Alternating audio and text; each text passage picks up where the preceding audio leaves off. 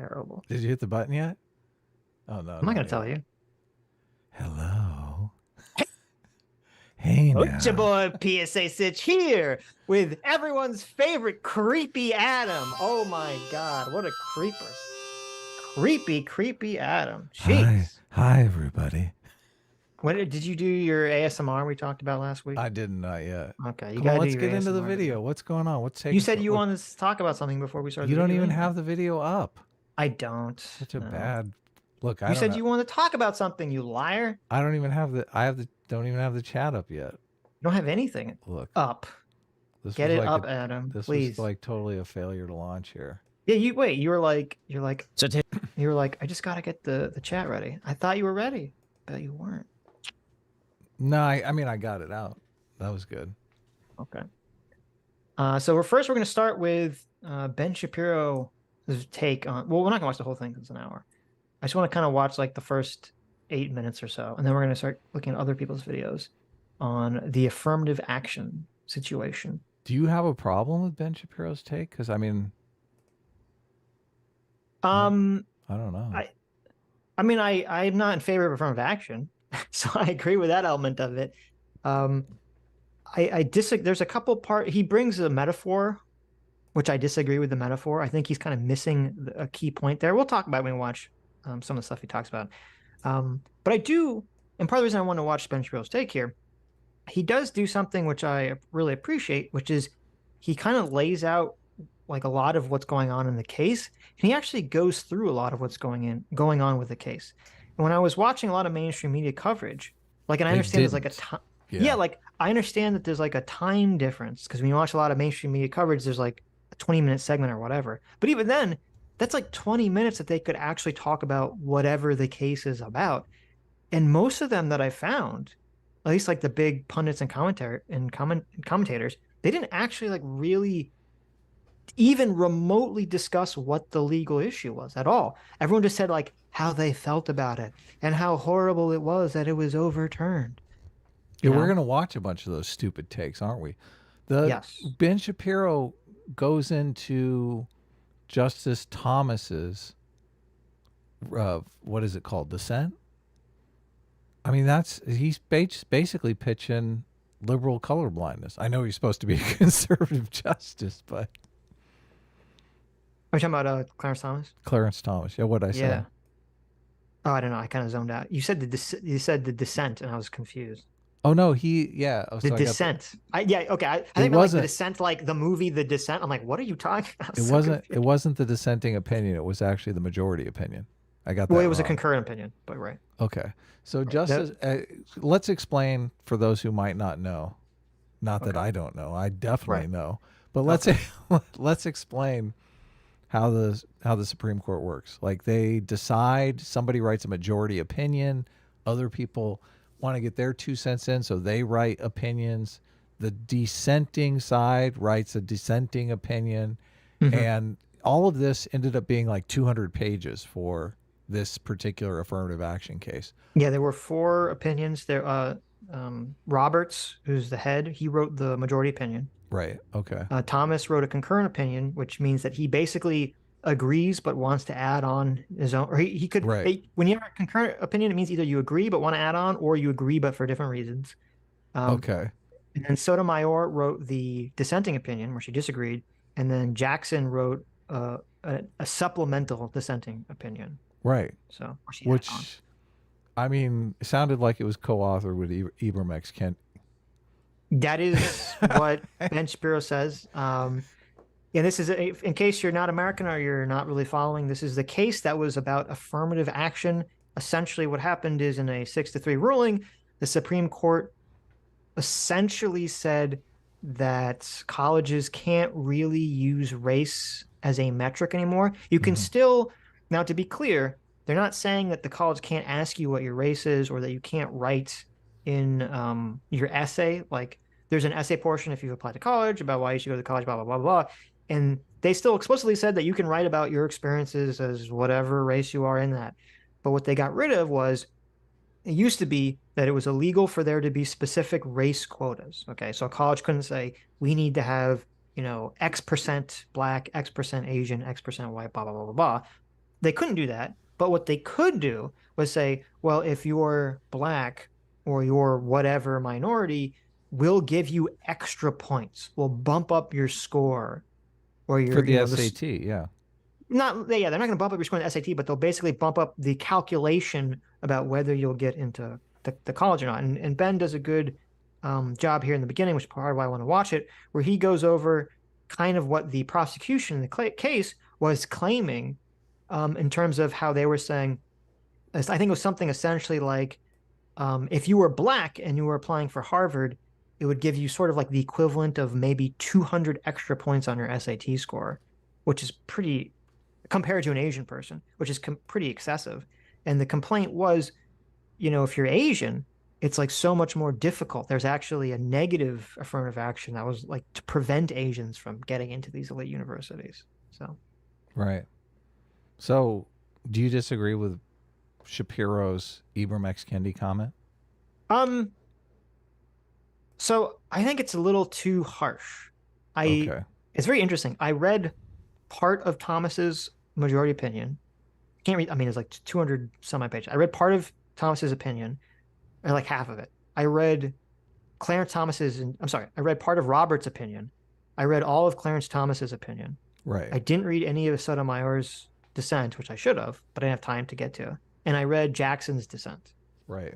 And it's very jarring to go from reading Thomas's to Jackson's, yeah. To Jackson. Yeah. Because Thomas, for the most of his, even though I don't like Clarence Thomas, and the reason I don't like Clarence Thomas is I don't like anyone who always ends up basically on one side of an ideological political conversation. Right. So I don't like that element. But I read his opinion, and you have to give him credit for like 95% of it. He's just laying out a factual argument through the law. Okay. Even if you disagree with his position, he's just saying this happened, this happened, this happened, legal argument, legal argument, legal argument. He's not like, so it's like, okay, even if you disagree with him, he's just making a legal argument. You weren't a little turned on when he said color blindness? Because he said it like a couple times. I liked everything he said about color blindness. I liked his opinion, even though I don't necessarily like him as a person, and I don't like all the things with him taking, all these massive expensive vacations and blah blah blah blah. Look, so he needs to go on vacation, Sitch. Yeah, the man has needs. Right. And we'll talk about this more. But I liked when I read it, I liked his opinion for the most part.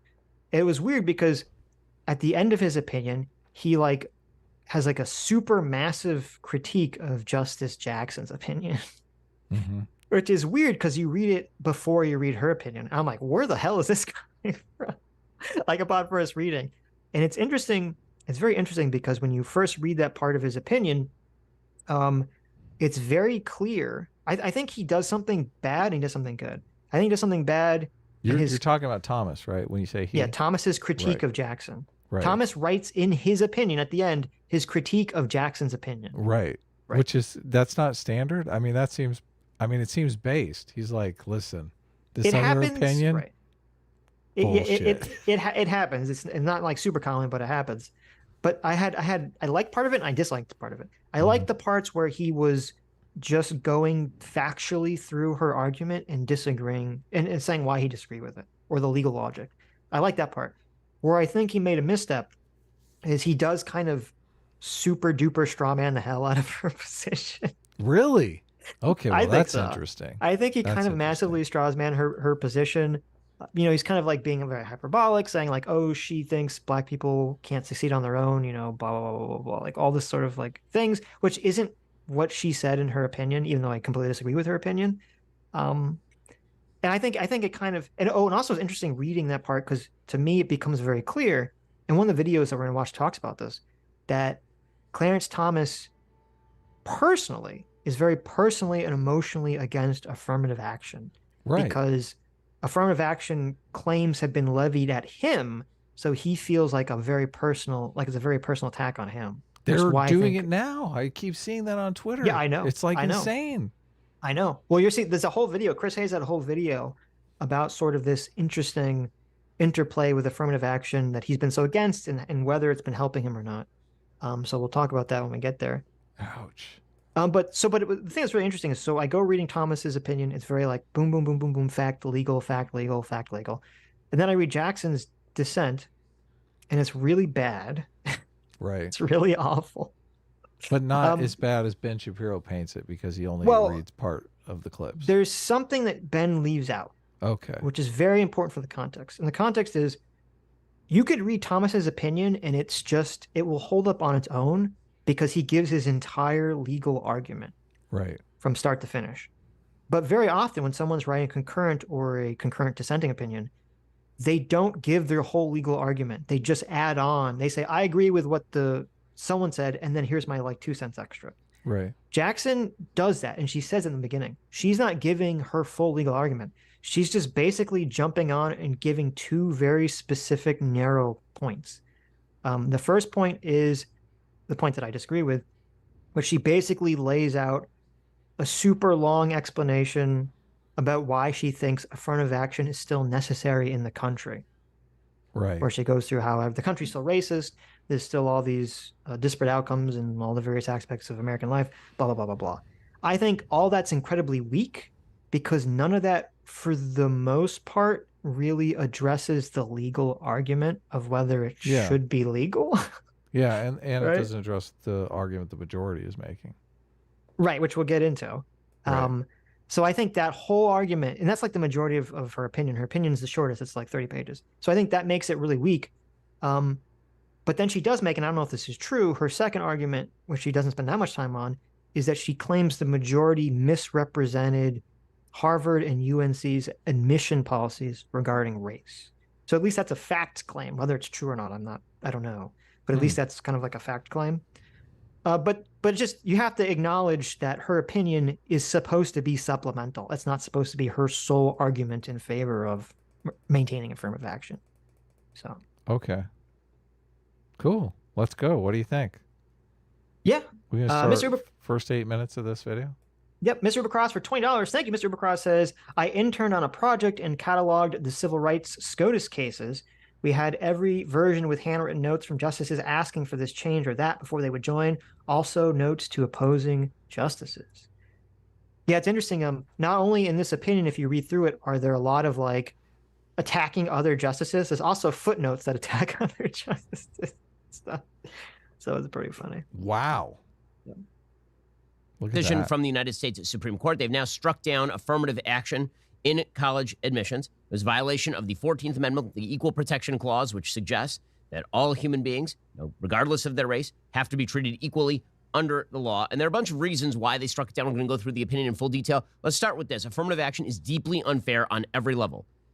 Doesn't matter what race you are talking about. If one race is able to get into college with scores that are 200 points below another race, that is obviously racist, and it's obviously discrimination under the Equal Protection Clause. And that's exactly what was happening when it came to Harvard University, as well as the University of North Carolina. Both of those particular colleges were the ones who were named in this lawsuit.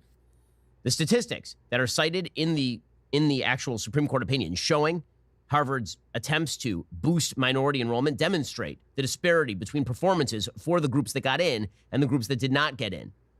According to the Supreme Court, here were the top academic decile chances of getting into college. So you're the top performing people in your particular group, top 10%.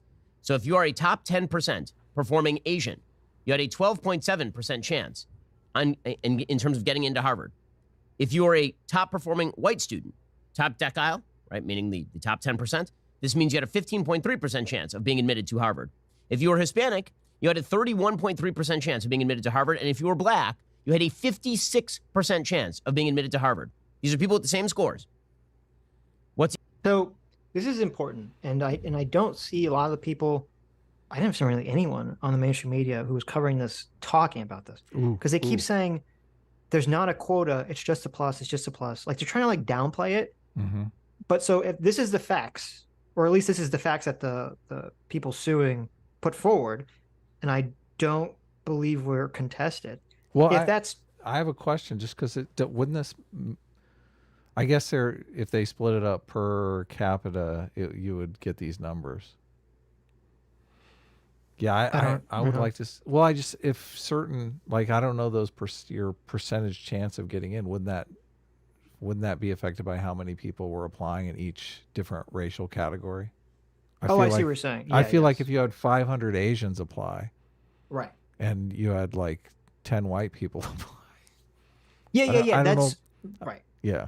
That's a good point. Obviously, like the less amount of people that apply that are in that decile, yeah, then yeah, that's going to change the numbers. Right. So if 10 white people apply, and they're obviously, I mean, I guess one guy is going to be in the top 10%, but that top 10, like all of them are probably going to be clustered together in the same kind of academic range. So, but I don't know. I just like, we're taking You're saying like, okay, you're saying just for the audience, you're saying like if 10 white people apply and 1,000 Asians apply, right? Right. Okay. How does that you affect could say like the percentage maybe all 10 people getting in? Yeah. Right. Maybe all 10 white guys will get in because there's only 10 of them. Right. But the 1,000 Asians obviously are not going to get in, so it's going to drastically. And then 10 Asians are going to get in, and you're going to say, listen, Asians have 1% chance of actually getting into Harvard. Yeah, I don't know. Right. But that being said, that's true. But in terms of the case specifically, even if that's the case, because obviously, I shouldn't say obviously, I would assume that they split off. I don't know what the numbers are, but I would assume that yes, like on a total number, there's going to be more Asians and more white people in the top decile just by popular, or at least for white people, there's a higher population. I think Asians are less, but obviously there's going to be disproportionate because of, Asians' classic achievements and blah, blah, blah, blah. There's going to be a gross number more white and Asians in the top decile applying to Harvard than there would be black people in the top decile applying for Harvard. Right. I would assume that that's true, and so you're right. That would boost up the number percentage for blacks applying to like really high. Yes, obviously. But still, that disparity going from 12% to 56% shows that there is even though it's not per capita, that shows that there is a big emphasis being placed on the race of the individual. Of course, in terms of admittance. Yeah. Right. Because you would assume that if all else is the same, right? If it's colorblind, which obviously it's not, but if it was theoretically, there should be no real big difference among the percentages, right? Right. I just don't know how they should numbers, be equivalent. I don't know how those numbers break down. I listened to some of the oral arguments during this case. I found them very fascinating. So, but they didn't really get into this. And I kept wondering about it. So right. Sodoge baking all those cakes for $20 says, "Can't believe Justice Thomas would support Black Pride Month by taking out his wee and flopping it on the table." Is that what happened? That's what happened. But seriously, you can tell for all three recent cases, it's easy to tell who has and has not actually read them. I mean, I feel like that's almost always the case when people are discussing legal cases, because like.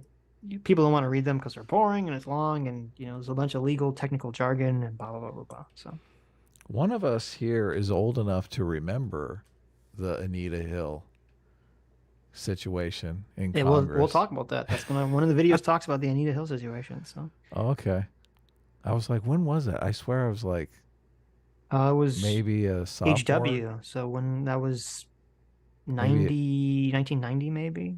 No, around 1990. Like this was 80s. What are you talking 89, about? Oh, maybe 88? Maybe it was 90. I feel well, like wasn't Bill Clinton elected in 92? So it had to be 4 months prior. 4 years prior. Okay. Right? I feel like I was in high school when this happened, though. Well, let's see. Clarence Thomas Supreme Court. The super chat made me think of it because 1991. There you go. So Clarence Thomas flopping his dick out on the table here. Do you remember the Anita Hill thing that Anita Hill said something about? Okay, I was not cognizant of politics in 1991. But this has to do with sex, so I have to bring it up. Remember how I talked about like I talked about this like a long time ago on stream how when George H.W. Bush was rerunning for president, I was like 5 or something. I don't remember how old I was very young. And I remember like being at school or preschool, whatever age I was, and seeing an airplane write Bush in the sky. Mm-hmm. And I went home to my parents. I said, "You got to vote for Bush. He wrote his name in the sky of our school." And that's why kids shouldn't get the vote, Adam. Well, anyway, I don't see why it's. Are you telling me adults don't vote for the same reason they saw some banner in the sky? They saw someone write their name in the sky? I would they hope not. literally put that banner in the sky to get adults to vote for That's them. true. You know, that's the case. So, but anyway, I do remember there was some hair on a coffee mug next to Anita Hill, and Clarence Thomas supposedly, allegedly asked her if it was a pubic hair. Which don't, That's right. like, don't do that, okay? Yeah. Like, don't do that to your female coworkers, okay? Yeah. That's not appropriate. No. But what if it was? I mean, you got to be careful, right? You don't know. Everyone drinks coffee differently, right? That's That's totally inappropriate.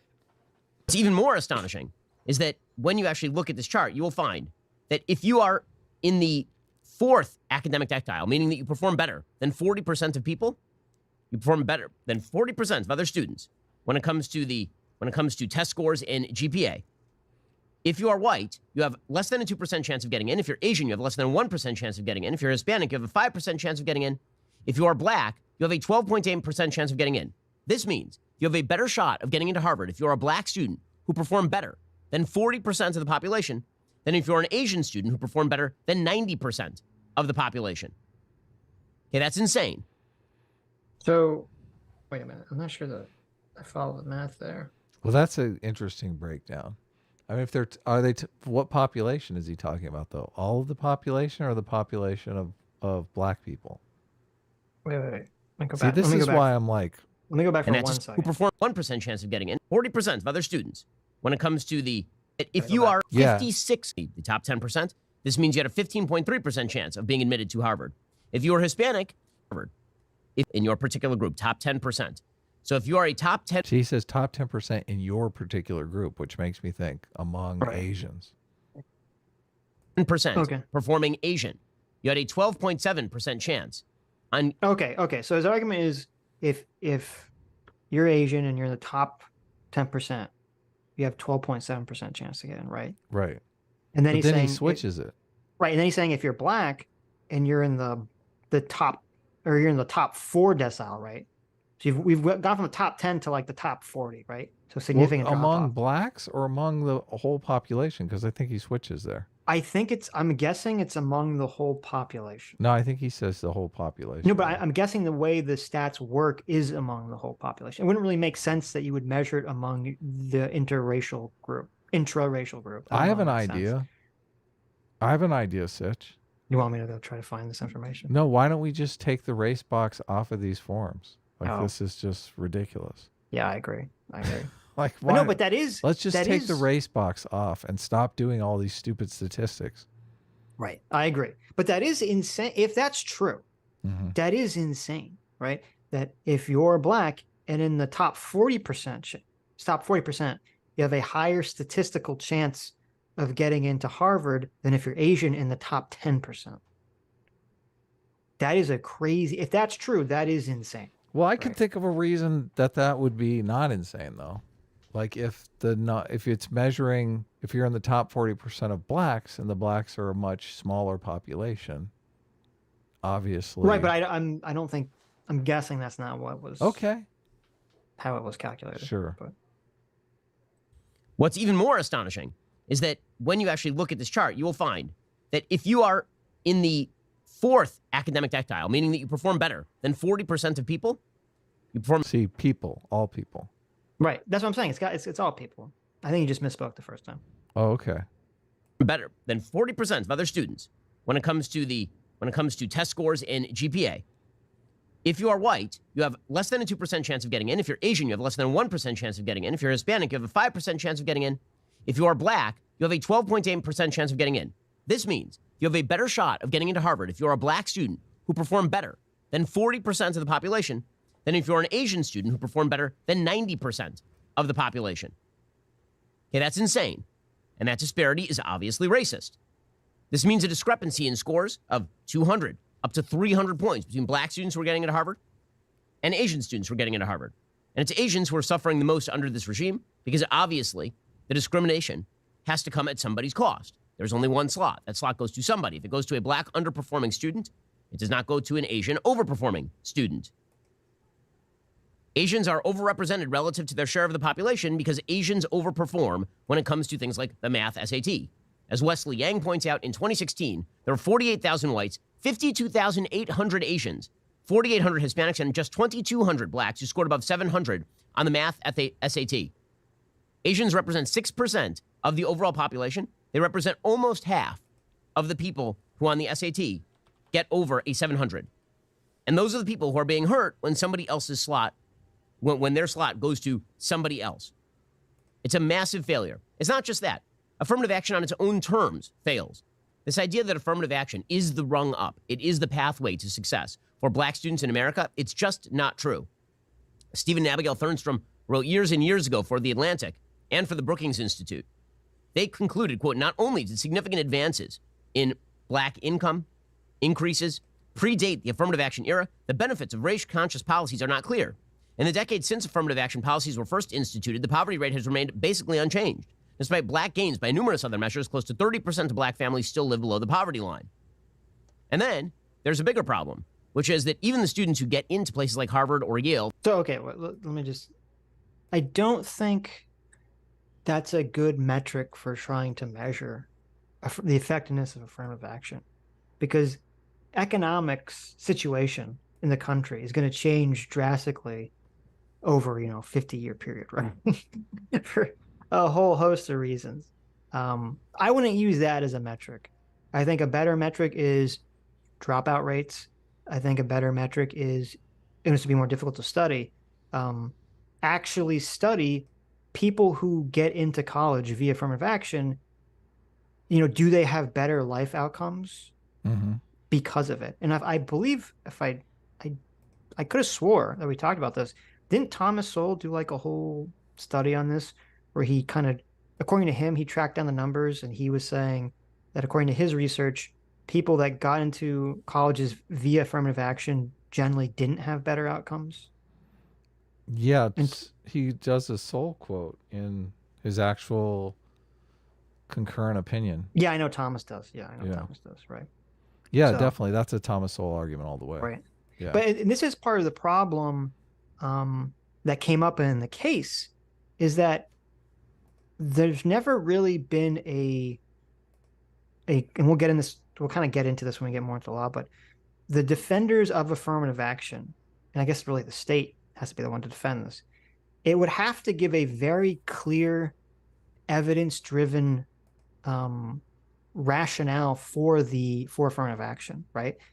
So it would be basically the state should, if they want to, or some proponent of affirmative action would have to actually create some kind of study that shows that these policies create a very direct, tangible benefit for black individuals and for society as a whole. And they've kind of didn't do that.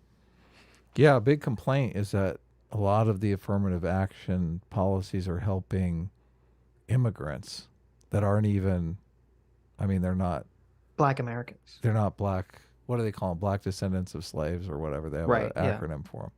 Yeah. So that's a giant complaint about affirmative action. It's not even really helping Americans. Sure. Yeah, they would have to do that study, definitely. Well, they could be Americans, but they might not be, descendants of slaves in America or something, So. In the Clarence Thomas opinion, he basically says that they have to show a clear benefit. Clear benefit, for the people who are engaged in this practice. Yeah, exactly. Now, I know we're kind of skipping over, so we'll get into it, because the key part of this that everyone kind of misses, I think Ben talks about it, though, is strict scrutiny, and we'll talk about that in a little bit. So. Through affirmative action, because they were the top performing black students, but because they're performing maybe in middle of the pack in terms of overall student body, they're also more likely to drop out by leaps and bounds. In fact, according to Richard Sander and Stuart Taylor in The Atlantic in 2012, mismatched black students, meaning students who got in through significant affirmative action, are twice as likely to be derailed from pursuing a doctorate and an academic career, because if you succeed at Northwestern because you're a really, really good black student, and then you go on to get your MD, that is a better career path than getting into Yale and then flunking out. So yeah, see, because that's a powerful argument. Assuming it's true, that's a powerful argument against, affirmative action right there. Yeah, they're saying if you're on a pre-med path and you stay in state and go to your local university where you get good grades, like you're going to be a superstar in that environment. In Harvard, you're probably going to feel demoralized by all the super geniuses that you're surrounded by. And a lot of this is evidently the experience of a lot of people, and they end up dropping out. Black grads are currently 4 times as likely to fail the bar as their white counterparts. Black college freshmen want to go into science or engineering more than white students, but are twice as likely to drop out. This is as of 2012. And about half of black college students ranked in the bottom 20% of their classes and the bottom 10% in law schools. They were overrepresented in terms of the underperforming students in the schools they actually got into, which makes a lot of sense. Again, if you compare them in terms of test scores, black students who got into affirmative action to other students, of course they're underperforming. That's why they required the affirmative action. Now, there's this idea that the best way to remedy historic injustices is to treat people as groups and then give them a quote-unquote leg up. But there's no other context in which we would consider this good policy. Take, for example, Major League Baseball, just as an example. So Major League Baseball had a color line for the first half century of its existence. It was an evil. Black players were not allowed to play. This is why the Negro Leagues got starting in like the 1920s. And there are amazing black players in the Negro Leagues. In 1945, Jackie Robinson is signed by the Brooklyn Dodgers. He makes his first appearance in the major leagues by 1947. By 1948, the Negro Leagues are out of existence. Imagine for a second that Major League Baseball had said, we need a quota of black players. We're not just going to take the best black players and then they're going to now play in the major leagues because we use the same standards. Either you can hit, you can field, and you can run, or you can't. Imagine if what they had said was, we need, in order to rectify past imbalances, we need to make sure that a certain percentage of Major League Baseball players are black. Because after all, you can't hold people back from the starting line and then fire the gun, as the metaphor goes, and then expect that everybody is going to run equally or evenly. So what Major League Baseball would do, let's say, is an affirmative action program, is they would now insist that black pitchers would only need to throw 2 strikes to strike somebody out, and black hitters would get 4 strikes before they struck out. Would that make black performance overall better? Would that improve black performance? Or would it be lowering the standard, meaning that you don't have to perform as well as a black baseball player in order to succeed in Major League Baseball if the rules were changed just for black players in 1948 in Major League Baseball? So I think this is actually not a good analogy. I was going to say, I mean, go ahead. Give your what's your 2 cents on this thing. Because before he gives the analogy, I think he gives a really good argument why affirmative action would be a bad policy, which is that if affirmative action is not even doing the thing proponents want it to do, then obviously what's the point of being in favor of it? If it's not even making better economic outcomes for students or a better educational outcomes for students, then obviously who the hell is going to be in favor of this, right? And to me, that's kind of what this analogy is just talking about, like, well, if you change the rules of baseball, essentially, so you made it so black players had an easier time at playing baseball, that would be stupid, and you'd basically have worse black baseball players, and also would be unfair to white baseball players. But the thing is, well, I mean, I would have an all-black team because obviously we would kick ass. There you go, right? Everyone, exactly. Everyone having all-black. That's a good point, right? But this isn't really a good analogy because college isn't an ends to itself. Okay, college is viewed as an end, as a means to a different end, right? So the thought process is, well, you're essentially going to be giving, black people a boost up, right? Or lower the standards for black people so they can get into college. And then once they're in college, they'll be able to use that college degree to essentially, get a job at a high level that, from an Ivy League or whatever would necessarily give you. And that once they're out of college, they're basically going to perform as everyone else does in the world. That's the idea.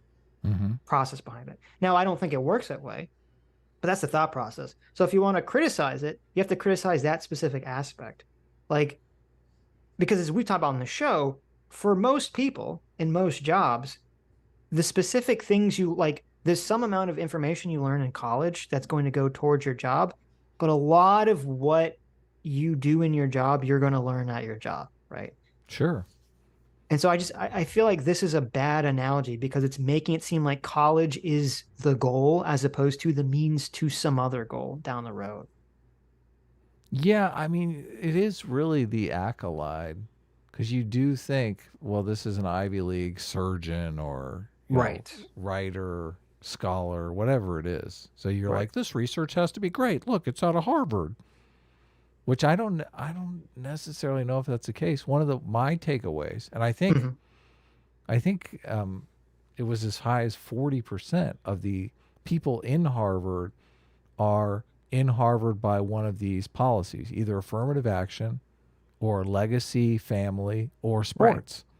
Right. I'm thinking 40%.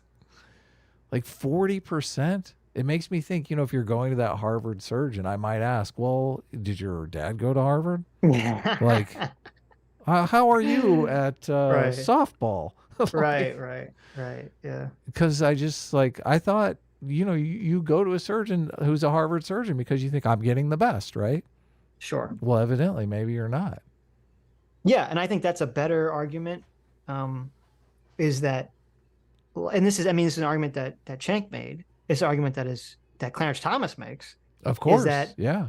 With the affirmative action policy, it basically, from his life experience, well, from his perspective, I don't know if it's accurate or not, but from his perspective, the affirmative action policy basically nullifies the entire point, because if it's a situation where everyone knows or thinks the standards are lower for Black people, then if you're Black and you do get a degree from Harvard, people will always have in the back of their mind and would maybe treat you differently, saying, oh, he isn't really as good as a white person that went to Harvard, an Asian person that went to Harvard, because the standards were lowered for him, thus defeating the entire point of the policy in the first place. Right. Yeah, no. I think, me, I'm the stereotype guy.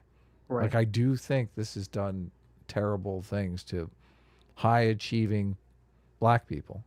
If you're a high achieving Black person who goes to Harvard, you got to wear this stigma around. That's fucking sucks. Yeah, it's funny, and this obviously, Clarence Thomas is very emotionally, personally invested because he's been facing this stereotype his whole entire life. Yeah, there's actually, in one of the videos talks about it, and I actually pulled up, he wrote a book where he talks about this, where he graduated from Harvard Law, I believe, and he couldn't get a job with his Harvard Law degree. And he assumed that the reason for that was because everyone else assumed, all the white people assumed, that he didn't really deserve it. Mm-hmm. And so he took a 15-cent sticker from a pack of cigarettes and he put it on the frame of his Harvard degree because he said that's what it was worth. Yeah. Now, that's such a great story. It is a good story, but there's an element to it that I question. I think that experience that Thomas had is the perfect example of the two movie situation. So if you're Black and you get a law degree from Harvard and you're trying to get a job, okay, and no one will hire you, mm-hmm. You can think, if you're more left-wing minded, you think all these people won't hire me because they're racist, right? That's why they won't hire me. I'm a Black lawyer from Harvard, they won't hire me. And then if you're more on the right, you're like, oh my God, all these people won't hire me because they think I don't deserve it because of affirmative action.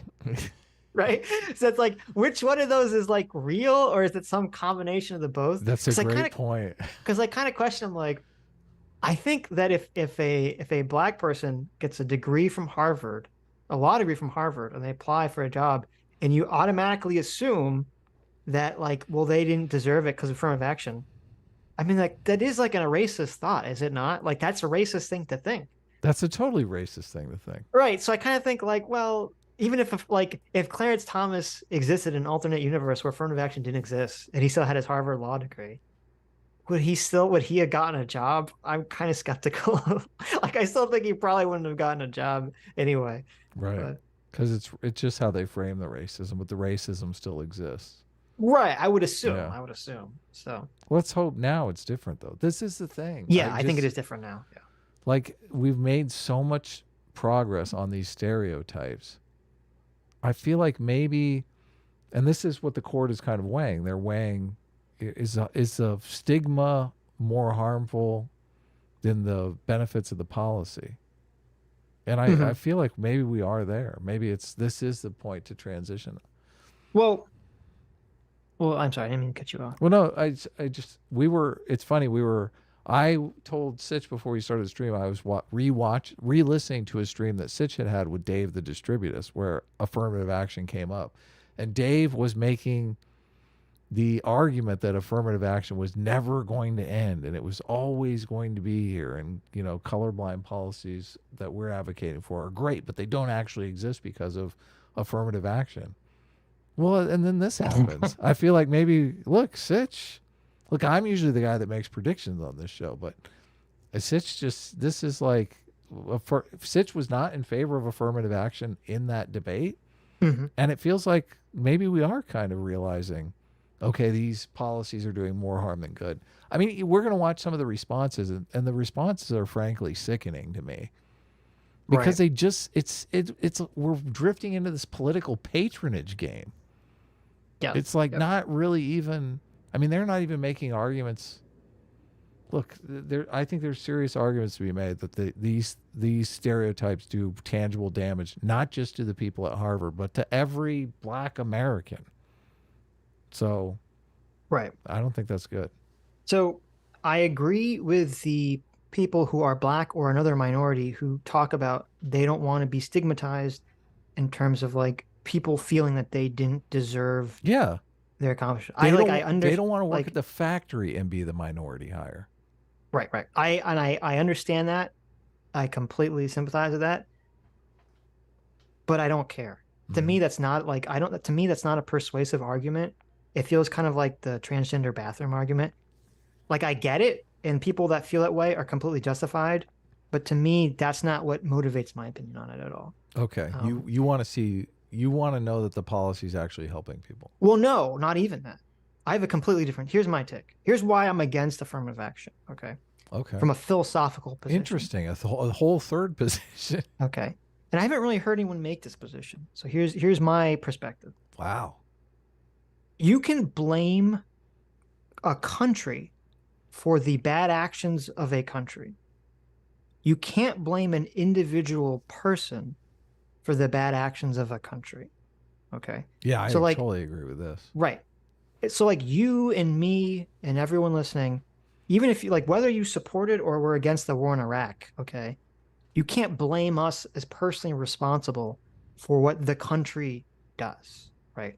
And I think that's kind of intentional. Like, for example, if you live in a city and the city wrongly arrests somebody and due to negligence or corruption, you know, they put this guy in jail for 5 years and they find out, whoops, we put the wrong guy in jail and we knew that we shouldn't have put this guy, or we should have known, right? We should have known we shouldn't put this guy in jail. So the guy gets out of jail and he sues the government, the state, right? Like the state is responsible for that action. As individuals, we're not responsible, right? Like obviously we pay taxes, so but that's some kind of an unavoidable situation. But we're not personally responsible for like imprisoning this guy or whatever. Right. And the same is true, especially for actions that existed before we were even born. Right. Okay. You and I and people listening, we're not responsible for slavery. We're not personally responsible for Jim Crow. We weren't alive. We didn't implement these things, blah, blah, blah, blah, blah.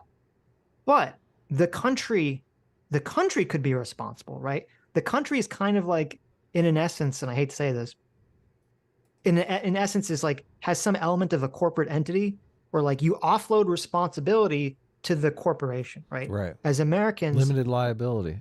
Right. I think as part of a country is that the individual citizens, obviously this doesn't apply to like politicians who are like actually creating the policy, but individual citizens who are not like the president, you know, we kind of offload responsibility to our representatives and our government in the entity that is our government. So I think you can blame the United States government for slavery. I think you can blame the United States government for segregation. I don't think you can blame individual people that are living today. Now, this is important because I think if you want to create some sort of policy to redress past problems such as slavery or Jim Crow that you think have kind of echoed forward in the future and caused repercussions, if you want to address that, I think the government has to address that. And I think whatever the policy is, the government has to be the one to basically be penalized for that, right? Or to pay for that, or to whatever the policy would be, it has to come out of the government's pocket. The government has to be the one penalized. You as an individual, in the situation with the prison. Are we still talking about that, or are we talking about like slavery? I'm talking about slavery or Jim Crow or something, right? Gotcha. Like, you as an individual citizen should not be held liable for the actions of your country, especially the actions of your country 200 years ago. Right. And so the reason I'm against affirmative action is because it's shifting the burden from the government, the entity of the government, to you as the individual. Because the problem is, as Ben says, getting into college is a zero-sum game, okay? For every slot that someone takes is a slot 1, 2, 3, 4, 5, 10, 1,000 people don't get into. Right.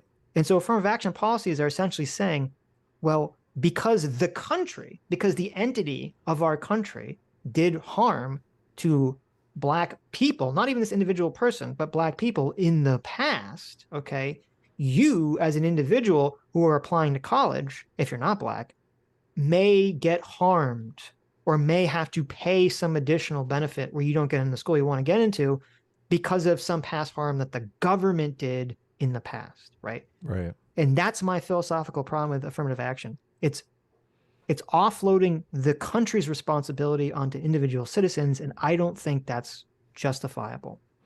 It's this weird situation, though, because it's, well, in the case of the colleges, they do receive federal funding, which is obviously, so they're these... Well, that's how they implement it, yeah. Right. These quasi-public-private institutions. But in a case like Starbucks, you know, Starbucks wants to charge Black people less money for a coffee because of slavery. I mean, it's the same kind of thing where it's like, you know, I mean, you can frame it two ways. You can frame it as Black people are being charged less, or white people are being charged more, right? Or other races are being charged more. So you're paying more, but that's like a private institution wanting to do that. Right. Well, that would be number one. Yeah, as you said, it's a private institution. Number two, it would depend.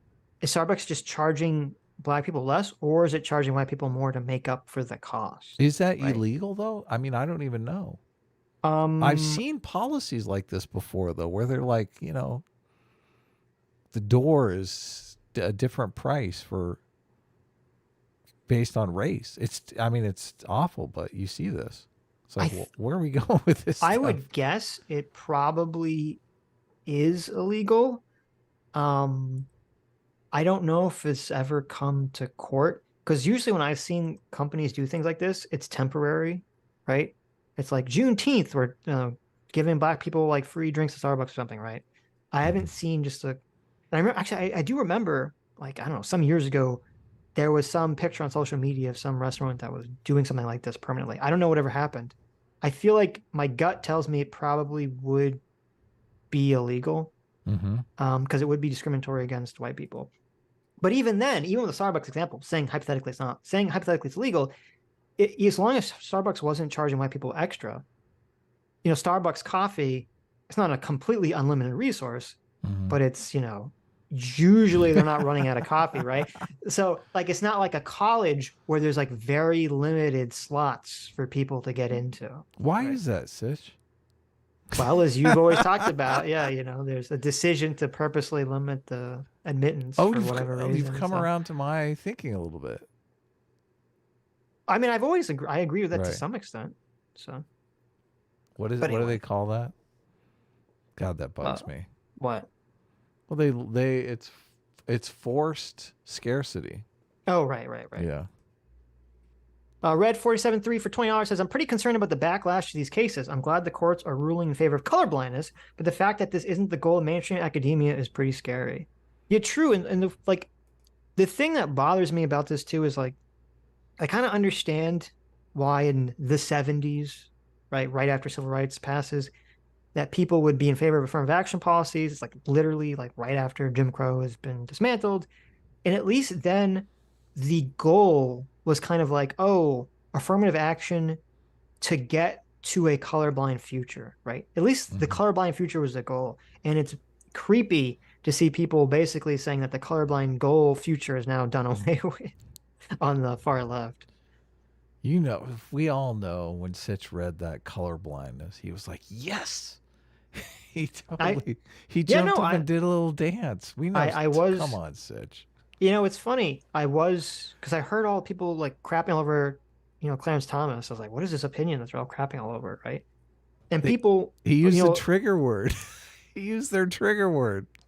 He did, right? So I'm like, what is this opinion? Also, and this comes up in it. People very frequently, not so much I see now, but a few years ago, whenever Clarence Thomas would give some opinion they don't like, people would call him stupid. Yep. They'd say, oh, he rarely asks questions because he's stupid, blah, blah, blah, blah, blah, which is kind of interesting. People on the left would constantly call him stupid. One of the 48 laws of power, and it's like high up on the list is say less than necessary. He kills it on that. What are you talking about? He's a Supreme Court justice. Why's he got to talk your ear off? Well, it's actually interesting. Joy Reid, which we'll watch, she says that until he was 6 or 7, supposedly, I'm assuming this is from his biography, his autobiography, he couldn't speak English. He spoke called Guananese or something. I don't know, some language I've never heard of. Yeah. And he was really afraid psychologically when he was learning English that he would say something wrong and people would make fun of him. Really? So I wonder if that's kind of bred over through his whole life. But anyway, I kind of think it's baller to sit back and just be taking it in. Maybe. Some people talk a lot. Some people don't. That's true. I mean, that's true. It doesn't mean they're stupid. Fat Brown Buffalo for $20 says if affirmative action is good, what if affirmative action continued into the classrooms? Asians need to get 90% in class to get an A, but blacks only need to get 55%. We'd love to support that. How would that be any different than affirmative action? Well, first of all, that would be significantly different because the goal would be, the idea would be, the thought process for most people. There are some insane people on the far left that would actually advocate for lower test scores like that. But to not strawman the people in favor of it, the argument that I hear generally from the left in favor of affirmative action is they think that that the black individual, even if they have lower test scores or lower grades, once they get into the college or the academic environment, they'll perform just as well as anyone else. That's the argument that they give, right? And so they think that basically the environmental conditions are set up in a way that's basically causing them to get lower test scores, lower grades. And once they're out of that environment and they're into the Ivy League college or whatever, then they'll just be performing as everyone else as usual. Now, my understanding is that's not the case. So that's the counter argument against that argument. Mm-hmm.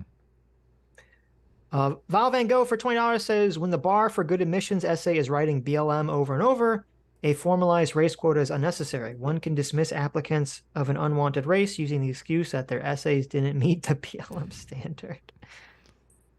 Yeah, what college was that? Stanford. What college, did you remember? Stanford. Was that Stanford? I looked it up recently, yeah. Yeah, that was wild. But that was it's 2017. It was forever ago, but yes. Still. Someone just wrote BLM over and over again. Black Lives Matter, they wrote 100 times, and that was their Stanford essay. Right. Bob Van Gogh for another $20. Thank you. Says, hell, Stanford boasted about rejecting applicants with perfect SAT scores. The universities are rancid left-wing cults and need to have their funding cut and their faculty administrators gutted. I mean, it's weird if they're boasting about rejecting applicants. The only way that they should brag about rejecting applicants with perfect SAT scores is if literally every single person who gets in has a perfect SAT score. So, but that doesn't seem to be the case. Yeah, I'm for ending all of this forced scarcity with the college degrees. I think it's all just a big game. So I agree. Neo Sigma 24, thanks so much for joining Outside the Simulation. Wow, you made it. There you go. That's awesome. Look at that. What's it like out there? Is Clarence Thomas doing anything with his laser vision? I don't think Clarence Thomas is outside the simulation, sadly, but that's another story. Look at you. Oh, you're such a hater. I don't know that much about Clarence Thomas other than that he used colorblindness like 6 times in this. That's true. I like the opinion. Val Van Gogh for $20 says, unlike, quote, systemic racism, university ideological capture is too easy to prove as stats, tangible materials from curriculums, and documented behavior of studies and faculty. I agree completely. Yes. Of course. Also, would that heighten or would it lower ethnic tensions in Major League Baseball if black players only had to throw 2 strikes and got 4 strikes at the plate. That's effectively what we are doing with affirmative action programs. They are racist. They also happen to be racist against blacks, not just against Asians. They're racist against blacks because the assumption is that in America today, blacks, it is impossible for them to succeed. This can only be the evidence of 2 things, right? There are only 2 possible arguments that blacks are unable to succeed. One was presented by Ketanji Brown Jackson, who ironically was selected to the Supreme Court specifically because of her race. And her opinion is a very good example of why we should not do that, because it is a horribly written opinion that is filled with garbage. We'll get to that in a moment. But there are only 2 possible arguments here. One is that black Americans are somehow lesser or inferior, which is just pure racism, and it's not true. The other is that America is so inherently racist that black Americans will never be able to get ahead. They will be inherently victimized just because of the color of their skin. That's not true either, but that is the left-wing ideology that supports affirmative action. The problem is there's no endpoint there, and there is no way to cure it, and there's no point at which you say, okay, everybody is now good. Okay, so in a second, we're going to get into... Well, okay, so... Well, it's funny. First of all, it's funny that he throws the affirmative action at Jackson. Everyone is doing it, Sitch. What's the problem here? I know. Look, let's just take that charge off the table. Well, okay, but to be clear, you know, Biden said he wanted specifically to put a black woman on the Supreme Court, right? Right. So he was specifically narrowing his focus, right? If you want to call that affirmative action or not, to a specific racial, gender demographic. What school did she go to? I bet it's an Ivy League. She went to Harvard, I think. Yeah, okay. Yeah. So people are going to assume what about her Harvard degree? You know, it's really funny. Apparently Joy Reid went to Harvard with her. I don't know if they like knew each other, but they went to Harvard at the same time. Wow. And in one of the clips we're going to watch, Joy Reid says that she only got into Harvard because of affirmative action. No way. For real? Yes. Yes. This is so sad, Sitch. I was like, and then she's talking about like Jackson getting, and I was like, ooh. I get, look, I didn't do so well on my SAT. I mean, I didn't do bad on my SAT, but I'm not like a perfect score on my SAT me kind neither, of guy. right? So, yeah. But I'm just saying, look, if I can get into Harvard and I can, you know, have a 1100 on my SAT, sure, that'd be nice. I'll take it. Let's go to Harvard, right? Mm-hmm, mm-hmm. But we're really in the realm of what I would call political patronage at this point. Right. I mean, let's be honest here. That is true. But the irony here is, now to be fair, this is literally the only opinion I've ever read from Jackson. So I can't, I would want to read more opinions of her before I kind of like throw some claim at her like she's an idiot or whatever, affirmative action hire. She did talk about her lived experience or the lived experience of marginalized people. Yeah, no, it's a terrible opinion.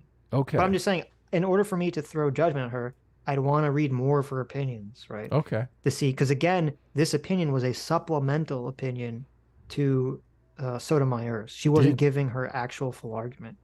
Did you know that she believes you have to be a biologist to be able to identify what a woman is? I do, which is very interesting because it both helps and hurts the left-wing argument. You're right. And I remember we talked about that at the time. But it's interesting because to be fair and to be realistic, whether you like or dislike Clarence Thomas, he was 100% also an affirmative action hire on the Supreme Court, the same way that Jackson was. Because the situation was you had Thurgood Marshall, the first black Supreme Court justice, is being replaced by George H.W. Bush. Right.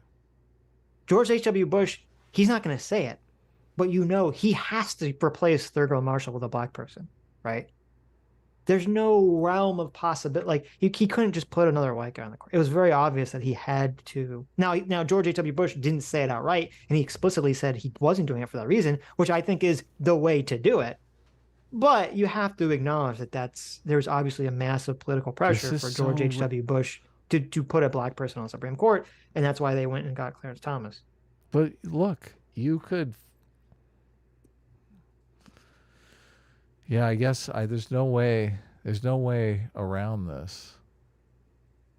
Because obviously you're just like you're limiting the pool, obviously. Right. I think obviously you could find a black applicant that was That's fantastic. Of course. Stellar, obviously. Yeah, of course, obviously. Right.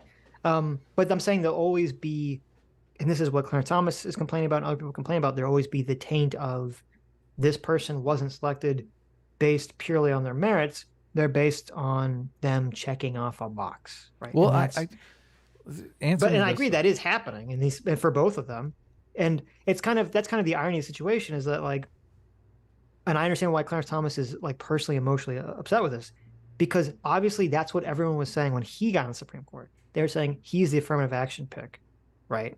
Right. But then, to his discredit, he did kind of lean into it, because when the Anita Hill accusations were put out against him, accusing him of sexual harassment, he said it was racist for them to go after him. He said it was a digital lynching. Oh, he did. He played the race card. He played the race card. Yeah. So like on one hand, I'm sympathetic with him for feeling that way, because, Clarence Thomas is a perfectly smart guy, even if you disagree with him. And I'm sure he deserves to be there in terms of his legal brain as much as anyone else. But he did play into it, right, when it suited him. We did throw out the digital lynch mob claim. And it was funny because digital at the time. I feel like we he said digital. I feel like we didn't have even have email then. Well, he meant like TV and stuff. Yeah, but all that's analog, isn't it? Anyway, continue. Well, but anyway, ahead of his time. Look at that. Ahead of his time. He can't be a. He said digital lynch mob, but it's I lost my train of thought. Oh, whatever. If we get rid of the affirmative action in colleges, I feel like we're on firmer ground in the realm of talking about Supreme Court picks and other sort of hiring situations. I do feel like the college admissions is kind of the beginning of the situation, right? Because if we accept Clarence Thomas on the Supreme Court, people can say, well, he's not as smart as the other justices because he was a affirmative action pick in college. Look, if that's not the case with the college, he's literally asked. See, and here's the thing. This is why I am sympathetic to him. He's literally asked that at the hearing. At the hearing, yeah, he's literally asked if he was, admitted to Harvard for affirmative action policy. To be fair, I don't think he's being asked that because they're asking him if he's stupid. I think they're asking him that because at that point in time, people knew that he was against affirmative action, right? And so they're trying to pull the hypocrisy card on him. Right, so. right. Yeah. Yeah. So screw that. But anyway, do you agree with my argument that cutting it off at the college level will help us in the realm of Supreme Court selections? Because this is what's going on with Jackson as well. People are saying, look, even if Biden fucks up because he's like 1,000 years old and says, I'm going to do a black woman, whatever, right? Look, if there's no more affirmative action in college admissions, whatever black woman he picks, that charge cannot be levied at. Yes, I agree. Okay, that makes sense. That's why I'm thinking this is such a giant step in the right direction. Right. Yeah. Well, and this is part of why I don't, I understand it's the internet, we're being edgy boys, whatever. I don't necessarily feel comfortable. Are we being edgy boys? Well, no, I don't mean we, but I mean like, Ben here throwing the affirmative action claim at Jackson. Because it's true that so you can say like on one hand, yes, she was chosen for her race. Yes, Clarence Thomas was chosen for her race. The affirmative action claim specifically means they were chosen for their race, one, and number two, they're not up to snuff, right?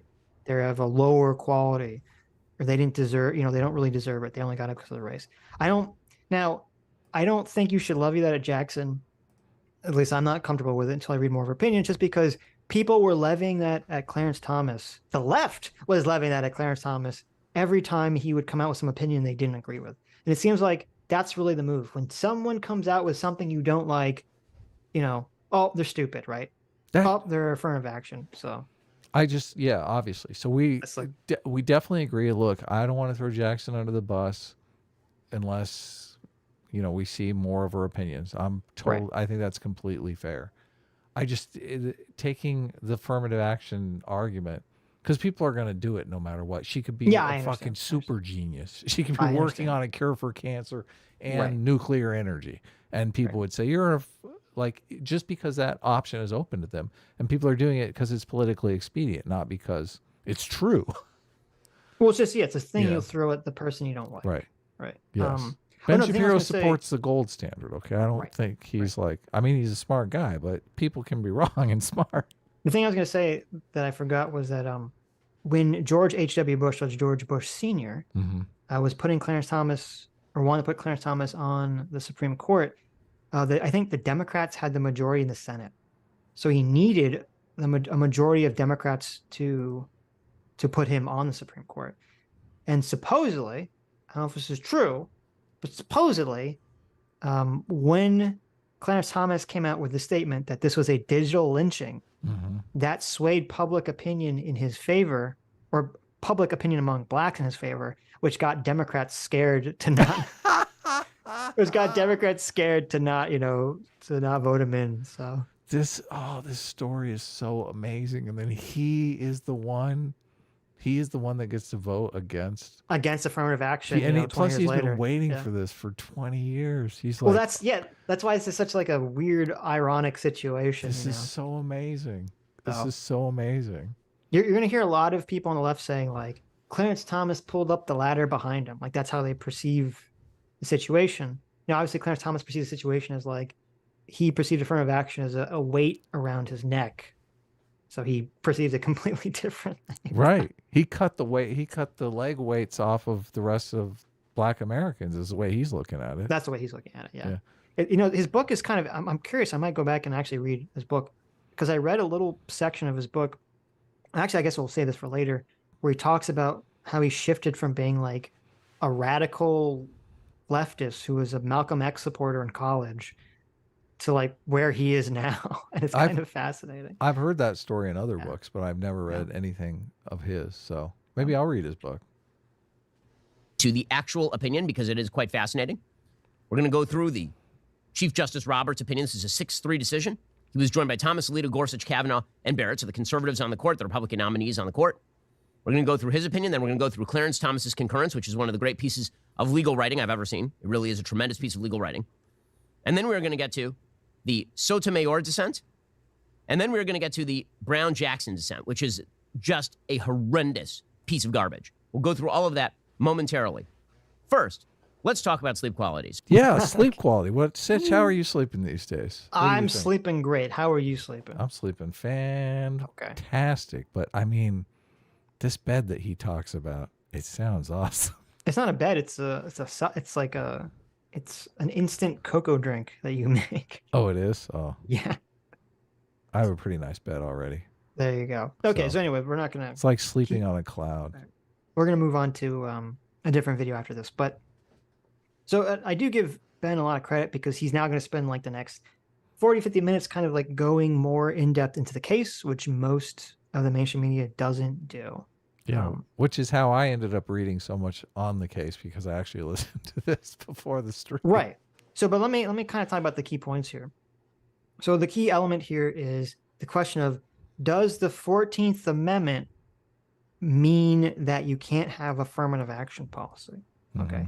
The 14th Amendment, I'll read it, or the section that's relevant to this conversation is Section 1. The 14th Amendment says, all persons born or naturalized in the United States and subject to the jurisdiction thereof are citizens of the United States and of the state wherein they reside.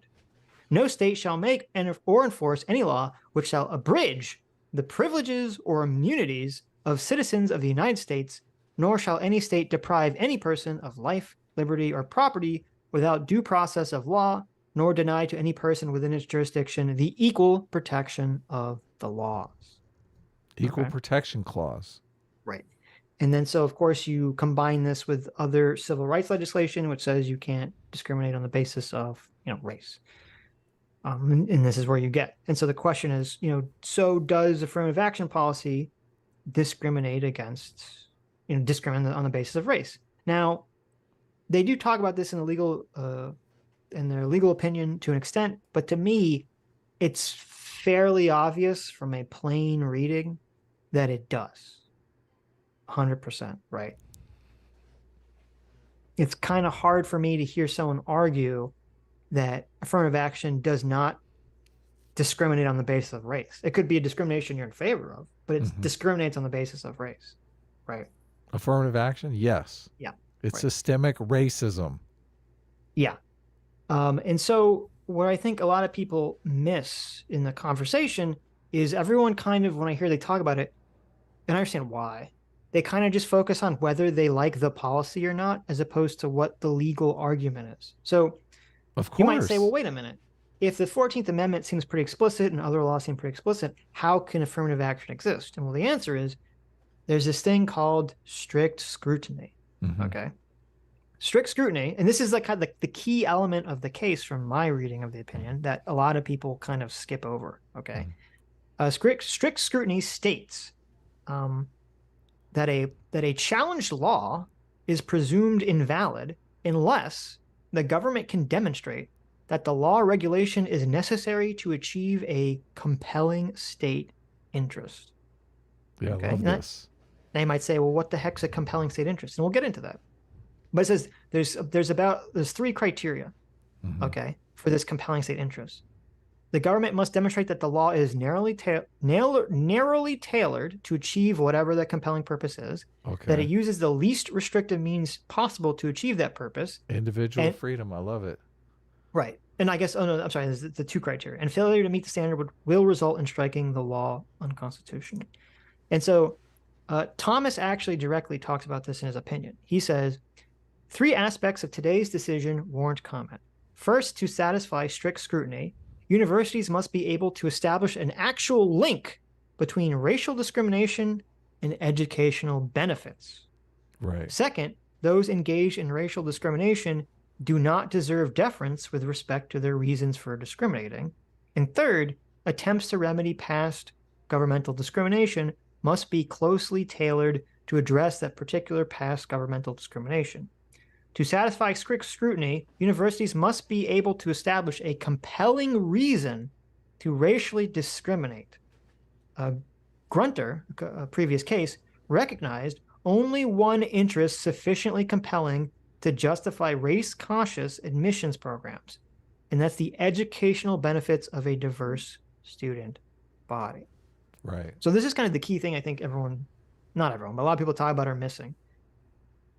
So in the previous case that kind of set up the standard that allowed affirmative action, and it's kind of what is interesting, they talk about, is there a compelling state interest for the government to basically override an aspect of the 14th Amendment to allow state and private universities, I guess, to have this kind of affirmative action race-based policies. Right, a benefit.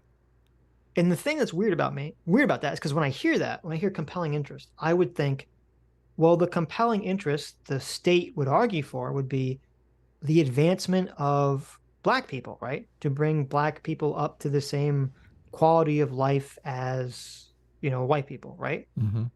That is not the argument that is put forward in that case at all.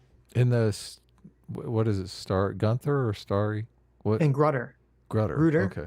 Grutter, I don't know how to say it, but that is not the criteria.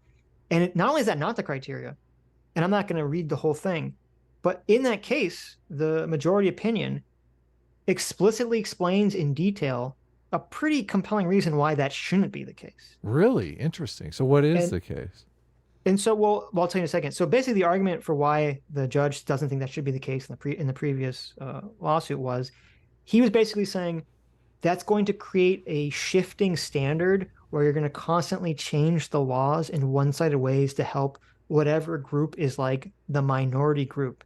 And that the law needs to just have the kind of like a universal standard, like this is the law. It's not going to keep shifting with like the times, essentially. Right. Yeah. Which I think is a good argument. And so the key thing that's missing here is that, so when that case allowed affirmative action, it allowed it on a very incredibly shaky grounds, in my opinion. And the shaky grounds is it said the compelling interest was that there's an educational benefit to everyone if there's a diverse student body. And what they mean by that is that They're saying if you're, say, a white student and you're in a college, you will be granted some tangible benefit to your education if you're in a college that has a diverse student body as opposed to a college that doesn't. Right, because you're theoretically learning about different ethnicities. Right, or how to, yeah, right. Now, in my opinion, like I understand like the logic there, but in my opinion, it's a very weak argument and a very difficult, an incredibly difficult argument to make and to substantiate that point. Like I agree, I think people are generally better off in environments where there's like diversity so they can learn and interact with different people. But it's hard to make the case that like your educational experience for getting your degree is going to be tangentially improved by being in a diverse student body versus not a diverse student body. I would honestly think that that would have a, I think there's a social reason for that, but I think an educational reason that's kind of negligible in my opinion. Well, if you're learning, I don't know, chemistry or one of the hard sciences, like what does it matter if your lab partner is black? Exactly. Yeah. Exactly. And Thomas even says this. He says specifically in terms of diversity, he says, this may well be an important university experience, but it's a social goal, not an educational one. Yep. And the previous exemption for affirmative action was based on there's supposed to be an educational benefit specifically. Interesting. Okay. Right. And so Thomas continues, and this is kind of the problem. He says, let's see, the university must be capable of being, let's see, it must be it says, okay, basically he's saying that there must be meaningful judicial review, which means, as he says, in other words, a court must be able to measure the goals asserted and to determine whether they have been reached. The court's opinion today further insists that universities must be able to articulate a meaningful connection between the means they employ and the goals they pursue. So he's basically saying the universities, if they want to keep affirmative action policies, or the state, if the state does, has to show evidence, some kind of part. Direct, tangible evidence that having students be in a diverse environment increases everyone's educational experience, which I don't know how the fuck you would even prove that. I know. I love this part. He uses my word tangible, my screenwriting word tangible, and he uses evidence. And I'm like, that's right, bitch. Bring the goods. Stop talking in these nebulous terms. Oh, yeah, this will be so good for everyone. Right. And see, and that's the thing I don't hear a lot of people talk about when they discuss this. That's the real, my understanding, and of course I'm not a lawyer, so I could get this completely wrong. My understanding from reading their opinions, that was the key factor for Thomas, and the key factor for the majority opinion was the schools could not provide this tangible educational benefit for affirmative action in any way. So I think affirmative action was always on shaky ground. I didn't realize that was the legal justification for affirmative action. I think if that was, that it's always been on shaky ground, because to me that's a very, and I think Thomas actually says this, and Robert says this, it's kind of like a nebulous, vague goal, that diversity is just going to increase, everyone's educational experience, whatever that means. Yeah, it's like just a meme. It's part of their belief system now on the progressive side. Right. But I do think, if you charge me to come up with some evidence for this, I do think, killing racial stereotypes, there probably could be some sort of study done that if, your college is more diverse and you interact with a wide diversity of individuals, you're probably going to come out of there less racist than you would if you just were in an all-white school somewhere. Yeah, but see, that's the problem. Because I agree the with you. all-black school has to be like 10 times worse. Well, there you go. But no, I agree with you but again, that's not addressing the concern, because the concern isn't that remember, and this is why it's hard for us to differentiate this. I agree that there's probably a social good. Oh, you're right. Students, yeah, it's not an educational good. Right. Yeah. There's a social good for students being in a diverse student body, but they're strictly saying there has to be an educational good. There's no way you can prove that. That's the thing. How would you? Yeah, that. See, when I read that, and I actually went back and I read the case he was citing, I'm like, holy shit, this puts affirmative action on like the shakiest, worst ground ever. Wow. Because that's a terrible argument. Like, yeah, there's no way, no study can be done to verify that. So, well, I mean, it would be difficult. You'd have to have like, how? you'd have to have two comparable. I mean, it'd be very difficult. Like you have two comparable student bodies, and you're like one is diverse and one isn't, and the diverse one gets higher scores or something, I guess. But it would be very difficult to show. Look, right? I like all the ways that I can think of would be inherently racist. They'd be like some race, like Asians are better at physics than anyone else, so therefore, because you'd have to relate it directly to education. Yeah, right. How? Yeah, why? So you'd be like, you got to bring in the Asian physicists. I'm like, that's not a path we want to go down. Right. Yeah, yeah. And I, in the original case, I read through their rationale for this. I'm like, oh, this is pretty. They're like, oh, if you're a doctor, you're gonna, serve the entire population, including diverse people. So you need to know as like a doctor how to interact with like diverse people. I'm like, oh, I don't know. Like this is. I mean, I don't disagree with that on principle, but that's a pretty weak argument. Was that Jackson? Did Jackson pull that out? No, that is from the original. Oh, okay. Original opinion from like the 70s. Okay. Or whenever this was. So they tried to make it seem sensible then. Yeah, and I was like, that's a pretty weak argument. What? Like, what if you're just some lab worker though? Exactly, right. Does it only apply to like, if you're a doctor or someone has to interact with people? What if you're a coder? You don't interact with anyone. Yeah, I was just like, that's a pretty weak argument for strict scrutiny, which again, strict scrutiny is supposed to be this, like the state has a very, very high bar that they need to overcome to essentially say, yes, what we're doing would basically doesn't jive with the Constitution, but we can still do it because the compelling interest is so great, right? Right. And if the compelling interest is like, well, so people understand how to so doctors understand how to interact with Black patients, I'm like, okay, that's not a good reason. It's a pretty high bar. Is not really met in my opinion from that. So they could just do that in like a little vocational class outside after school. Like can you imagine? This is like the race to dinner thing, right? Yeah, it's not great. It's not great. If you're a white doctor and you need to know how to interact with your Black patients, you go to race to dinner. Oh, that's not going to end up good. That's going to be horrible. But if I got any of that wrong, Mr. Ubercross, just DM me and let me know. That's my understanding of what the situation is. Read JMac's $50 super chat so I can thank him directly. JMac, our surrogate father, for $50 says, you guys getting good use out of that premium Daily Wire Plus access, smirking face. JMac, you're not supposed to look. I don't know about password sharing. I think it's like isn't that technically like wrong or something? So no comment, but thank you.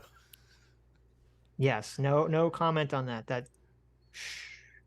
I listened to, because I was listening on my phone, and I haven't done the Daily Wire thing on my phone yet. So I was listening to the Daily Wire subscription, and oh my God, it's no commercials. It's like heaven, Sitch. It's like total heaven. Does it have does he still do the sponsorship spots? No, he does. None of that is in. It's just just straight show. It's so much better. And he does an interview with somebody at the end of the show that you don't have in the YouTube thing. Look, I'm basically advertising Daily Wire here now. So there you go. But I had to listen on my phone because I was making my lunch, getting ready for the stream, and I was, listening to this at the same time, and I had to do the ad spots. Torture. So, I think as I bring up Ari Melber, I think that's his name. Yeah, Ari Melber. This guy's the worst. Like, not Ari, no. Ari is the worst. We've covered him in the past. Yeah. It's so many of the arguments. Is this stream still unlisted? It shouldn't be. I said the public, so try refreshing. Let me know if it's still unlisted. It says public. I see public. It says public on mine. Yeah. So. We got 1,000. We got 1,100 people watching. So obviously somebody found it. Somebody found it, right? So many of the so many of these arguments I just see as political patronage at this point. It's like Democrats want voters that are in favor of these policies so that they can feel good. And the way that they're feeling good just strikes me as, like you said in the beginning, completely racist. It's just the bigotry of low expectations, as they say, which is kind of a Republican thing to say, but I do agree with it. It's you hear Glenn Lowry and John McWhorter talking about this all the time, which those guys are like fucking super geniuses. Imagine being considered like intellectually dim and being those guys just because you're black. I know. It's so horrible. But that's kind of the that's kind of the take you get from these responses. I don't want to straw man the position. Ari's position? Well, just a lot of people's position. And I think, and I was going to say it, I forgot. I think Ben kind of did straw man because he said there are two alternatives. He said there are two positions according to Jackson's worldview. Blacks are biologically inferior, or the country is so racist that blacks can't succeed, right? Right. But there's a third position, which I think is the more reasonable position, which I think is true. But then the question is, what do we do about it? Is that, and Ben has said this in the past, so I don't know why he didn't bring it up. He's explicitly said this in the past, that because of past racism, that's obviously affected black people today, right? Like our past and the past, elements of our families and of our communities and of our cultures, has massive effects in where people are nowadays, right? You go back in time and you can kind of very often see threads in why communities kind of end up where they end up. And the argument, I think the non-strawman argument for affirmative action is the past of slavery and Jim Crow law and things of this and racial discrimination essentially, put black people as a whole in this country in a hole that made it more difficult for them to climb up. And so therefore there should be some kind of leg up given so that black people can start on the same starting point. I'm sure you've all seen the kind of, there's the comic strip of like the white guy running in the race and the black guy's running and they have all like the weights on them, right? Yeah. Like that, like even if you disagree with it, that's generally what I hear is the left's argument in favor of affirmative action. And I think you should actually address that as opposed to just saying like, oh, you're just saying that all black people are stupid. Like I've heard some people on the left say that, but I don't think that's like the majority opinion of people on the left. I think the majority opinion of people on the left is they just think because of the history of racism, black people in America need a leg up.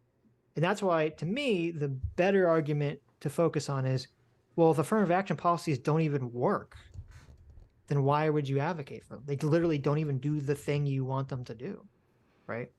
Yeah, my problem with the comic is, though, I don't know how true it is to the situation. And I just feel like if you're a black American and you see that comic and you internalize that comic and you say, I'm the guy with the weights on, and you look out at the world, you're just going to see a different world than if you see the comic and you see everyone starting in the same place on the starting line.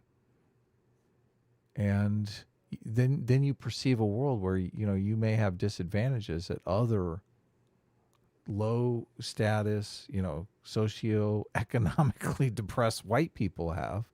So they're starting in the same place as you. I mean, people start in different places in life, not solely based on race. Yeah, no, you're completely correct. And that is sort of the danger of people kind of using the univariable of race. Yeah. As you said, and I think it gets brought up like if you're rich and black, you're going to have a better chance getting into college than if you're poor and white, generally. Yeah, you're not the guy with the weights, but you're looking at that comic and you're thinking, well, I am the guy with the weights, even though, but it's like a social stigma thing. Everyone looks at me like that guy. Right. And there was, we covered this many years ago. There was the best example of this was that massive Mizzou protest. I forget the kid. There was a black kid who was like the head of this Mizzou protest. And he was talking about how racist the country is and bigoted the country is, blah, blah, blah, blah, blah. Turns out like he's the son of, like, his parents are like millionaires or and billionaires they like, even. They were or like even loaded. billionaires. Yeah. And they own like one of the largest train companies in the entire East Coast. And he was their son. And you're like, what the hell is this kid talking about being oppressed and subjugated? Like he's like so rich. Like get the hell out of here with this crap. It was disgusting that he was trying to like taking this on, his taking on this oppression, that it was fake for him. Yeah. If you're, but no, go ahead.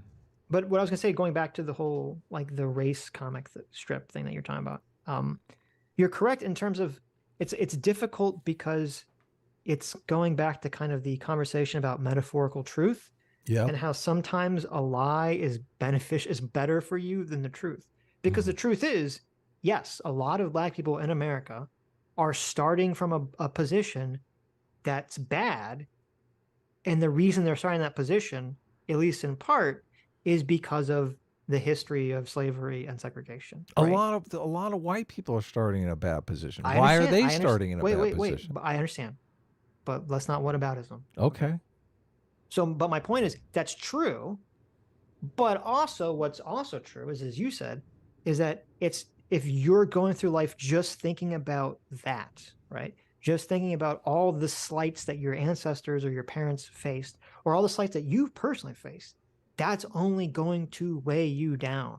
All those weights you see in the comic strip, like by looking at them and focusing on them, you're just making it worse for yourself on a personal level.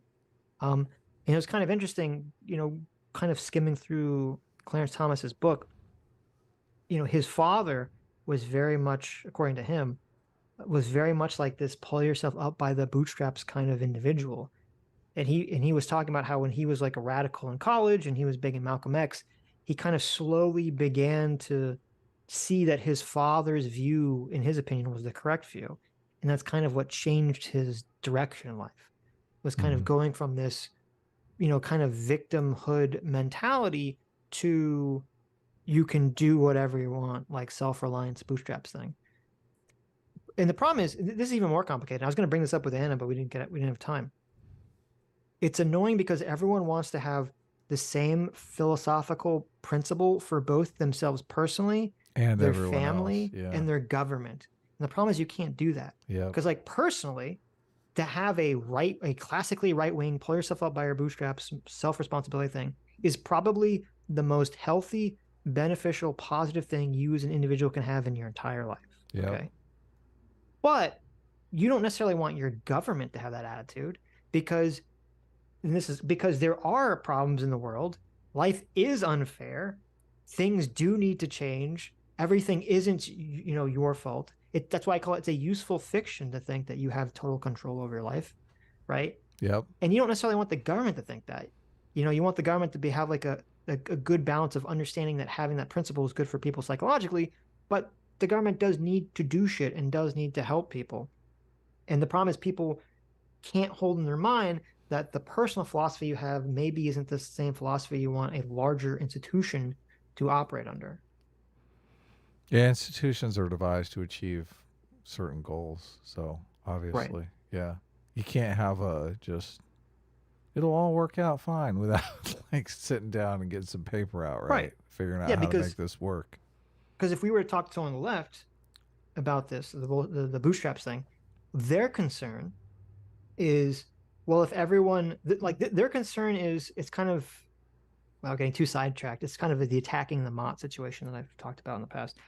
Their concern is, if all you do is talk about pull yourself out of your bootstraps and whatever, then you're basically setting up a scenario where you don't want the government to do anything, right? Yeah, you want the government to just be laissez-faire, neoliberal, just put their hands up in the air and say, everyone do whatever the fuck you want. It's all up to you. Fend for yourself. Fend for yourself, which is a bad outcome in the other direction. So they talk in the narrow corridor to liberty about some government where that's literally the government motto: fend for yourself. How do you want to live? How do you feel about that, Sitch? It's kind of hard. It's like a shithole. Yeah, when that's they have literally defunded the police there. It's like all run by gangs. Right. Yeah.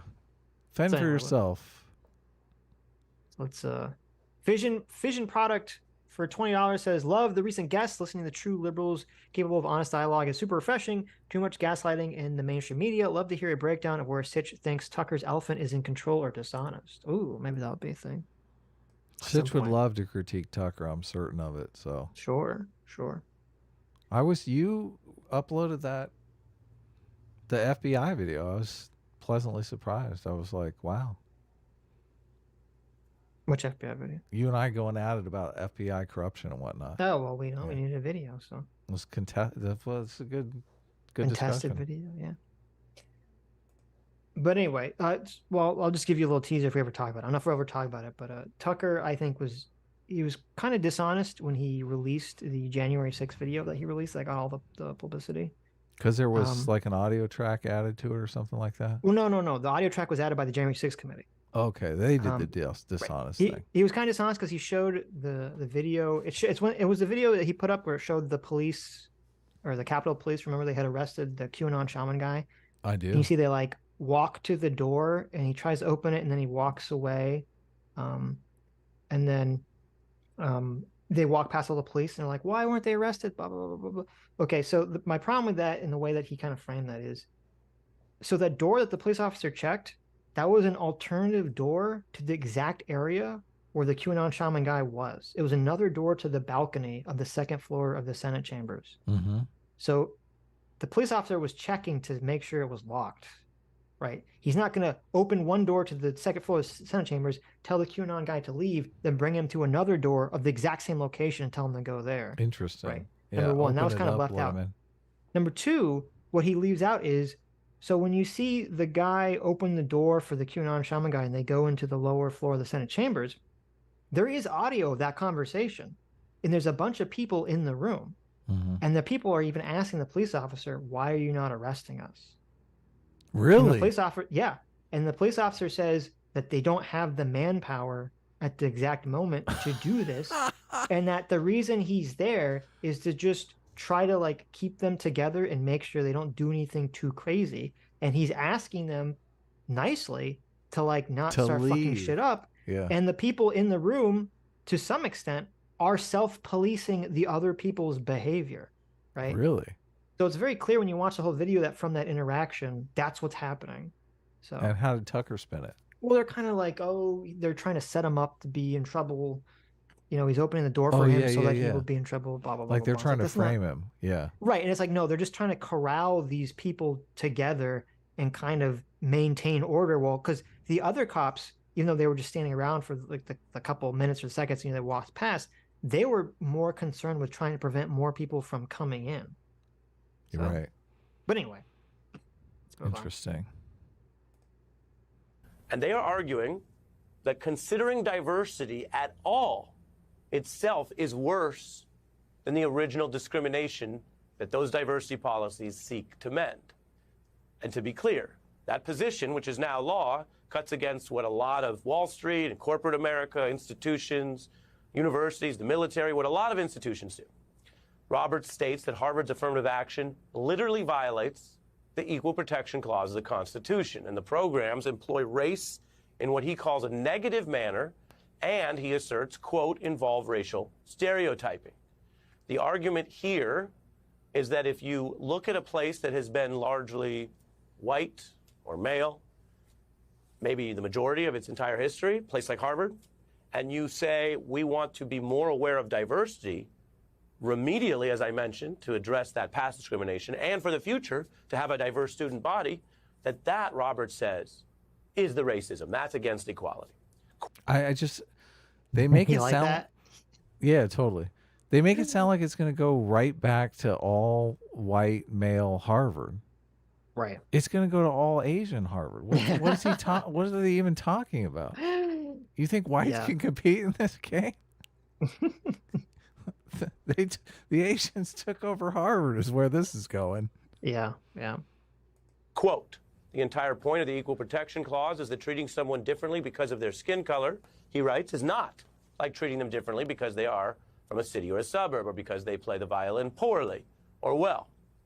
Roberts basically writing that the universities did not carry their burden to prove their process was valid.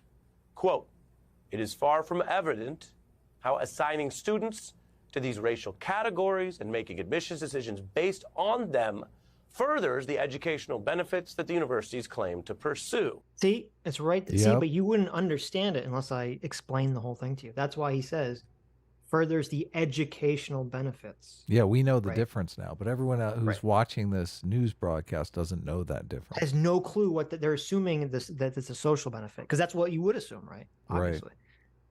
Yep. And that right there is the court basically telling the universities that they cannot run their own admissions and education programs the way they choose because the court has deemed them discriminatory. Now, It's weird. I keep hearing people say this. They're telling the universities what to do. So, like, it was the same thing when they were trying to end segregation. Yeah, Right? that's when they told the universities they had to admit black people. Yeah, like it's so, like it's just a weird thing. I keep hearing it's kind of like the Kyle Rittenhouse cross state lines thing. Like there's like a certain phrase that people say, like a magic spell, Yep. that they think it means something, and I'm like, it doesn't actually mean anything. I don't know why you keep saying this phrase over and over again. Yeah. again, that's the argument, and I'm showing you what the court said, and this will bind all universities.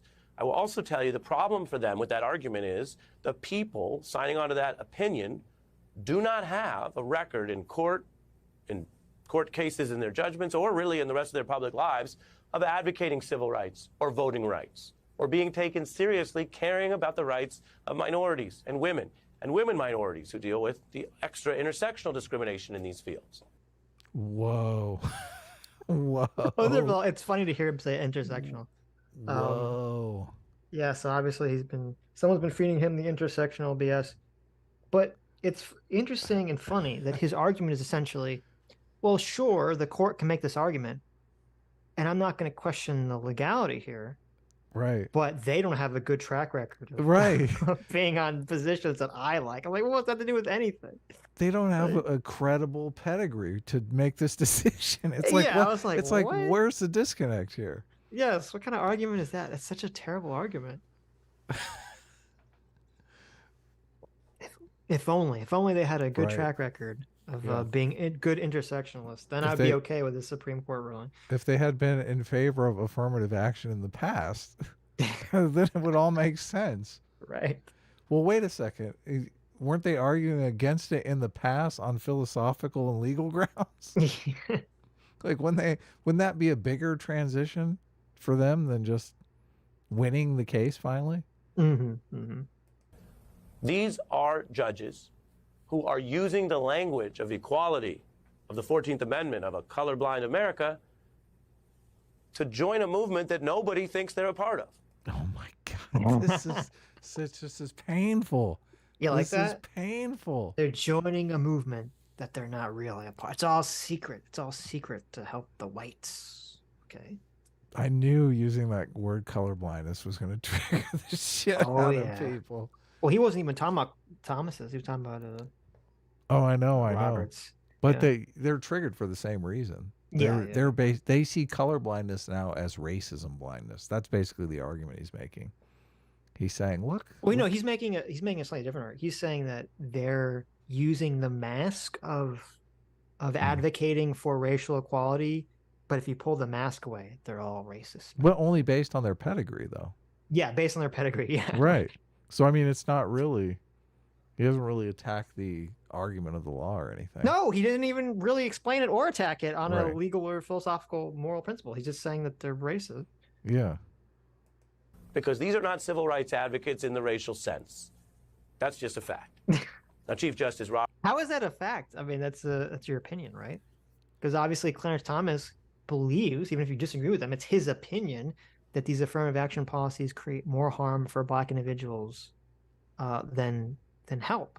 Right. So you can't say it's a fact, right, that he's not a civil rights advocate or whatever. Well, it is. Look, if you want to look at civil rights as an advocating for equal treatment of Black communities, there you go. then he's totally in favor of that. Right. He's saying that the affirmative action policies are what's standing in the way of that. Yes. Yeah. Exactly. Roberts and This is why I kept saying political patronage, because it just, for me, it smacks of these policies are political patronage for voting demographics. When you say political patronage, you mean like this is a toll that is being paid to try to get people to vote for them? Yeah. They're basically saying, look, we're in favor of blacks being able to score low on their SAT and get into Harvard. So vote for us. Wouldn't you think of the legacy policies as sort of like a patronage system? It is. It totally is. Yeah, to obviously the people that go to the college, right? Yeah, your dad or mom are alumni of this university, so we're going to make sure you get in too. And right, yeah, it's a patronage system. How is this not? Affirmative action is just another form of patronage system. These patronage systems evolve because they get people political power. Right. And we'll talk about the alumni thing because I was going to come up in a further video. Who gets political power from advocating for meritocracy? No one. Nobody. Right. Right. Yeah. And these other Trump judges have also basically gone down a road that was just discussed here with the president and Nicole Wallace, which is reversing precedent. And there's real life impacts here. Now, affirmative action has already been eliminated at the local level by certain states. In other words, just as Harvard chooses to do it, some states have chosen not to do it. But that also has given us data on what happens. For example, the end of affirmative action in certain states led to a drop in minority enrollment at the top public universities in those states. So it's kind of weird that this is brought out because it's like, yeah, obviously, right? Yeah. That was the whole point. If you're going to be lowering, if you need to, right? If you need to lower requirements for Black individuals to get into certain schools, and you get rid of that, there's going to be less Black people in those schools. Well, yeah, but I don't know. It's like that's an obvious thing. You hope incentives take over, and that.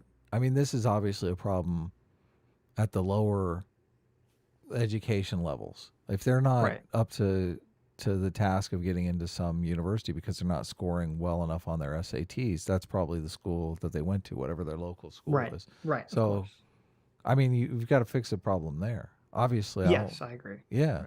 And until that happens, this is going to continue to be a problem. So. Right. Well, and I agree that the way to fix the problem is to try to fix public education, which is a very difficult task because no one agrees on what exactly the problem is in the first place. But to me, the real study would be, even if you're trying to make this argument, wouldn't be whether there's lower emissions. It would be what are the life outcomes for people before and after affirmative action, right?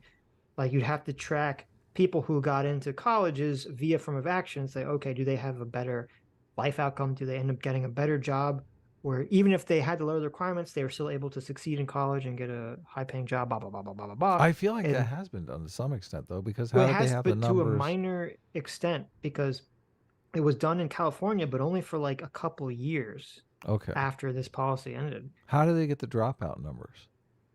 I don't know, but they do. I mean, well, the dropout numbers would be easy. It would be more the tracking people's jobs would be a little more difficult. But that would be the only way to really test this. And it had to be some kind of like more longer term thing. So, and I haven't seen that data.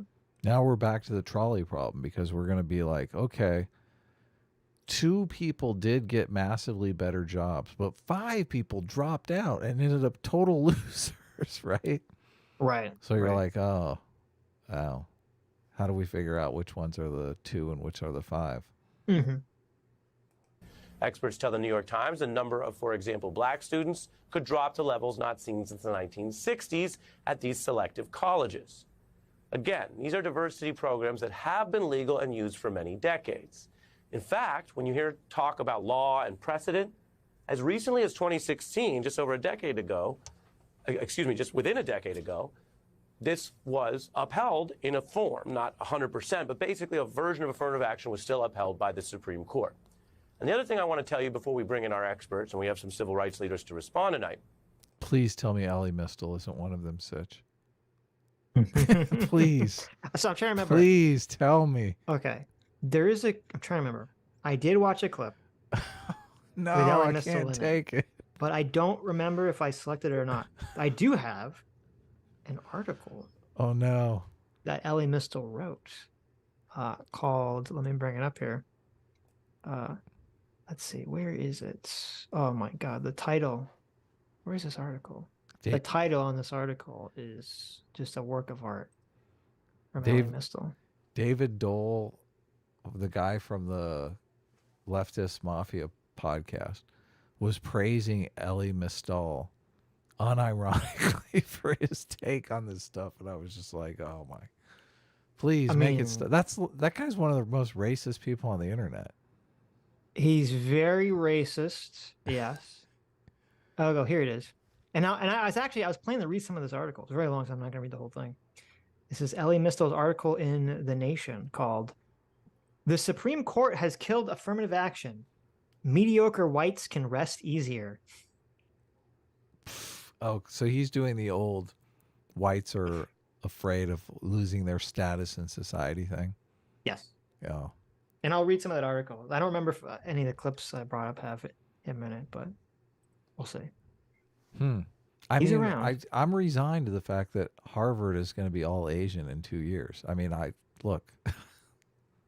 Yeah. Didn't I already mention that? Listen, it's going to be all Asians and Jews. Okay, you're just going to have to accept your Jewish Asian overlords. Look, it is what it is. Okay, I'm not really worried about the experience at Harvard because I didn't go to Harvard and I don't plan on going there. So true. Neither did I. So, is that we're not talking about something that is currently controversial. We saw the court enter into the abortion and Roe debate at a time when many of these issues had already been sort of worked out, and it sort of threw them back into.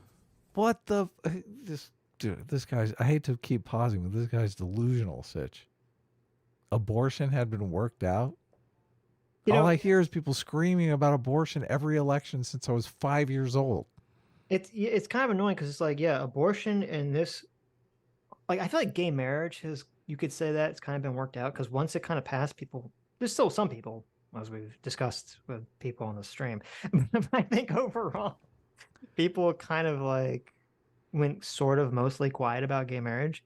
So maybe you could throw that at gay marriage, even though it happened far more recently. But like affirmative action and abortion, people have been really contesting for as long as I can remember. Yes. So I don't agree that these things are worked out. Yeah, no, this is not true. Crisis and controversy.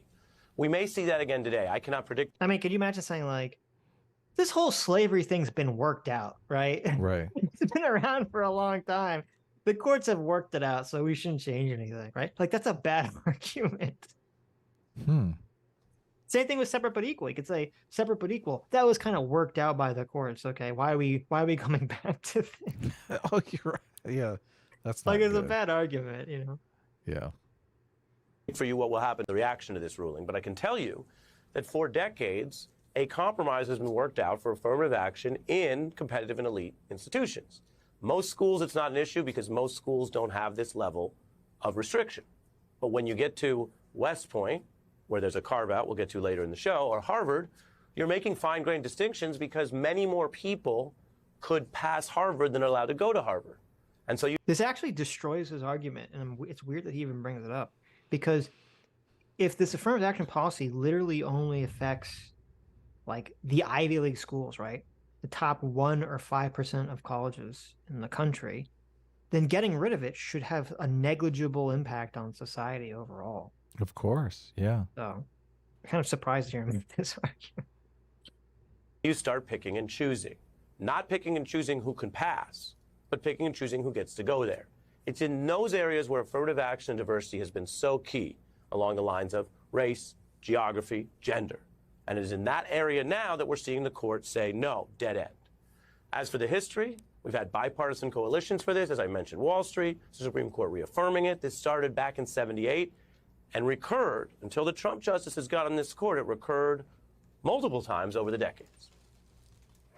The Supreme Court of the United States ruled on two questions of decisive importance to all Americans. Affirmative action is not dead, but has to be part of an overall program to diversify a student body. Tonight, the Supreme Court has spoken. They have ruled affirmative action is here to stay, at least for now. It's upholding the affirmative action at the University of Texas, Brian. It's a 4-3 decision. I'm pleased that the Supreme Court upheld the basic notion that diversity is an important value in our society. Doesn't this kind of disprove his whole point that it was like a set thing that everyone agreed on? Like he just played a bunch of clips. I know it comes up every 2 weeks. Jeez.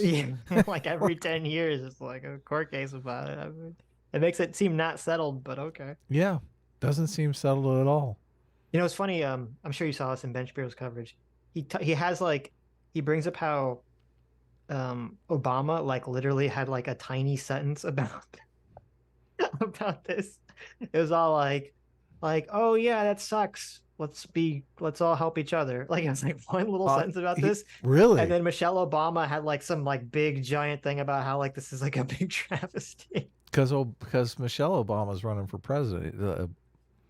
Barack's already been there. Oh, is that? Well, his position was he thinks Michelle's significantly more radical than Barack, which is maybe that's true in terms of their political situation. That's Ben's take, yeah. Right. I thought it was very funny. Yeah, no, it is hilarious. Over and over and over, the Supreme Court has upheld the basic precedent, and we are living through a very tough time for the Supreme Court. Some of the most withering pushback came from within the court. How much of this do you think is like Ari went to Harvard or whatever Ivy League school he went Probably. To. I think he's even got a law degree if I want to look it up. Yeah, but because his pop went there, right? I mean, he's in on this other kind of track. Look, I kind of feel like No, he went to University of Michigan. You know what's next on the chopping block, he went to right? Cornell Law School. I'm sorry. Yeah, see, there you go. Cornell, of course, right? Of course.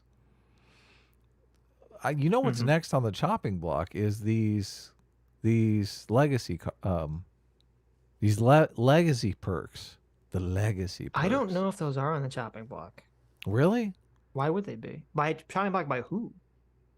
But they're illegal. There's some kind of discrimination. No, they're not. Really? What would be illegal about them? I don't know. Why is it? I guess it's not based on race or sexual orientation or anything like that. So colleges and businesses can discriminate all they want as long as it's not a protected class.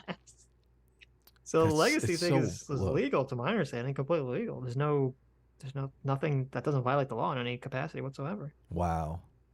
I mean, so I'll talk about this briefly, the legacy thing. So as you said, the very obvious reason why schools have legacy is financial, right? Yeah. Well, there's two things, and this comes up in one of the videos. Well, and to cement the power of the elites, to put their boot down on us and keep us subservient. So, spoiler warning: we are going to watch Joy Reid talk, your favorite. But she brings up something that's like really stupid, because a lot of people bring up legacy in this conversation, which I don't think makes sense. It is a whataboutism. But when she talks about legacy, she talks about like, when I went to Harvard, there were people I went to school with whose parents' name was on the building. Okay. Right. Generally, when people talk about legacy, they're not talking about if a parent donated or a grandparent donated so much money, there's a fucking building with their name on it somewhere on campus, because that affects such a minuscule amount of the college population that no one cares, right? Obviously, if someone's donating millions of dollars to a school, the school is going to allow their children and grandchildren into the school, right? Yeah. As honestly, they should, because that's kind of how, especially for private universities, that's obviously how private universities are going to work. They're not going to say, oh, you donated enough money for us to build a building, we're not going to let your kid in? Of course not. That would be the stupidest thing on the planet for them to do that. Isn't that just patronage, though? You're basically it buying is. I thought we were running a meritocracy Well, it's a private here. university. This is capitalism, baby. I don't have to tell you. Oh, it's capitalism? I'm sorry. Yes. I'm sorry. So to me, like, talking about that level of what if the legacy person, they're going to be a doctor, okay, and they're mentally retarded, Okay. They still have to get like the grades. Okay. There's a difference between saying letting them in and saying, oh, you just passed them anyway. Because that would be irresponsible to just pass them. I'm giving you a hypothetical. You have to take these. Okay. They're mentally retarded. And they The end up killing a bunch retarded of people. Look, they do heart transplants and they actually remove the kidneys. Okay. That's how bad they are. You can't let those people in.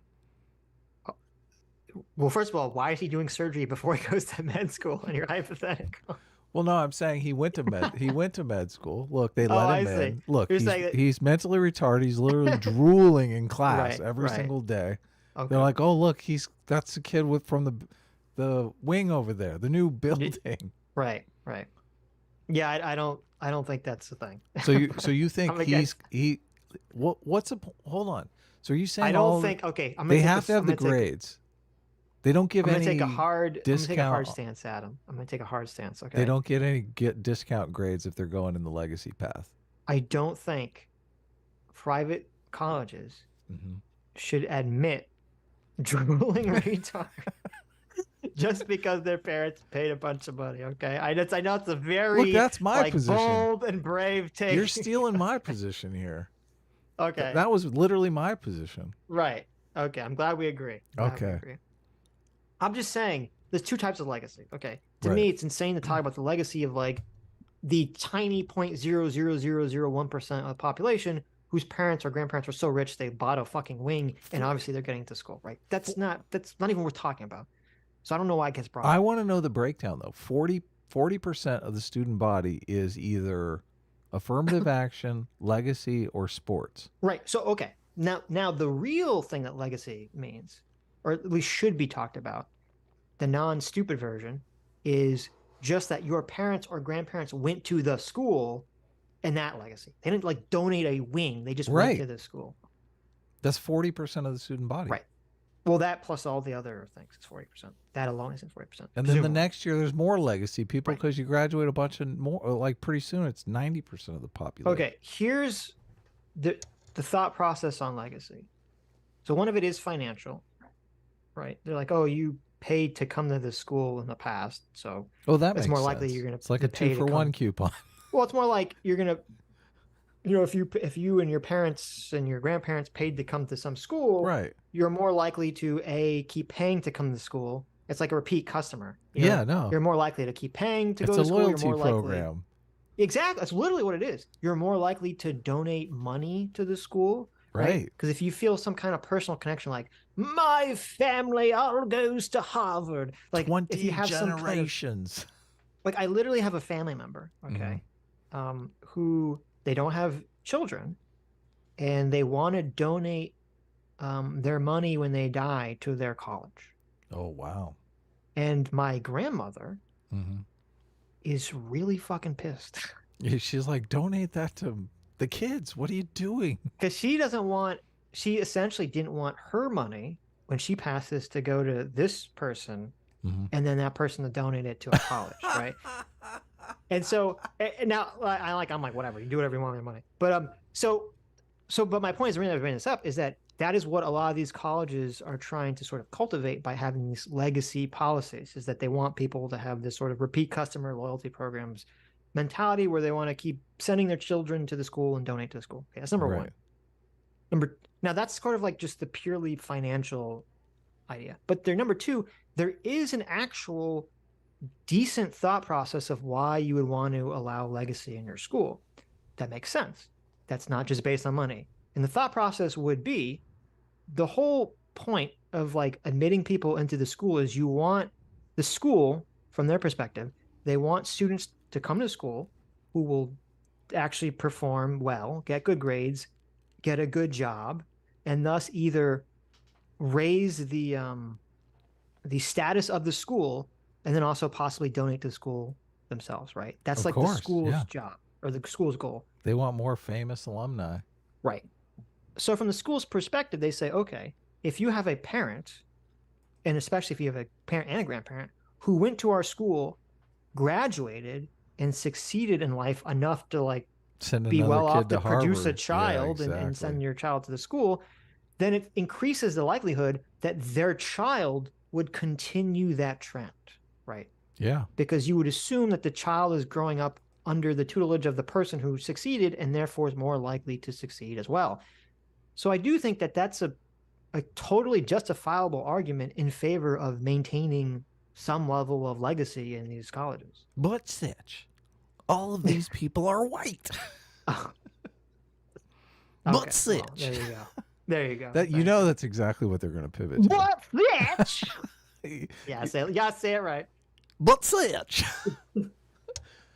That's exactly what they're going to pivot to. You know, Right. It's true. Yeah. Well, but that's a different issue. They're going to That's say it's obviously just another type of racist affirmative action. Right. Well, that's actually, Jackson brings it up in her dissent, which is why a lot of people are talking about this. She's already pivoted to it. Great. Yeah, because she talks about comparing two students' legacy versus not legacy, and how the legacy person is more likely, obviously, like the black family is significantly less likely to have a legacy because of the history of blacks in America, blah, blah, blah, blah, blah. And I get all that, but that's kind of irrelevant to the specifics of what I'm talking about and the specifics of what the incentives of the school are and whether they're justifiable or not. Now, you can say, even if it's completely logical, you still disagree with it because you think there's a greater societal outcome to diversity. That's fine, but just make the actual argument you want to make. You made a very compelling argument for legacy. Elitist. I mean, I'm not buying into it, but look, I get it. It's compelling. Well, there could be, I don't know what the numbers are. There could be too much legacy. However much they limit, like lower it, could be too much. What the schools should do, maybe what they've done, I don't know, is they should do studies where they actually track legacy to see if the idea that I'm talking about, where that the legacy students are more likely to succeed, actually works, right? Because the thing is, I wouldn't be surprised. It could very well be like, you know how they say, like, by the third generation, families generally lose their money or whatever? Yeah, reversion to the mean. Right. Like, that could also be true for, like, yeah, no, that's what I'm kids, thinking. The dumb kid, of course. Right. They're not succeeding. Right. So, but see, to me, that would be the correct counter argument to the legacy question, not say, oh, this is the white people. Yeah, yeah, it's difficult to say. Are they lowering standards for the legacy people too? That's my big question. Yeah, they are to some extent. Oh, they are. Okay. I'm assuming. I mean, that'd be otherwise it wouldn't make sense. Yeah. Okay. Justice Jackson with a scathing dissent that talks about some of the issues I alluded to, that the conservative arguments here may not hold up. Quote, how do you like that? He calls it scathing and Ben Shapiro calls it trash. What's funny? With let them eat cake obliviousness, today the majority pulls the ripcord and announces, quote, colorblindness for all, but deeming race irrelevant in law does not make it so in life. And having so detached itself from this country's actual past and present experiences, the court has now been lured into interfering with the crucial work that institutions of higher learning are doing to solve America's real world problems, she writes. I hate those dots in there. The crucial work that, is there missing text there? It seems like there is. Oh, I almost had my audio's going a little fritzy. Keep saying some things. The court has been lured into interfering with the crucial work that, there's some missing text here, and then institutions of higher learning are doing to solve America's real world problems. I mean, the text that could be inserted in there, right? Could what is drastically the ... claim change right. the. Summarizing the ruling and its impact as a. Well, no, I was gonna say it's funny because he says that she gives like a thing. Oh yeah, I read so her scathing. thing. Like, yeah, she throws some shots at the majority. I mean, Thomas's is like far more scathing because he's like directly calling her out. Right. And I thought he actued crossed the line. In my opinion, Yeah, really? Right. I'm like, ooh, this is pretty, like, he's really emotional here. So I don't know. It's interesting that they're like they keep, and a lot of people did this. They said like, oh, she was so bold or scathing. Like they give it like the fact that she's, calling them out is like a good thing, which honestly, in my opinion, when you're writing a court opinion, I think you should try to be as like boringly unemotional as possible. Right. Yeah. Don't take political shots at your other justices during your paper. It's also, let them make cake line is what they're talking about. The scathing part. Yes. She had a couple things she threw at them. But also, like, it's not just stupid strategically, because you're like, okay, I have to work with these people, for 20, 30 years, right? Like, if you ever want to change anyone's mind, they'd be like, remember 10 years ago when you gave a scathing response to me? What is the implication with the let them eat cake line? Does that mean black people are incapable of getting into university based on merit? No, well, I could bring up the opinion for the context. Well, no, I feel like it is a little bit. Do you disagree with that? I think what she's, generally. Look, let them eat cake. The line was, impoverished people who had nothing. Marie Antoinette came out and said, "Oh, just let them eat cake." That's not what she meant, though. Okay. So I brought up. It says she is casting the black community and like the impoverished people who have that's not absolutely what she nothing. meant, though. Okay. She said the majority in concurring opinion rehearsed the court's idealistic vision of racial equality from Brown forward with appropriate lament for past indiscretions. But the race-linked gaps that the law, abided by this court, previously founded and fostered, which indisputably define our present reality, are strangely absent and do not seem to matter. With let them eat cake obliviousness today, so it's just the majority pulls the ripcord, announces color blindness for all by legal fiat. But deeming race irrelevant in law does not make it so in life. So what she's saying is, she's not saying that like black people are like the poor people. She's saying that in her opinion, the majority opinion is the level of obliviousness as Marie Antoinette is when she said, let them eat cake. Right. Well, that level, though, if we dial in on the details of the situation, could imply that there's no way black people could get into Harvard without somebody... I mean, you could twist your head to make it say that. That's not what she meant. Okay. Right? I wouldn't use that term. I mean, I agree with you. I think it was a bad. When I read her opinion, I wasn't impressed with her writing. Oh, really? Yeah. I don't think it. And I agree with you. That's a bad. That's a terrible metaphor for this situation. It's a terrible analogy. You're basically describing them as plebes. Because it has a bunch of connection that I make. It has a bunch of other potential connotations that she didn't mean. Yeah. So, yeah, I agree. So, but she's just trying to go like, oh, who's a famous person for being oblivious? Oh, Marie Antoinette. So there you go. Right. She should use Amber Heard. It would have been way better. I don't know about that, but okay. Amber Heard levels of obliviousness. What do you think? Look, I could be a Supreme Court justice. The obliviousness of Megyn Kelly talking about dressing up in blackface. Oh, look, you got to look. Amber Heard would be better, but I understand the politics would be difficult for her with all the Me Too stuff. Right. Yeah, I don't think. Then she would be basically admitting Me Too was like. There you go. With the obliviousness of O.J. Simpson writing a book, If I'd Killed Her. Wow. That has a black connotation, though. Sitch. I'm trying to keep it within the racial bounds here. That's the opposite, though. Oh, I'm sorry. You're right. I'm doing it in the wrong direction. You're doing the criminal stereotype. You're right. You're so terrible, correct. Sitch. You're right. You can't do that. What are you doing? I did it backwards. You're correct. Look, this has been fun. Maybe we should move on. The perverse, historical, and counterproductive outcome that is a tragedy for us all. Justice Sotomayor, writing the devastating impact of this decision, cannot be overstated. Literally overstated in this opinion, but whatever.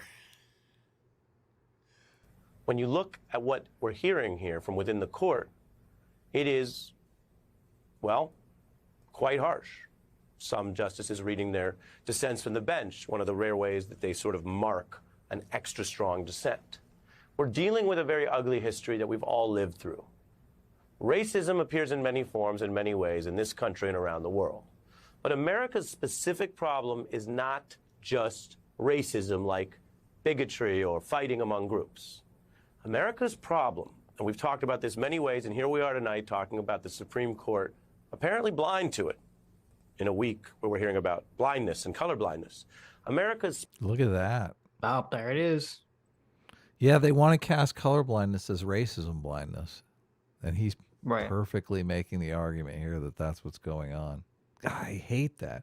Can't they just say racism blindness? Why do they got to wrap colorblindness up in this? Well, because the the anti-liberal leftists like to attack colorblindness, so they've kind of bought into this framing. You know how long it is to get some sort of concept like that boiled down to a word that everyone understands, and then you go changing the fucking definition of the word? Like that's...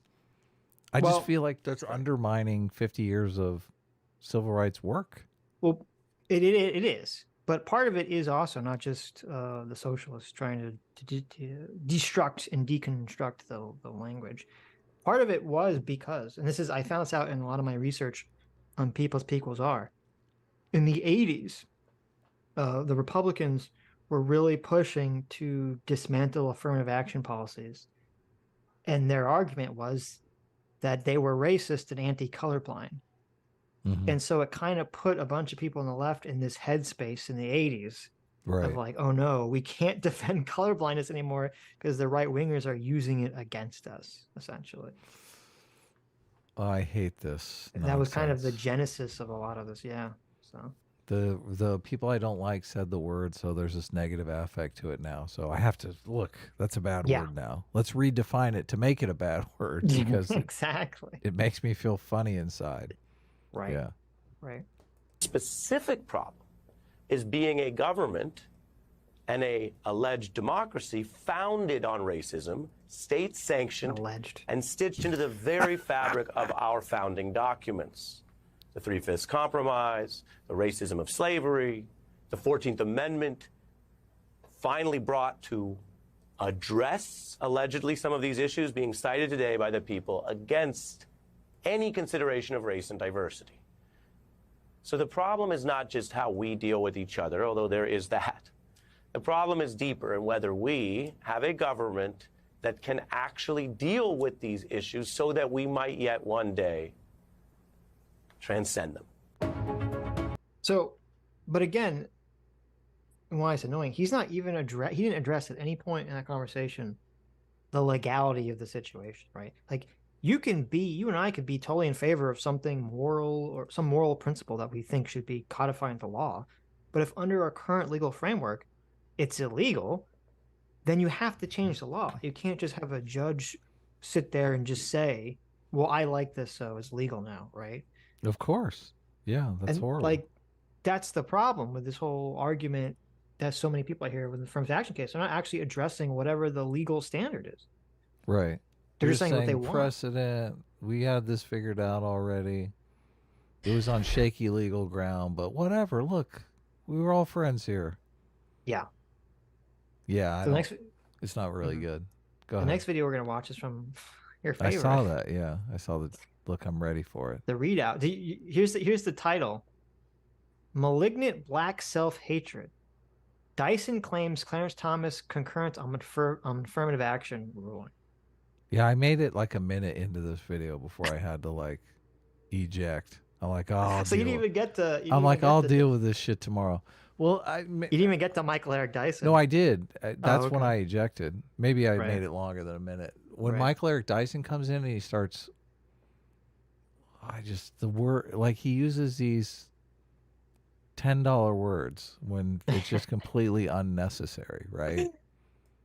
It's it's not helping you make your argument. You know, it's funny. Whatever happened? Did you ever get a response from Sam? Is Sam ever going to talk to us? He never responded. Well, he did respond, but then I tried to set up a date with him, and he ghosted me. Okay. He must look. Sam, you're running scared. Come on. I want to cover. It doesn't matter if he comes on or not, because I want to cover his appearance on Wisecrack at some point. And then Wisecrack did follow-up videos about cultural Marxism, which were very interesting, which I also want to cover. And I was rereading. Sam's professor wrote a book called Black Rights and White Wrongs, The Critique of Racial Liberalism.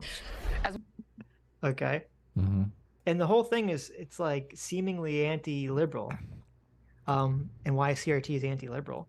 And I'm reading this book, and as I'm reading this book, I remember why I stopped reading it. I'm just getting angrier and angrier because the person that wrote this book, who was Sam's professor, he wrote it in the like he's like the worst fucking writer of all time. Oh no! This guy is. He wrote it in Ebonics. No. You racist. I think the professor's white. I'm not sure, but anyway. Well, that would be even more racist. That's true. I'm sick of people who are supposed to be either philosophy teachers or philosophy writers.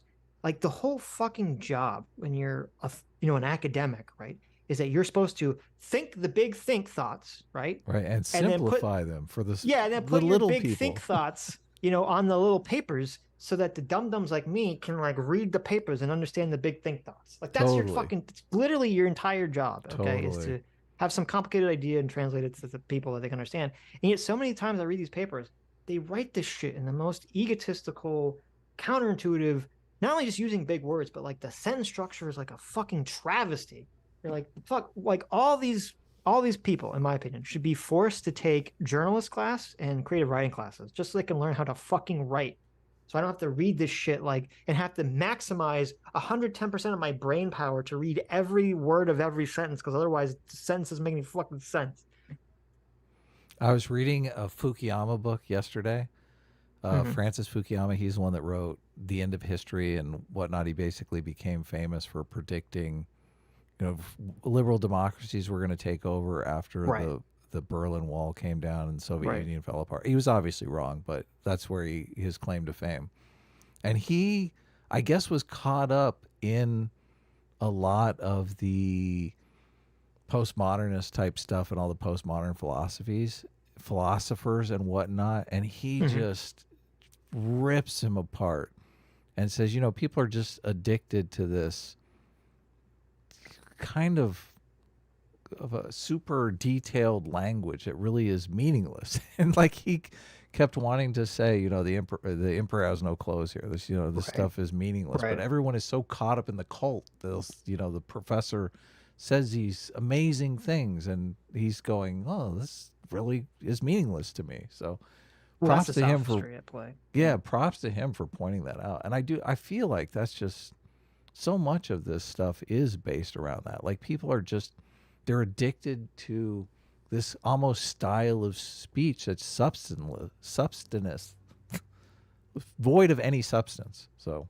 well, it's what happens is it's kind of the same thing we see in our sphere, and this is true of anything. Anyone that's in a environment, it's very easy for them to get sucked into just tailoring their content for that environment, particular audience. Yeah, exactly. And their particular audience. So if you have a bunch of like philosophizers, okay, philosophy teachers, philosophy academics, any, big brain people, like they're in an environment where like there could be accolades on, like making your fucking work impenetrable, essentially. Yeah, totally. Instead of completely understandable, which the accolade should be for that. Because people are like, oh, like he's really smart. You see how smart he wrote these words? Like, and so I think that either consciously or unconsciously guides a lot of these people to write their fucking thoughts and their books and their literature in this like incomprehensible way that's just such a chore to read. So do you think that's going on with Sam's professor though, or is there some kind of substance there? Well, no. So to be clear, there's substance. What he's saying means things. Okay. But it's just like the decision to write it in this way. So like you guys you don't really think about it until you notice it. Like when you're reading something, you're not using 100% of your brain power to read every word of the sentence. Okay. Like most words are just like, you just skim it because you understand like the language. You're using like maybe like 40% of your brain power to read like 90% of the words, and then you only focus on like key elements of whatever you're reading, right? Yeah, you're trying to track the arguments and the substance of whatever's being so you kind of ignore all the like your brain automatically like reads like 90% of whatever you're reading and kind of just understands it, and then you have to focus on 10%. And what I'm saying is I'm reading this guy's work, and it's like literally I have to spend 100% of the brain power just decoding it every fucking sentence, because I'm just like, what is he saying? He's saying it in this horrible fucking way. And it's just, oh my God. And once it's just, oh God, it's just terrible to read. I have that kind of experience. Look, I'm having the audiobook experience of that, where I'm like, what the fuck did he say? Yeah, you keep hitting the 15-minute rewind or 50-second rewind. You're like, what the fuck? Yeah. I wish this was an audiobook. It could be easier to maybe digest. But anyway, Cameraman 502 for $20 says affirmative action was so well approved by the Supreme Court that Sandra Day O'Connor literally wrote in her majority opinion that, quote, "We'll allow it for now, but it should end in about 25 years." True. Yeah, that actually, that's mentioned in the I think Roberts mentions that. And I think it's been about 25 years, hasn't it? So I think that's what Ben Shapiro said. It's been like 20 years. So yeah, so there you go. Anyway, let's jump into our good friend Joy Reid. Yeah, affirmative action hire here. By her own admission. By her own admission. We're going to watch that. That's not in this clip, but that's in a different clip. All this bitter fruit that the majority conservative justices have forced down our throats today. I want to read you one tweet that spoke to me from historian, writer, and friend of the show, Michael Harriot. He wrote, "The Supreme Court did not strike down affirmative action. Admission preferences for legacies, donors, employees, and special recommendations are all still allowed. The court struck down affirmative action for everyone except white people." Look at that, Sitch. Race. How stupid is that? Well, first of all, even if we were to accept this framing, which you don't want to, that's not even true because, like as you said, a big part of affirmative action, well, if we're going to call it affirmative action, a big admissions policy for lowering standards is what is sports. Oh, of course. Athletic departments. Of course. Okay. That helps a lot of non-white people. Number one. Oh, yeah. Right. But number two, it's just the idea. I don't like what would be the court's justification for striking down legacies or donors or employee families at all? Well, you walk through it. I mean, right. It's elitist. I don't like it. I guess, but look, the court can't rule against it. Like, it's absurd. It's absurd. And then also just to frame this, like, and here's what's kind of, this is why I hate the systemic racism approach, because it's like that's all they care about. All they care about is the outcome. It's like there's a difference between saying, okay, like, yes, on average, I would imagine that legacies and donors is going to help more white people than black people. I would guess on average. But there's a big difference between something that you say, okay, there's a completely logical and justifiable reason for a policy to exist, even if it benefits one racial group more than another racial group, and then comparing that to a policy that is specifically designed to benefit one racial group over another, which is difference. Illegal. Yeah. Right. Giant chasm. To his point, prior to today, Harvard has described race as a potential tip or plus factor, along with whether one of the student's parents graduated from the undergraduate college, whether a student comes from a low-income family, and whether a student has special athletic talent. After today, the only tips that remain are legacy, low income, and special athletic talent. Joining me now are Andrew Brennan, a 2019 graduate of the University of North Carolina, who was a part. Look, low income's still in there. I like that. Yeah, I like that too. I don't have a problem. Well, I don't know. I might have a problem with it, but I don't really like the idea of like lowering admissions for any reason. But if like the standards, but if like the standards are all equal, I don't have a problem with saying like, well, maybe we should emphasize people that are coming from lower income situations. Right. I don't have a problem. Yeah, no, I think merit obviously should be the determinant factor. And once you get so many applicants that are of equal merit, that are, all in the top, whatever they are. Right. I mean, you should line them up in merit. And it seems like we have the ability to do this, right? Yes. Just with test scores and class grades and all that kind of stuff. You could line them up in a line and you take the ones on the top, right? Regardless of race or low income or whatever. But I think, yeah. And once you've gone through those, I mean, you keep going down the line, right? Right? If you have like a crop of kids that are all the same merit level, and you need to keep cutting, then I'm saying, okay, I don't have a problem with people cutting for socioeconomic status. I think that's completely justifiable. Yeah, the reason why they do these kinds of stuff is really to give special perks to people, obviously. Sure. So you've made an argument why they should give special perks to legacy that I think has some merit. So, but I guess sports have merit too. They bring in money and stuff. Well, of course, right. But poor people, what? Well, that's just for social good. That's not like for the specific good of the college going Right. forward. I do think it has merit, though, obviously. Party to the affirmative action case involving that university. Angie Gabeau, president of the Harvard Black Students Association, and Michael Eric Dyson, professor of African American and Diaspora Studies at Vanderbilt University. Diaspora Studies, Sitch. Why don't we talk? We need to do a show on that. That's funny. Co-author. I whispered to myself, Diaspora Studies, as soon as she said that. Diaspora Studies. Look it up, man. That could be the next Tuesday show. Look at that. Unequal. The story of America. Of unequal. Is that what it is? Oh yeah, that's his book. Unequal. A story of America, apropos on today. I do want to start here at the table with you, Angie. We were just having the whole See, this is what bugs the shit out of me here. The book is called Unequal, and she says, apropos about what we're talking about today. It's like 1984.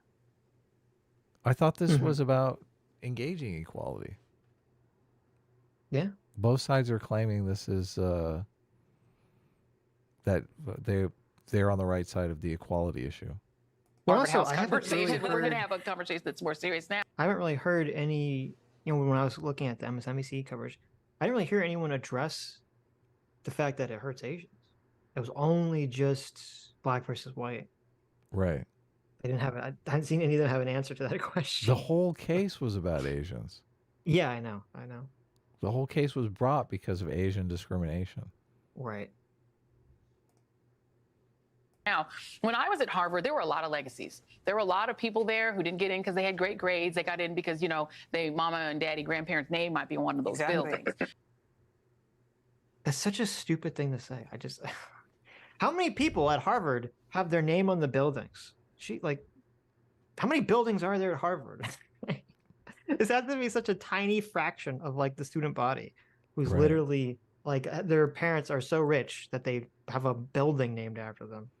I just want to know if the richer you are, the worse your grades can be, right? Because I want to get in, but I have C minuses. There you go. Those people can still get in. Their affirmative action seems quite in place. What do you make of that? No, I totally agree. That's still true today. There's also we've seen it in other cases, like the back door, the side door, other ways to get into Harvard. But they just struck it down just for black students and black and brown students on campus to be able to have specific access due to disadvantages in specific circumstances. And when I was This is why it reeks of patronage to me, Sitch. Even the metaphor here. The back door, the side door. She's basically saying, hey, we had a side door. What happened? Why you close our side door down? one of the other experiences I had is that the so-called affirmative action kids were some of the most brilliant people I've ever met. They all worked really hard in school, were super nerds. I mean, Ketanji Brown Jackson was there when I was there. Okay, this is a brilliant human being. And they were hardworking. The very, very well-off, very affluent kids didn't have to work as hard. They had it set no matter what happened to them. And so I wonder what you make of the fact that this court seems to think that choosing students like you is an affront to the Constitution. No, it's really crazy. At least in my experience, I really found that my race is my identity. All the stories that I've told Harvard, which is the reason I got in, were directly correlated with my race because I live as a Black woman every single day. And a lot. Oh, okay. A lot to say here. This is very, I'm like, ugh. Also, first of all, it's interesting. She says about how, like, when I went to school, all the quote affirmative action kids were the hardest working, most intelligent people, right? Like,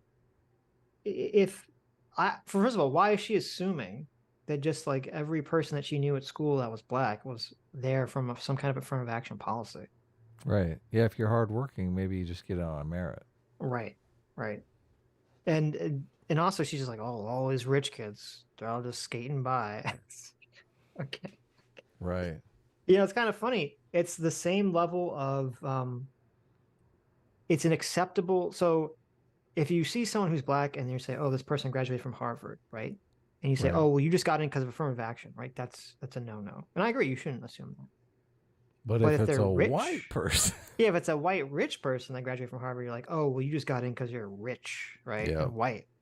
I mean, isn't that the same principle that you're essentially levying at them? yeah, it's anti-meritocratic. You're basically saying Right. you didn't get in on your merit. You got in on your money or your Sure. minority status. Right. And then I think it's, it's unfortunate that the student here, I mean, I guess it makes sense. She's literally the president of the Black Students Association, which I'm sure is hyper woke, especially at Harvard. It's unfortunate that her entire worldview is like, my identity first and foremost. Exactly what I said with Anna. Like, the identity is not that I'm a human first or a woman first. It's that I'm Black first, right? Yeah. My entire identity is that I'm a Black woman, and my entire life revolves around me being a Black woman. I'm just like, this is such a toxic way to kind of like navigate the world. Just put your race and gender at the forefront of everything about you. Like, how boring is that? Oh man, I shouldn't say this, but I'm probably gonna get in trouble for saying this, but I do feel like if we are in a democracy and we're in the majority race, Mhm. it is kind of a privileged position. Like I totally agree with you. I've never thought about myself as a white person or thought about Right. race really much at all. And I think if you are in a situation where you're a minority and like you see people around you that are very different from you and that's the majority, I do think it kind of forces your hand on thinking about race more than someone who's in the majority. Oh no, listen. Yeah. That's not getting. That's just a fact. Obviously, Yeah, that's true. totally, Right. totally. I mean, yeah, and I only know this. I mean, I know this to a lesser extent, being Jewish, because I would Yes, think of this. totally, Right. totally. And I would talk about, I'd walk around during Christmas time, and you'd see like all the Christmas decorations, and every store you go is like Christmas music. And whenever I was younger, talk to friends, they'd be like, "You're not Christian? What the hell?" Like it was like this weird thing. But it's not something that's on the eyes as much. Like you, right? Just, It's not something that's you're visually Christian passing. Right. I don't have I didn't walk around with like a yarmulke and a giant Yeah. tape, right? I was an Hasidic Jew or something. But yeah, no, so I understand that point. But and I have the same attitude about this thing is I would see this with Jewish people too, where and I think this is not entirely. I think this is partially there's a moral foundation here. I think it's actually a right-wing moral foundation to lean into your identity. Because I think the left, and it's kind of ironic, because I think the left-wing intuition is to eschew your race and gender as being meaningless, essentially, in my opinion, for how we categorize left and right and how moral foundations test. I completely agree. Yeah, this is a conservative position she's coming forward with. Right, here. because I would she's like meet the people identitarian at Harvard. Yes, because I would meet people that were Jewish and they would be my age, and for some reason, they would want to it was super important to them that to wrap their entire identity around being Jewish. Right. Which this isn't even a question of you can believe in Judaism and have the beliefs without wrapping up your entire fucking identity in the thing. And some people just, I don't know, I think some people are just wired to gain some kind of psychological benefit from wrapping themselves up in some specific identity, where I was just, for whatever reason, wired differently, where I'm like, fuck it, I'm a hyper liberal individual, okay?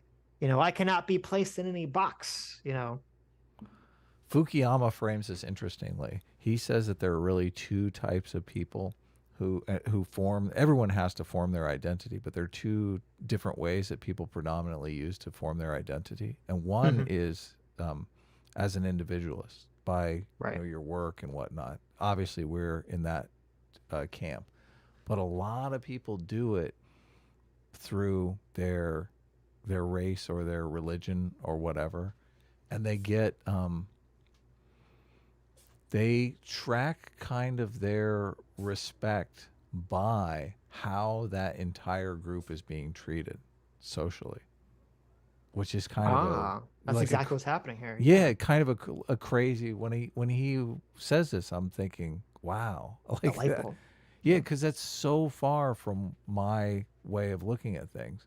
But I feel like that makes sense when you look at these identitarian type movements, because they really are super hyper conscious about how other people in their group are being treated. And I guess we, to some extent, I mean, we're more coming at it from a stereotype, like a negative stereotype perspective, where we think the individual has to deal with this negative stereotype. All whites are racist, or you know. So, but they're looking at it in a much different way, as if it's literally degrading to them as a group and affects their social status. Yeah. And it would make perfect sense why a lot of humans would have evolved to have that tendency. Cause we're probably in the minority.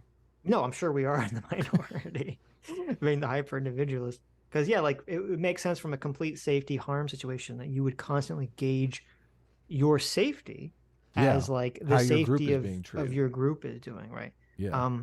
And I don't think there's necessarily anything inherently wrong with having a strong group identifier, whether it be race or religion or whatever. I think where you get into a problem is if built into that group identity is an oppression narrative, right? Of course. And that's the problem, because like if you strongly adhere to a group identity that's positive, right, that leads you towards a path of pro-social positive success, then that's going to be fantastic. But if you have a group identity that's leading to you like everyone's out to get you, you're oppressed, you know, you can't succeed, blah, blah, blah, blah, blah, that's just going to obviously hurt you significantly. Well, a tell kind of, I thought of a situation where you're getting a tell from people here, because you've heard people make the argument that whites are worried about losing their status in society, right? You hear that argument from time to time, and that argument has always just bounced right off me because I don't think about the problem that way. Yes. But you can tell they're thinking about the problem because they that said way. it, yeah. Right. Yeah, exactly. Which makes me think, oh, now I know how you form your identity, right? You just showed your cards to me. Right. True. Yeah. Very true.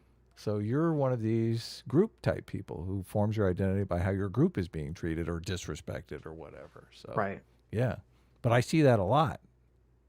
Yeah, you're right. Yeah. Now, I'm glad you brought up the Francis Fukuyama thing, because that makes perfect sense. Yeah, it was a total light bulb moment, definitely. A lot of my peers and counterparts that are also Black, like I get to hear their amazing stories and what they get to do every day that you just need in a school like Harvard. Yeah. So yeah. Andrew, you testified, I think, in one of the lower court cases. I would love to know what you make of the decision and how you think it will change the university from which you graduated if people cannot freely, the university cannot freely choose students like you. Thanks, Joy. Yeah. What the fuck? What is this framing, Sitch? This is so infuriating. They can't freely choose students like you. Like, what is that? It's such a disconnect from what's actually happening. Yeah, I know. Right? It makes it sound like they just banned Black people from Harvard. Well, here's the problem. And actually, I think Scott Adams brought this up. And as a rare W. I'm sorry, I'm being mean on Scott Adams. A rare win it was a for good Scott point. Adams? Right. It was a good point that he was saying. He was saying that the perception is, they have to watch out for, is that essentially, and this is where we have to be careful not to straw man. So a lot of Black people, even though I disagree with this perception, they view it that essentially without some kind of fiat, the colleges are essentially all racist and will try to not let Black people in. Right. Oh, I guess you're right. Yeah. Okay. Right. So that's the perception that Joy is basically working from. Scare quotes, logic. Yeah, right. That is the quote logic that Joy is coming from. And when she said that statement. Now, I would argue that position is completely detached from reality. Yes. Because colleges are probably, on average, the wokest places in the entire country. So. Yes, of course. I don't buy that at all. No, the colleges are run by white supremacy, Sitch. You don't look. Okay, of course. Read your Derek Bell. I'm sorry. When I think it's important to remember the context at UNC in which this decision has been made. When I was a student at UNC, the school was 11% Black in a state that was 22% Black. Joy, I had grown up my entire life in the South, but it wasn't until my time at UNC did I see my first and second Confederate rallies on campus. And so it's within that. I know. This is why I didn't make it very far, man. It's funny because he says this. I'm like, what the fuck is he talking about? I'm like, this is a young guy, right? like what does he refer to? It's funny because he says, and also it's so interesting because it is dishonest in how he's framing this, whether he's aware of it or not, because he's saying, "Oh, I grew up in the South. I didn't see any Confederate rallies, but at college, that's where all the racists were, right? As in UNC, University of North Carolina, that's where all the racists were." So I looked this up. I'm like, what are these Confederate rallies he's talking about? Okay. Right. So this happened in like 2017, 2018.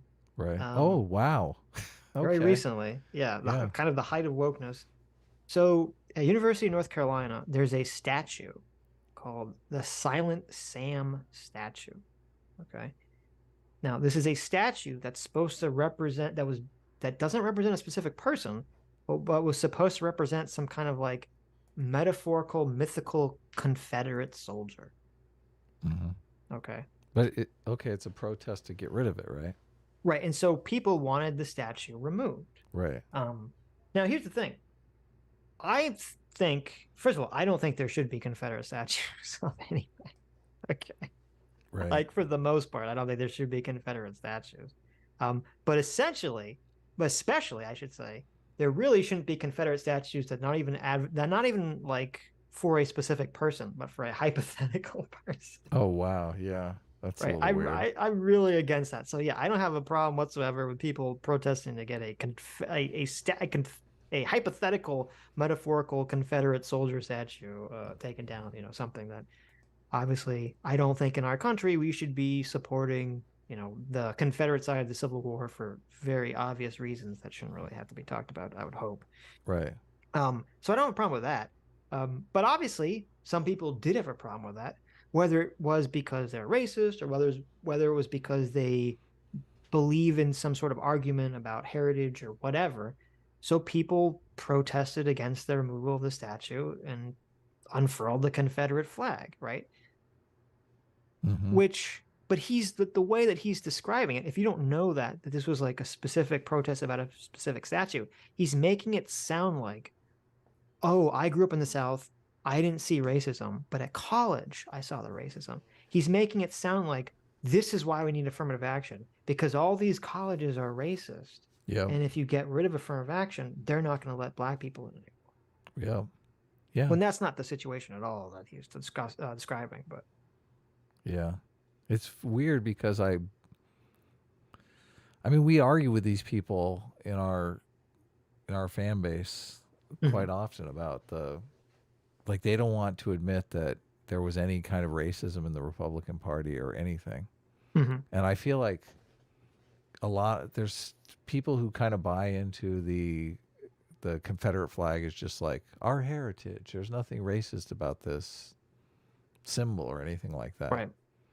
So I'm not even sure that the people who were waving the Confederate flag around were actually racist at this protest. They're probably making the argument that this is just historical. I mean, you can argue whether or not that's racist or not, or they're just inadvertently racist. But the idea that on college campuses you have like overt, out in the open racism just seems ridiculous to me.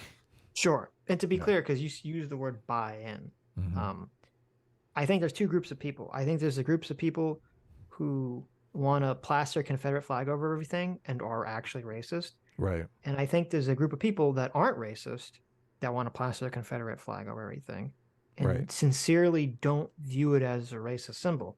Now, I think that they're wrong. Right. But I'm not saying that they're necessarily, but I think that they're not coming at it from a racist position. Right. So well, and it's obviously no one can read minds, so we can't distinguish between the two, which is part of the problem. Yeah. Yeah.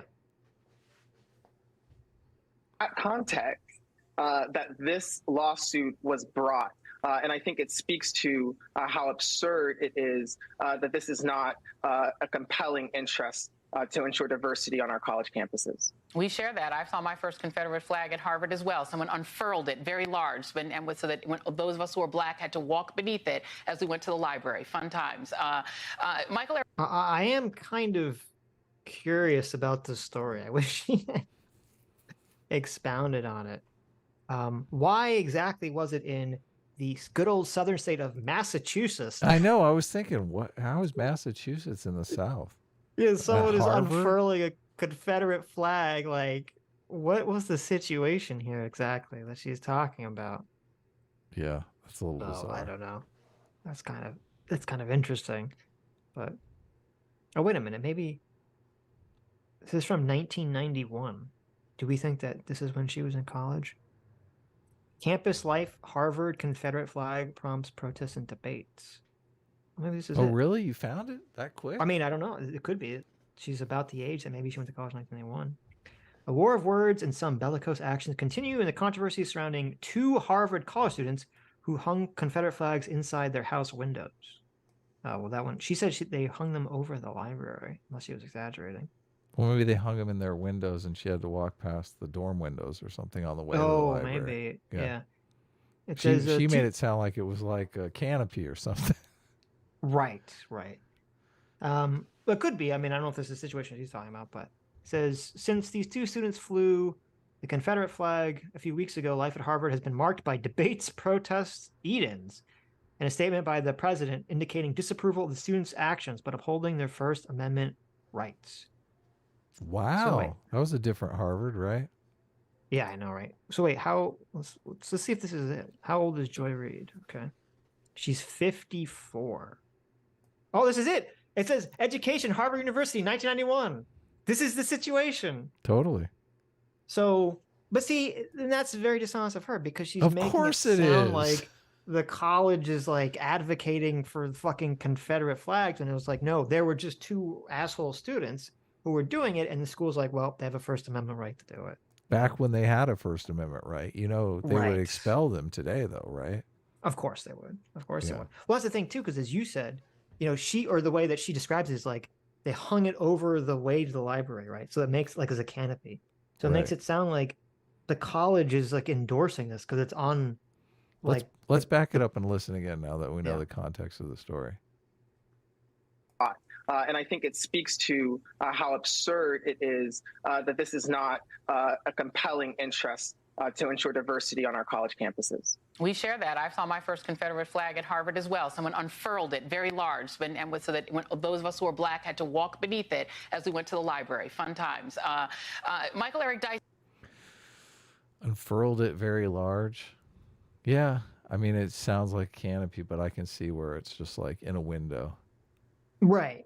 If the language is vague and I don't know if it's intentional or not, but the way she words it, it makes it sound like there's a canopy when it was just 2 students put them out their window, which they could have been on the window that she has to walk past to get to the library. Well, she also makes this motion as if they're unfurling it as she's walking past. Like, yes. Oh, Joy Reid, here, look, here she comes, get it out. Here comes Joy Reid, get out the Confederate flag. When really it's just like hanging in their window, which, assholes, the college condemned them.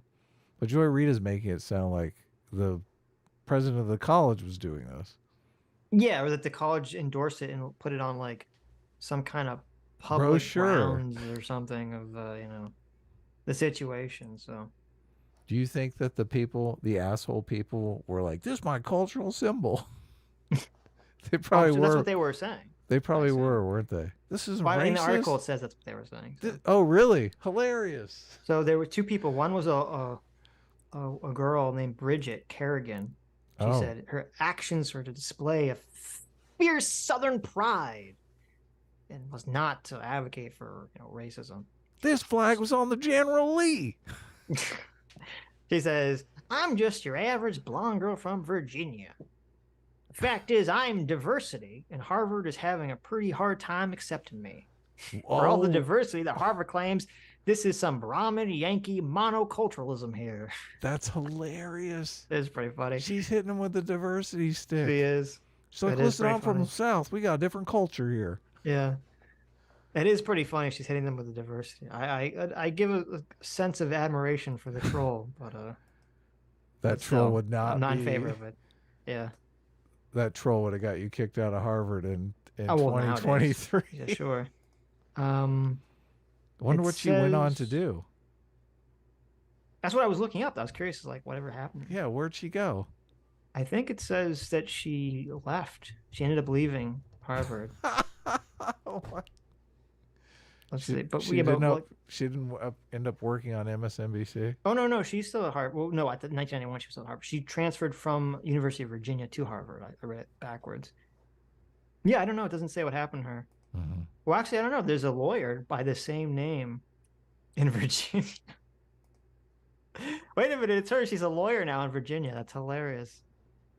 Well, there you go. Of course. She went to Harvard. You do something with that degree, right? Well, you don't know. Yeah, but it's funny that she's a lawyer, specifically.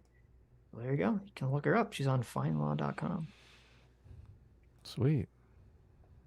She's got every racist in Virginia going to her law firm. And the guy, assuming it's the guy of the same name, is also a lawyer. So, in Portland. So there you go. I'm sure the internet will cancel her as soon as they get around to it. I'm sure. It's a little late. It's a little old, right? Sitch, that's not how things work. You know how it is. Okay. Late? Oh, this is the guy. This is the guy. He lives in Portland. That's Portland, Maine, not Portland. He's a graduate of Harvard University. I'm assuming it's the same guy. It's the same name. And he graduated from Harvard. Do you think the internet? Same age. Do you think the internet ever thinks it's too late to cancel somebody for unfurling a Confederate flag from their college dorm room? I don't advocate for canceling people for something they did in 1991. Look, I don't, but I'm just saying the internet usually, I mean, Joy Reid is already calling him out on there you go. On her program. So there you go. I think Joy Reid would do a whole segment on this. If the internet decided to go after this guy, Joy Reid would jump in with both feet. You know it's true. Pass that flag 20 years ago. Exactly. It was unfurled before me every time I went to the library. Yeah. Tyson, you have taught at many PWIs, at many very prominent majority white universities. How do you think these universities, in your experience and the way that they try to recruit students, will react to this decision? Well, Joy, I taught at Chapel Hill for 3 years.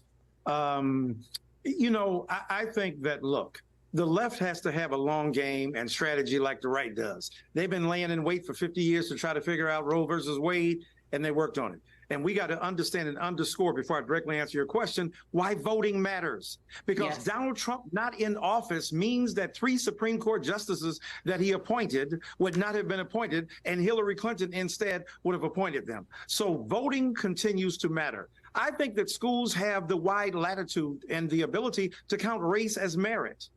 Right? So when we have a notion of merit is not an abstract good. So before we make this argument, that's a very contentious claim. Race is merit.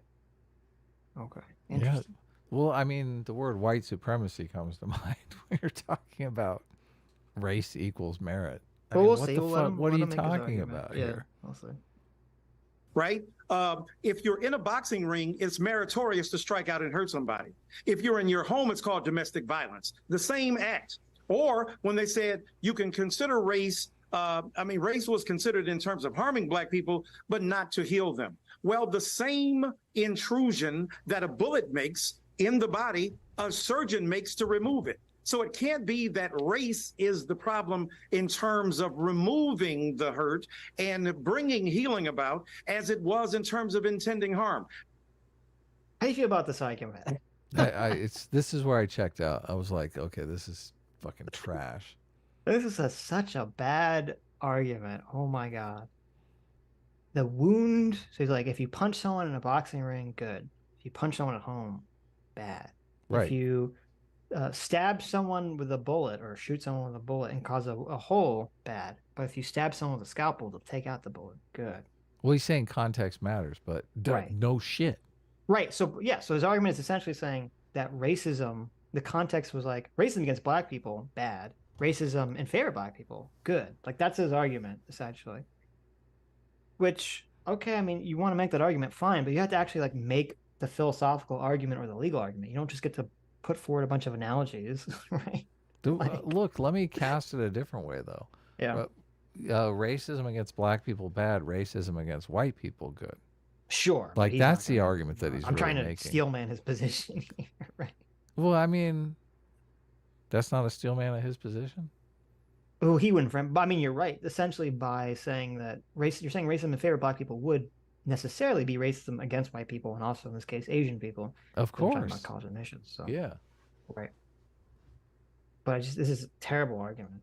So this kind of gobbledygook and malfeasance. Well, ironic, right? Yeah. He just gave like a gobbledygook like argument with a bunch of useless analogies. Yeah, of course. And legerdemain by these Supreme Court justices is utterly ridiculous. White folk get the hookup, black folk get the hook. So what?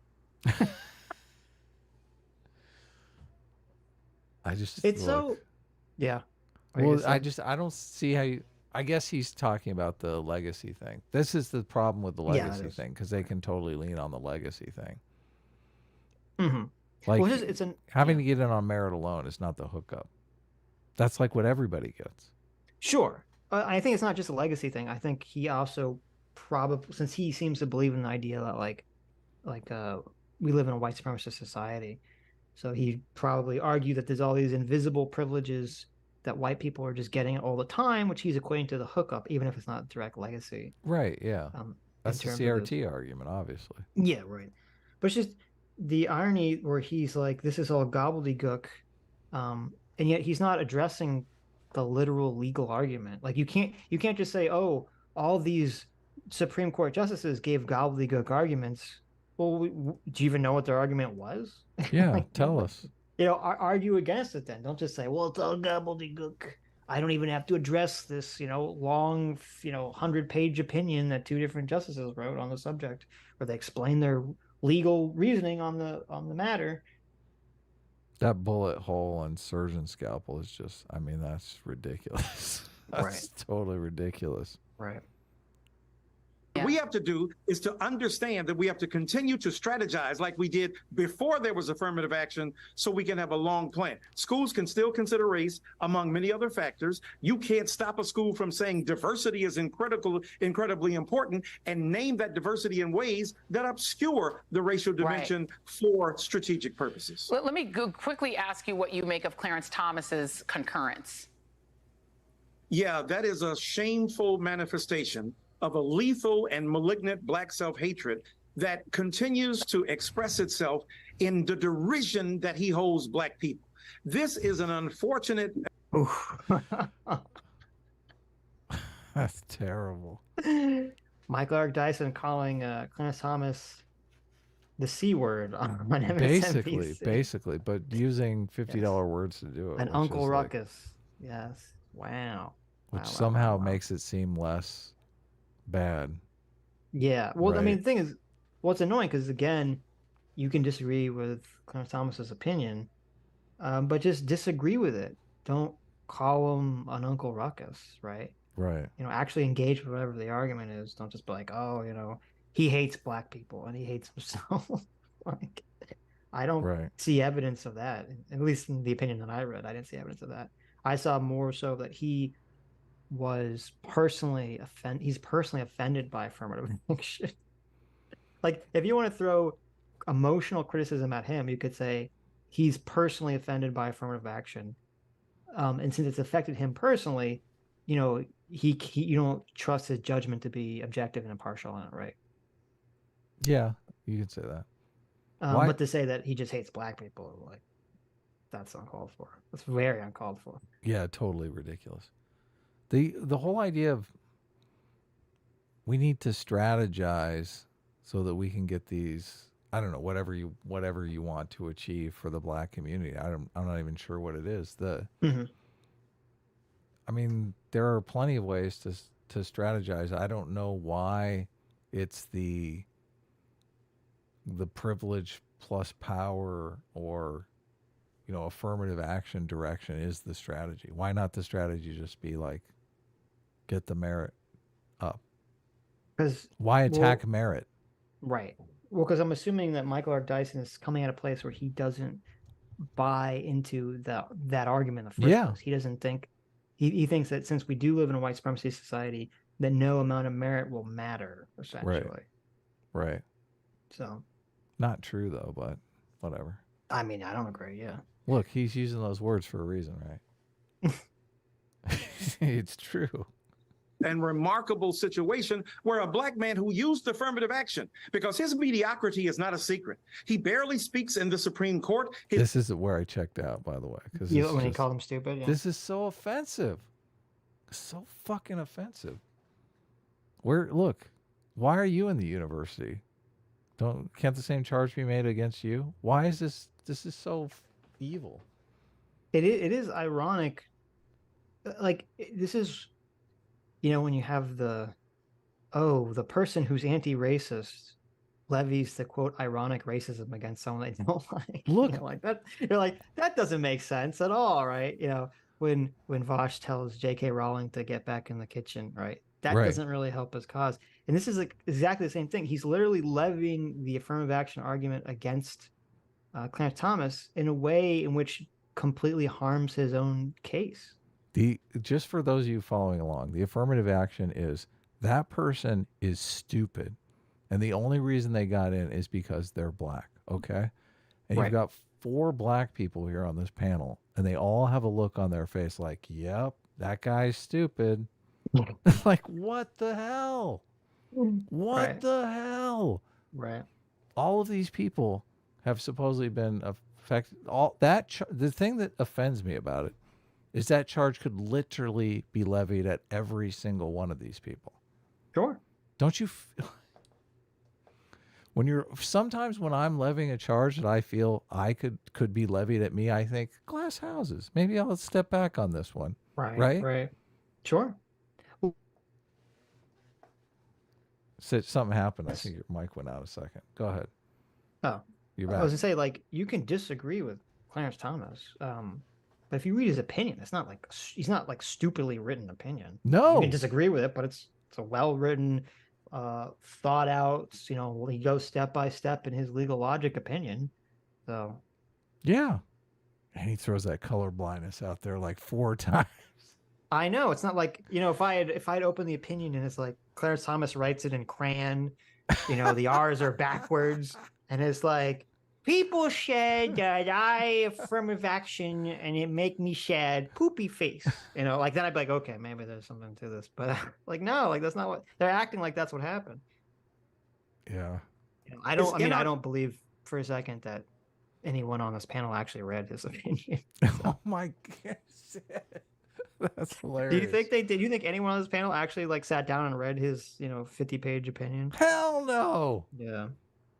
Listen, I had you read it to me, so like I said, glass house is here. There you go.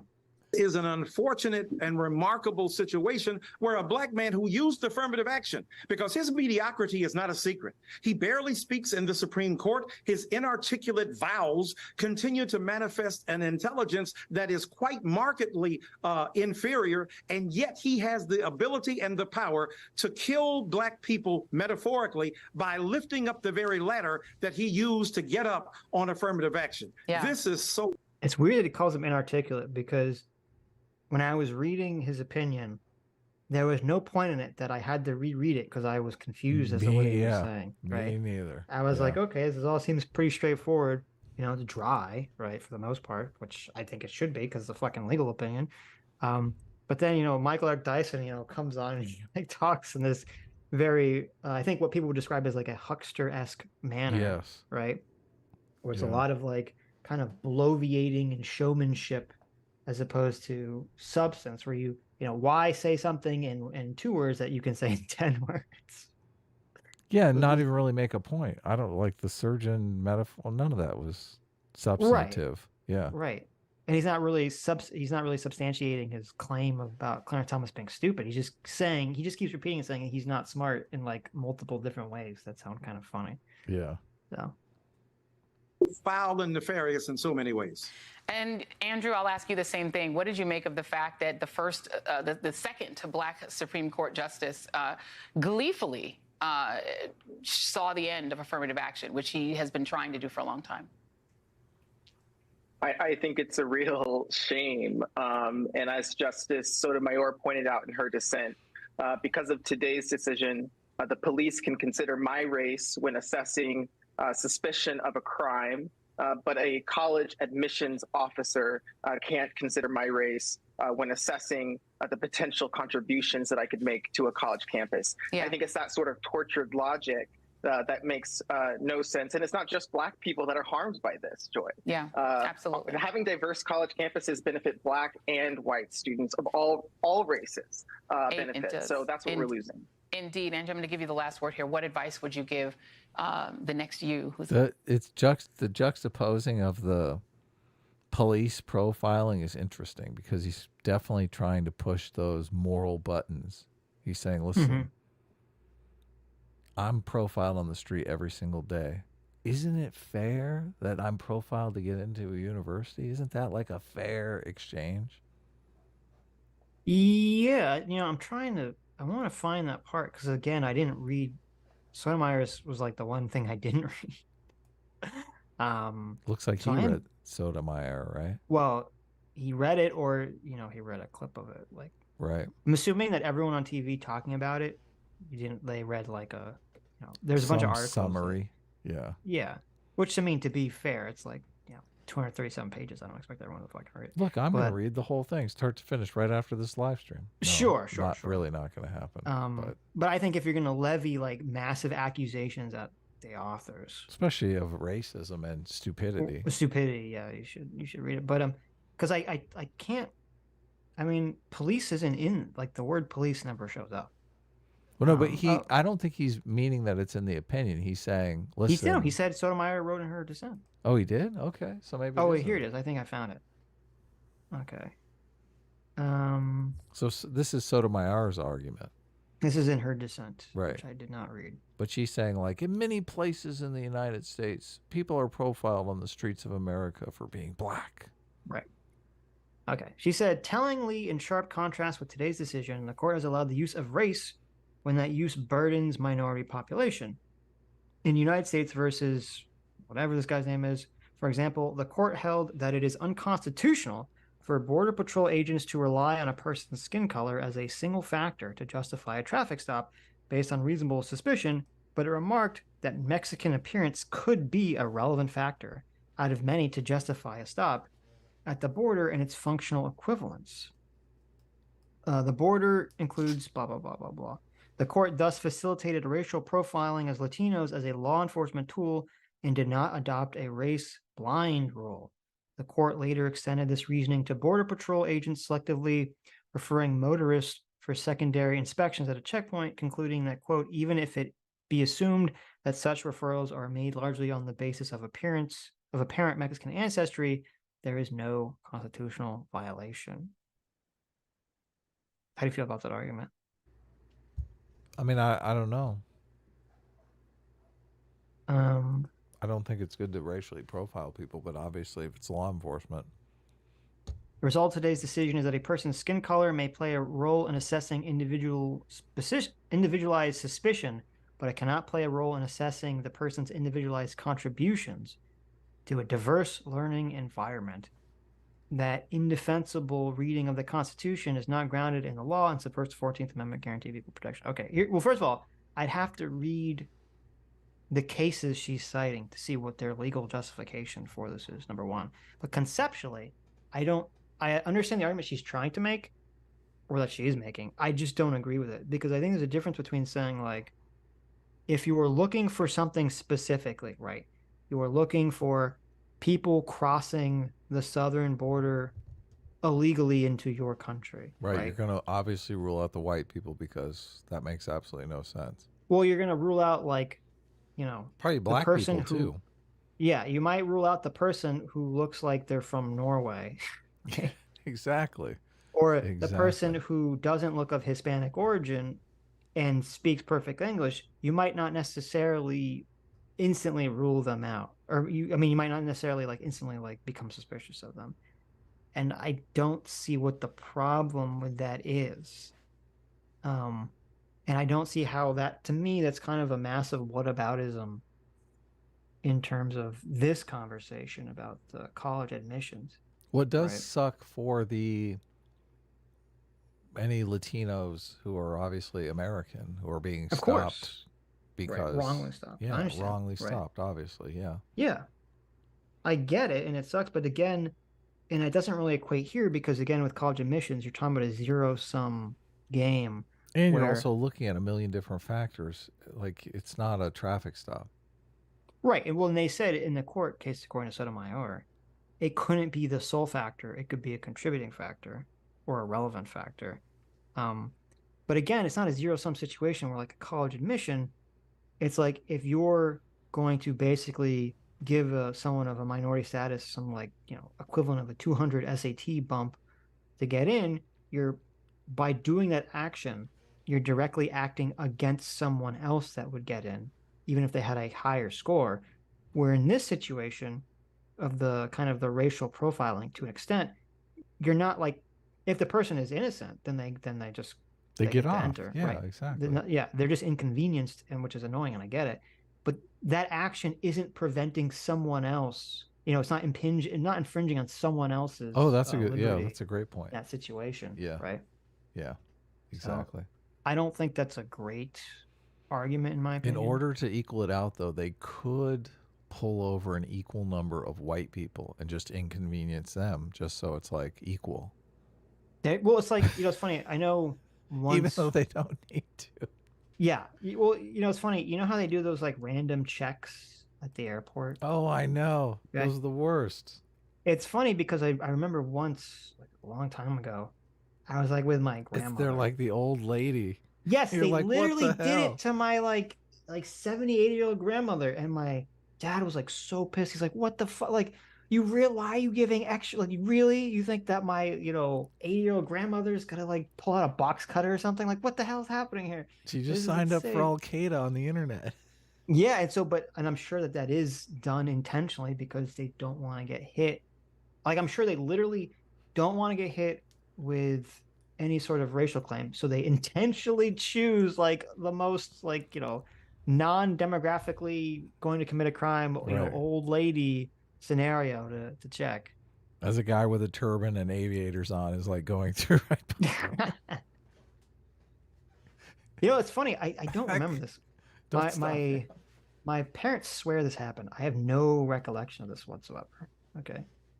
They swear that many years ago when I went to Israel with my temple, that I was pulled out of the line and interrogated.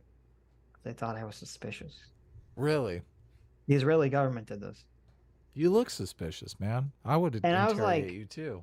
I was like, did they fucking like drug me? I don't remember this happening at all. And they like swear this happened because they're like, what did they say to you? Like years later, like, what did they ever say to you? And I'm like, what are you talking about? This never happened. You're hallucinating. So I don't know. I might have been the subject of some kind of some sort of government psyop. I just didn't realize it. They gave you one of those Men in Black flashy light things. You're right. You don't remember anything. Yeah. There you go. Applying to Harvard in this environment? I would say hold out hope. I was outside the Supreme Court today, and there's a lot of people who are rallying, and also take action. Yeah. I think a lot of people will, say that they feel uncomfortable or they feel disappointed by this decision. Yeah. But that also has to come with action. That also has to come with, community building, community organizing. And I would give one piece of advice to everybody who is unhappy with the Supreme Court: vote, and vote all the way down the ballot, because it is the United States Senate who confirms Supreme Court justices, and it's who you pick for president that's going to decide who gets nominated. You got to vote. Don't leave it to people who like Donald Trump. Andrew Brennan, Angie Gabot, Michael Eric Dyson, thank you all very much. They got so screwed just by history. Just by history. If Hillary Clinton hadn't used that deplorables line, like this could have been a whole different thing. I don't know if she would have won from that, but it didn't help. So. Yeah, she was ultimately unlikable, but this was able to. It's look at that face. I know. It's a perfect freeze frame. Look, ContraPoints. What do you say? We go out sometime. That's what he's saying right there, isn't he? He's saying, listen, ContraPoints, I know you got this little YouTube thing going on here. Yeah. But I'm like a big deal. Yeah, exactly. I'm a big deal. Why don't we go out sometime? Yeah, why don't we I get you some sushi. some pasta. You like pasta? Yeah. If you guys don't know what we're talking about, there was we covered an interview Chris Hayes did with ContraPoints a while ago. Long time and ago. It really felt like Chris Hayes was negging ContraPoints. Yeah, exactly. Okay. It really felt like that. It was a really weird interview we were listening to. We're like, what is happening here? Chris Hayes is married. Okay. Like, what the heck? But a super secret friend of both. Oh, yes. of both Sitch and I did tell us. Now Named this Kurt. is why are you doing? Why are you? Come on, don't do that. He said Now I it can't- publicly. What are you? He said it on stream. What the fuck are you talking about? Did he say it on stream? I thought he said it Yes. privately. No. I thought I don't remember now. Okay, maybe he said it privately. If he said it privately, we won't say. Don't worry about it. But now we have to say. Oh, okay. Look, we might get in trouble for this. Just look, get the flashy thing out. Use. Listen, I don't want to get anyone in trouble. Just forget Look, it. audience, look into the camera, okay? I thought he said it. I really thought he said it publicly on stream. Here we go. You don't remember anything Sitch just said. You don't know Okay. who we're talking about. Yes. Counterpoints told us. Counterpoints told super secret friend that nobody knows about told us that Chris Hayes. There's a rumor. There's a rumor. There's Yes. an unsubstantiated, Unsubstantiated, completely speculated, heard speculative from rumor. a friend, from a friend's uncle's cousin's roommate's, Right. This boyfriend. this is an opinion, okay? That Chris Hayes is into like the really super kinky stuff. Well, no, he was specifically he's a chaser. I thought that was the claim. Right, yeah. He was into trans women specifically. Yes. Supposedly. So, and it was funny because I think they said that detached from us talking about ContraPoints. Right. So like, whoa, 'Cause really? This is when we put it all together. We were like, Right. wow. Well, there was a weird interview where Chris Where Hayes he was did. begging ContraPoints. He did seem like he wouldn't be disappointed if it ended up in some sort of dinner date. Right. Even though Chris Hayes is married, obviously. He is married, yeah. Yeah. To a woman that he legitimately loves. Supposedly. Fat Brown Buffalo for $20. Thank you so much. Went to a top 10 top 10 most diverse university. While the university itself was diverse, it was pretty segregated educationally. Very few black students in STEM, accounting, or finance. Most majored in sociology, CLJ. Oh, is that criminal justice? Mm-hmm. Is that what CLJ is? And poli-sci. STEM was mostly Asian. Well, there you go. I mean, I wouldn't be that surprised by that. So. Yeah.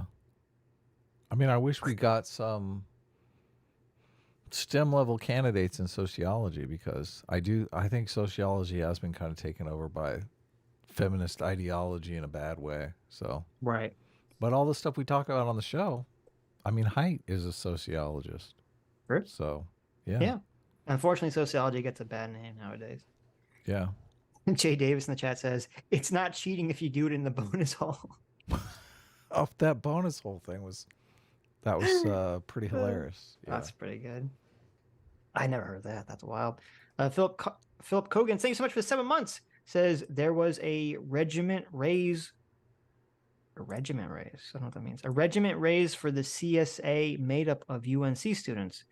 They were destroyed in Pickett's charge. 67% casualties. Silent Sam represents them. Oh, you're talking about the Confederate thing. Oh, I see. Well, fuck them. I don't know what to tell you. Cocoa Beads. Do you have any comment on that, Adam? I was like being a bad boy and reading Twitter. Okay. So they were saying that the reason the Silent Sam statue was that there was a regiment raised specifically from University of North Carolina students. Oh, really? In the Civil War? In the Civil War for the Confederate side, that were destroyed in Pickett's charge and had a 60 to 70% casualty rate. So that's why the statue exists. Right? Okay, so it was a so I understand why battle. the statue, right? So to be less, what's the word I'm looking for? To be less of an asshole. So I do understand why the statue is there, and it makes sense why it would be there in the first place. However, I still think they should get rid of it. But obviously, and I understand the counter argument, which would be, obviously the individual soldiers in the Confederacy, right? It's not like if you're drafted and you just happen to grow up in a southern state. It's not like you're necessarily like making a decision, you know, to uphold, you know, the rebellion or slavery or something to that extent. So I don't begrudge individual soldiers who are being drafted into wars for, you know, for having to support the ideology of the war necessarily. Somebody's great grandpappy died in that battle. Okay. But I mean, you just got to crapping all over them. You just got to eat. You just got to eat it though and get rid of the statue. Okay. Like not every Nazi. Okay. Every person that was in like the Nazi army wasn't like they didn't believe in Nazi ideology. They were just German and had to go along with it. Right. That doesn't mean that necessarily that there should be a statue for, you know, people that died. I saw that one picture of the Hitler speech with the guy had his arms folded. I know what you're talking about. Yeah. There's that one guy who's like, I don't buy that one guy. Yeah, exactly. Right. It was the same thing with the Red Army, right? There was shit tons of fucking Soviets in the Soviet army who were, you know, they didn't buy into socialism or whatever. They didn't support it, but, you know, they had to go along with it because they would die otherwise, right? Yeah. So yeah. Bullshit. Cocoa Beans for $20 says, Sitch, wouldn't you agree that our history, no matter how awful, should be explained in a way that is productive to our society? Confederacy bad, Union good. Statues should not be torn down. They should be reformed. Well, I agree in terms of that. Obviously, the complexities of the situation should be taught. And yes, kids should grow up in America knowing the more complex history of American Civil War beyond Confederacy bad, Union good. I agree with that 100%. I don't think the teaching of that history requires that statues that are promoting or memorializing certain elements of the Confederacy remain up. I think you can have a nuanced, good faith teaching of the situation without having the statues remain up. Right. In my opinion. So maybe just bribe the guy whose grandpappy died. There you go. Understate for 20 Canadian says, happy belated maple syrup day. That's a thing? Wow. Wasn't it like Canada Day or something recently? That's sweet. Canada Day is on July 1st. After the Fukuyama book, I think I'm reformed from my Canada bashing.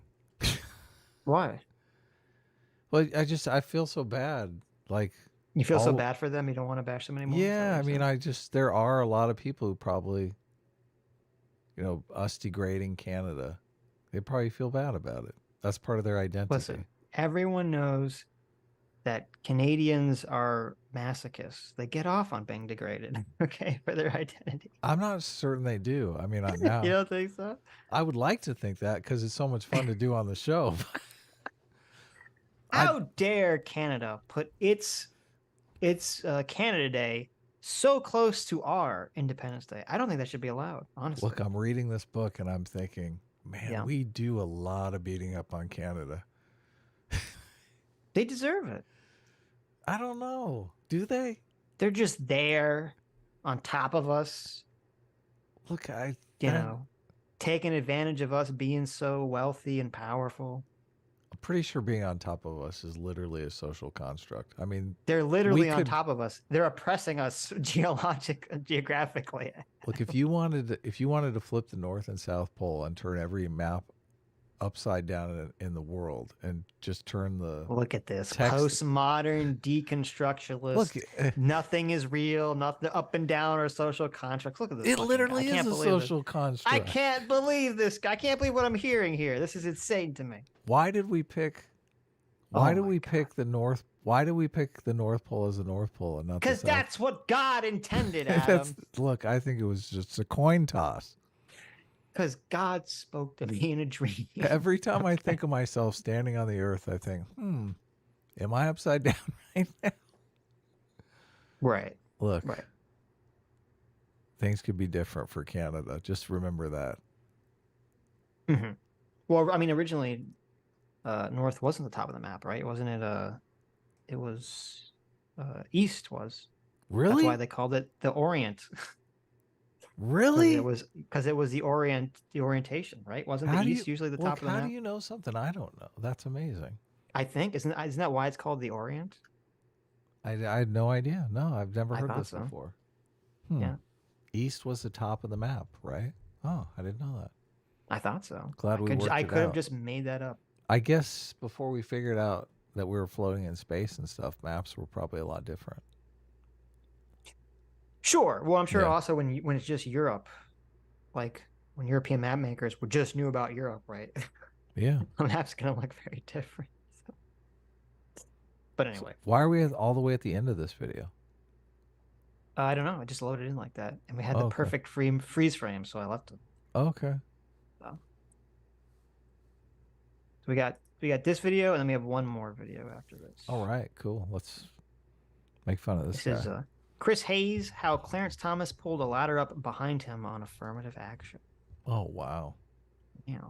Look, it worked for you. Good evening from New York. I'm Chris Hayes. Today, in a landmark ruling that overturns decades of precedent, sweeps aside generations of arguments about racial justice and inequality, the Supreme Court, in a 6-3 decision, 6 conservatives to the 3 liberals, effectively got rid of the use of race in college admissions at all, even for the purposes of increasing diversity. In the wake of the decisions, many colleges... That's what he said, even in the purposes of... That is the purpose. I don't understand. That was weird. I'm just seething from the attacking Clarence Thomas just because they've got the hypocrisy charge to make. I mean, he didn't write the main opinion anyway. Yeah. Well, on one hand, I agree with you. Attack the black guy. Right. It is interesting that Chris Hayes decided to do an entire segment attacking Clarence Thomas specifically. Because, right, he didn't write the majority opinion. It's like a race he's going with a race trader angle, which is just disgusts me to no end. Yeah, and I'm a little conflicted because on one hand, it is going for the race trader narrative, which is gross and hyper racist. On the other hand, it is a kind of interesting, like, psychological story, isn't it? Like, I understand, like, why, like, the personal drama, like, people want to, like, what's going on there? Yeah, totally. So. I think it's the latter thing that makes it seem more like the race trader angle than the personal drama. Yeah, I know that you're obviously like I think a lot of the reason people do watch it and why the segment was made was the race trader. Right, exactly. Universities immediately sent letters to students and alumni outlining how they're going to operate going forward. One such school was the College of the Holy Cross in Massachusetts, which is notable because that is the alma mater of Justice Clarence Thomas, whose decades-long project to destroy affirmative action culminated in a victory today. Now, Thomas did not write the court's majority opinion. That was written by Justice Roberts. But he did write a fiery 58-page concurrence denouncing race as a factor in admissions as policies that, and I quote him here, fly in the face of our colorblind Constitution and our nation's equality ideal. Clarence Thomas did not always think this way. In the late 1960s, when he was at Holy Cross, he was one of just a few dozen black students at that college. As Joel Anderson writes for Slate, quote, he got admitted thanks to his good grades and a recommendation from a nun, and maybe in part because the school was actively looking for black students. It was the 1960s. It was in the wake of the Watts riots. The school had not had many black students, and it went out looking for some. And once he got to Holy Cross, well, Thomas's politics there were downright radical. He definitely was inspired by the Black Panthers. He dressed like them. He talked like them. He had a beret, he had army fatigues, and he had the army boots. He wore an afro. He was out there with everyone else. After completing his undergraduate degree, Thomas was accepted at a number of prestigious law schools, including Harvard, but he chose to attend Yale Law because he believed the campus's liberal politics best aligned with his own. Well, there, however, Thomas became disillusioned with his own status at that elite university. As the New York Times reported back in 1991, Thomas was accepted to Yale as part of the school's explicit affirmative action plan to admit more students of color. Oh. Oh. Oh. This is why this is the charge at Clarence Thomas. Look, he's literally a Supreme Court justice, one of the highest status positions in the world for a lawyer. Yeah. Yeah. Yeah. and people are still using the shit on him. Like I'm totally on his side, man. I'm 100% on his side. This is this is garbage. This is total garbage. I'm curious. I didn't look into this. I didn't look into the validity of this claim anyway. But no, this segment is why I started reading parts of his book. Yeah, I'm gonna read his book, definitely. Yeah. I'm reading his book after this, definitely. Yeah. Mm-hmm. Don't you think? I mean, this is just, oh man. And these are the people who are supposed to be working on helping black people. Right. Well, such bullshit. I'm conflicted. Okay. Mm-hmm. I love psychology. Right. You love the drama of it. Like, I majored in psychology in college, and I love storytelling. And this is like such a great story, right? It's like, here's a character, here's a guy, and he has like this very complicated psychological hang-up that's made him, like behave in this way that would seem contradictory to his race, blah, blah, blah, blah, blah. And so like on one element of me is like, oh, I love the drama. Mm-hmm. But I know that this is trash. Right? I know this is 100% trash and garbage. It's like reading a tabloid. I'm like, I know this is trash, but I love it. Well, he's been dragged into this. I know, and I do feel bad for him because it is racist and it is wrong to attack him in this way, as opposed to just addressing whatever his arguments are. So, look, he becomes one of the highest status people in the world. He makes an argument. Right. They don't even talk about his fucking argument. No, all they can do is talk about his race. That's how infuriating. Well, that's another level of why I find this so fascinating, because it's like every time they do it, they play into his exact problem with this in the first place. Treat me like a human being. Address my fucking argument, you piece of fucking shit.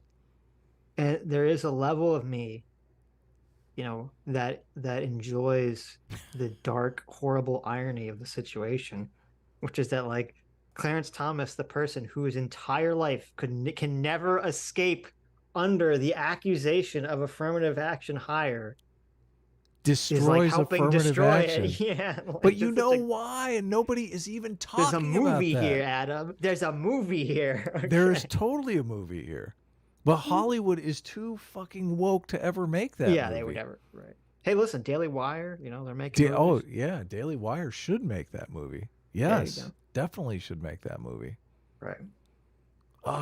We have at the end of it, you have Clarence Thomas who's standing with a shotgun, and he's like, affirmative action, you killed my family and burned my house down, and now you're going to pay. Look, finally gets revenge on affirmative action at the end. Don't personify affirmative action as some creepy monster in this movie, okay? Why not? That would be much better than the boring old legal drama. It's like Pumpkinhead. You get all the parts, and there you go. You form the affirmative action monster that chases everyone around in the middle of the night. Right. I mean, that might be a good movie, actually. I'm telling you. Daily Wire. Talk to me and Adam. I'll write a script for you, okay? It could be very stuffy any other way, but yeah, this really bugs me. And the fact that all of these progressives can run this racist trash on their progressive network is just... I know. Yeah, it's interesting. Yeah. It's interesting. Imagine like if on Fox News they had a segment where they're like, oh, of course, yeah. Like Kataji, is that her name? I can never say her name. Jackson. They're like Jackson. They're like, Supreme Court Justice Jackson wrote, her dissent in favor of affirmative action. Obviously, this is because her entire life, all she did was not succeed on the merits of her own, but just got into everywhere through affirmative action. Right. And they did like a whole story about how she didn't actually succeed on her own merits. Like, oh my God, they'd be pilloried for being super, ultra, mega racist. Yeah. Obviously, we know that she's only writing this opinion because affirmative action helped her. She would have never succeeded without affirmative action. Right. Yeah. Right. That's terrible. Any suggestion that he received any special consideration because of his race. And once he graduated from Yale Law, Thomas blamed his initial inability to find work in the legal profession not on the fact that many legal institutions and law firms in the 1970s were still redoubts of racism and white supremacy and had racist hiring practices and did not want to hire him, but rather on the belief that his degree had been tainted by the implication of affirmative action. He had his Yale Law degree, and he had a 10-cent stamp stuck to it. You know, like a 10-cent price tag stuck to it. Because he's like, yeah, this is what it's worth, right? 10 cents, right? No more. He came to blame. Now you know why he's so quiet all the time. Fake news. It was a 15-cent stamp. I looked it up. Oh, did you really? Look at you, Sitch. How dare. Look at the Fake music news. that they're using here. You like that? No. Well, I feel like this is a piece on a serial killer or something. Are we talking about a Supreme Court justice or look? Clarence Thomas, serial killed affirmative action. How did we get here? Well, let's look into his past. Right. Affirmative action for the rejection he felt. Now I knew what a... That's the frontline voice, that guy. This is Frontline. Oh, it is? Yeah, look, see PBS Frontline. law degree from Yale was worth when it bore the taint of racial preference. I was humiliated and desperate. I think that's Clarence Thomas' voice. Right, yeah. Anyway, hit it up. Eventually, Thomas found a job in the office of the conservative Missouri Attorney General John Danforth, who recently told the Slow Burn podcast that he hired Thomas in part because of his race. My ambition was that the AG's office was to be the best law office in the state. Now, did I also think that it was important to have a diverse office? Yes, I did. And did I think that it would be wonderful to hire Clarence Thomas for that reason? Yes. This is so fucking painful, Sitch. Isn't it so bad? Nobody wants to think that they're just hired based on their race. I know. Especially if you've done the work to go to Yale Law School. That's so much work. I know. That's so much work. Well, and it's funny because it's funny in a fucked up way. Because like they're trying to make the argument like, okay, look, Clarence Thomas is a hypocrite because he basically gained from all these affirmative action programs, right? He's pulling up the ladder behind him. That's their central argument. But they're not really addressing that from Clarence Thomas's perspective. He's making the exact opposite argument. He's saying, I got to Yale on my own. Yeah, my merit. And yet, on my own merit, and now for the rest of my life, everyone assumes that I only got in because of affirmative action, and that's why I think it's bad. And so every time Chris Hayes or someone brings this up, they're literally just making his point for him. Well, they're rubbing salt in the wounds. They're like too stupid to even realize it. Right. Yeah. So I don't know. I think they do realize it, and I think they're getting off on it. Oh my God. That's where we're at. That would be my now. guess, right? I mean, they understand what's happening. Then these people are the massive hypocrites because they're the ones that parade around about how they care about the black community and let's uplift the black community at the same time that they're. He's a race trader though, so it doesn't matter. It's. Oh my God, it's so bad. This is so evil. Mm-hmm. This is so evil. Oh. But the most important reason was I had to get the job done. From there, Thomas' star continued to rise in conservative legal circles, a rise that, according to his ex-girlfriend, was, again, predicated in part on affirmative action.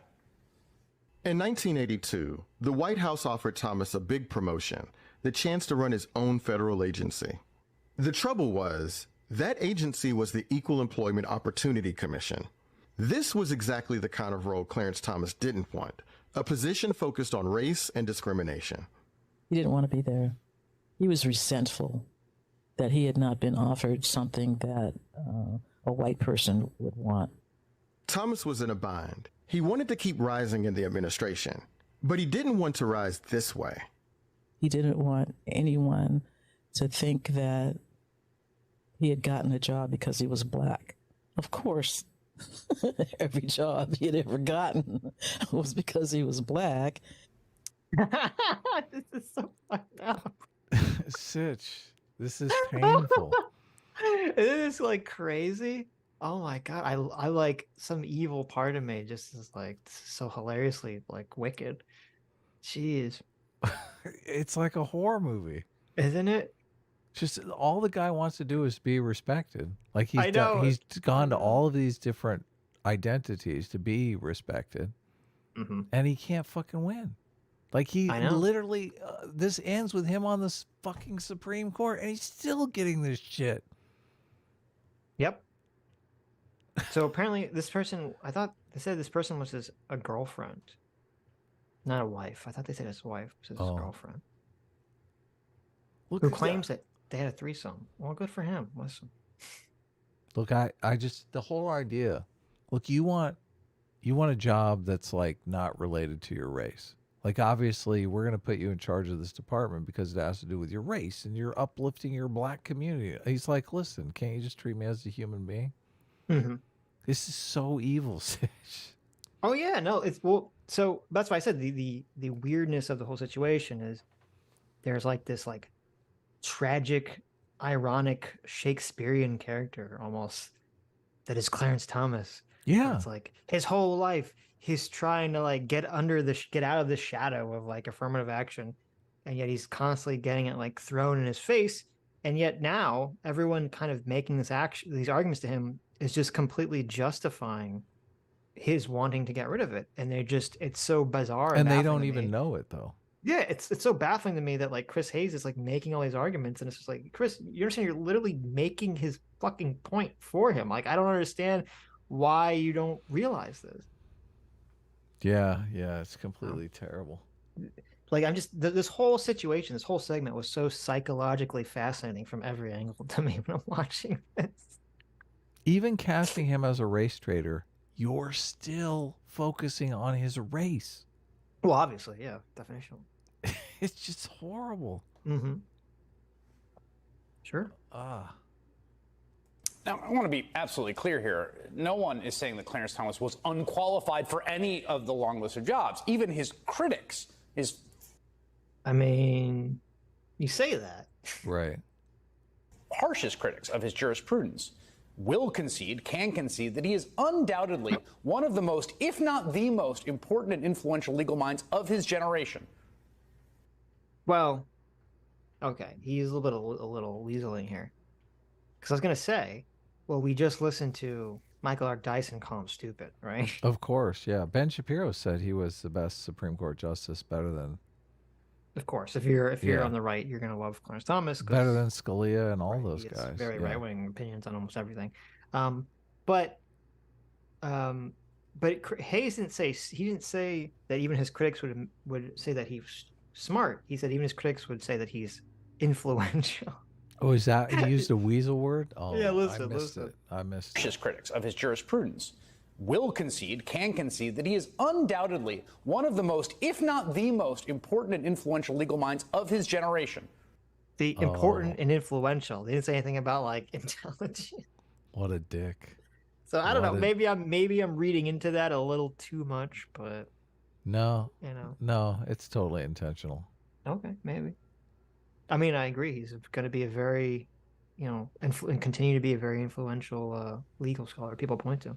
I hope Clarence Thomas is watching this hit piece right now. I hope he is. I'm serious. From his exotic vacation spot. Look, I hope. Look. After he rode his private plane there to Epstein Island. Was he on Epstein Island? No, I'm just look, come on. If he took money from some billionaire for some vacation getaway. Look, I don't like that kind of stuff. Wait, what? Well, he wasn't. I don't know if he was taking money. The guy was just paying for the vacations, right? I don't know if he took money directly from the guy, but right. Yeah. Listen, people are multifaceted. Look, right? this is a problem with corruption because I feel like in Clarence Thomas's situation, he's basically saying he's got a lot of rationalizations he can pull towards when he takes money from some guy who wants him to decide certain ways on certain cases, right? He can say the system really fucked me over, and I'm going to get mine. Right. So to be fair, Mm-hmm. I'm going to be fair. Try to be fair to Clarence Thomas here. To my understanding, there's no evidence that he is ruled in a case because of some financial entanglement. Okay. Okay. I don't believe there's any evidence of that. I don't believe there's any evidence that I've seen. I'm assuming people on the left are like scouring the earth to find this, and we would hear about it if it was true.